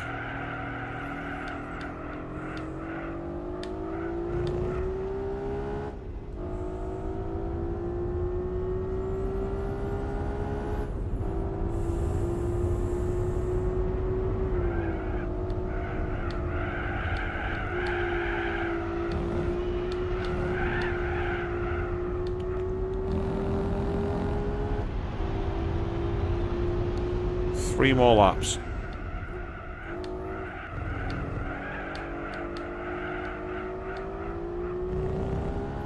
Watch me now get like something really, really bad, like some kind of like 20 horsepower truck. We've already had that from the gold license test, so I'm expecting a similar move to end the stream tonight. I can just see it coming.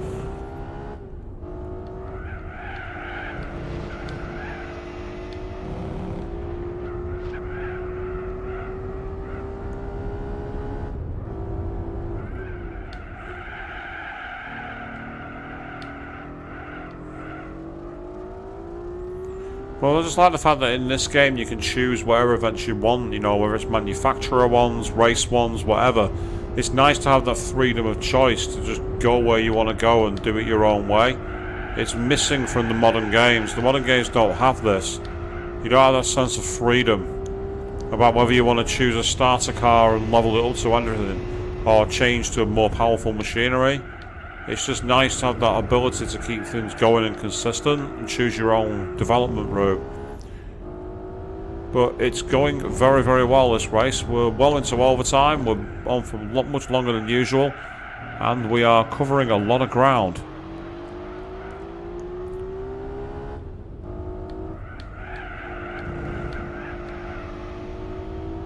Wow, 29 seconds clear now. Jeez.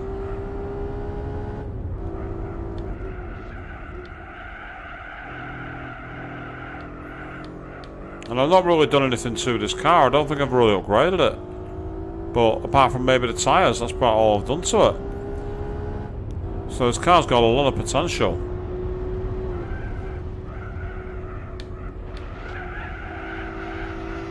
Well, the one thing this game is missing that the other games had in the early days is the racing modifications. I used to love that. Where you'd see what you can turn an old shed into. And the cars came out like looking like touring cars or like NASCARs. It was so cool to see.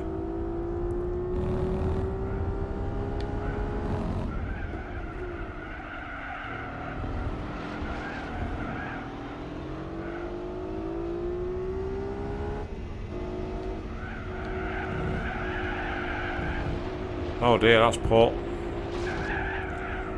Right on the dirt, but we got away with it.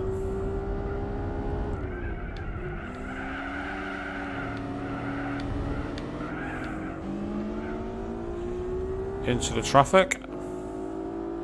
Traffic very bad today. Oh wow, that Integra's pulling away. I'm actually quite impressed. I don't know what kind of engine that car's got, but it's got a bloody good straight line speed. Can't sit that away from it.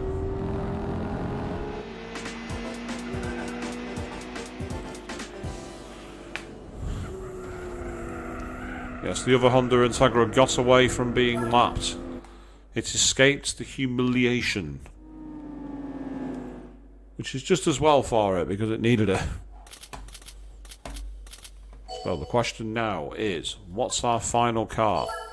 Have we managed to unlock a prize car from doing this? Let's have a look.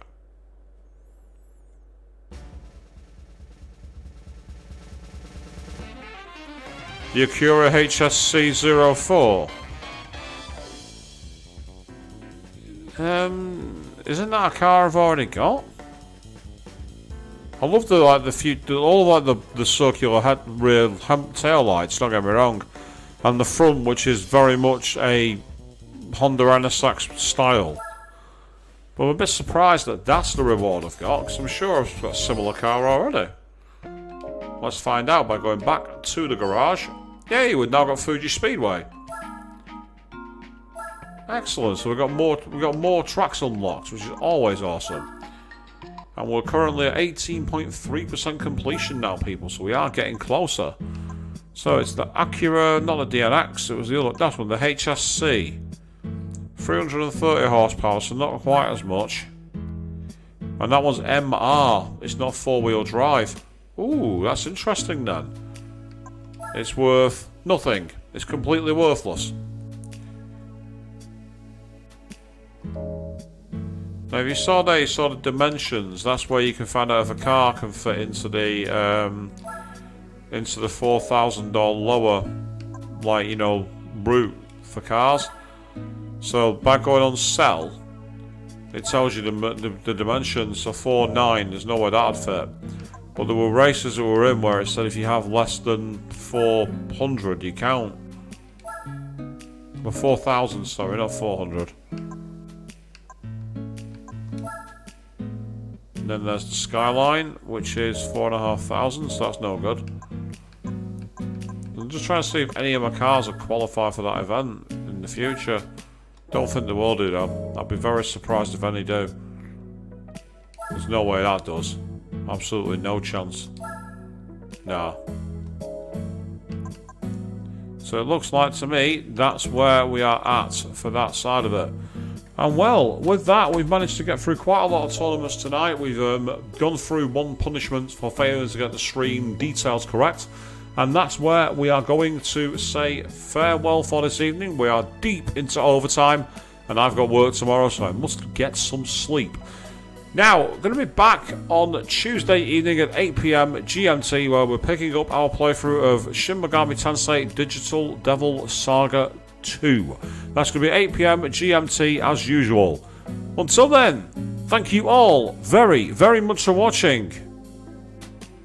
And seriously, penalties because they drove into me?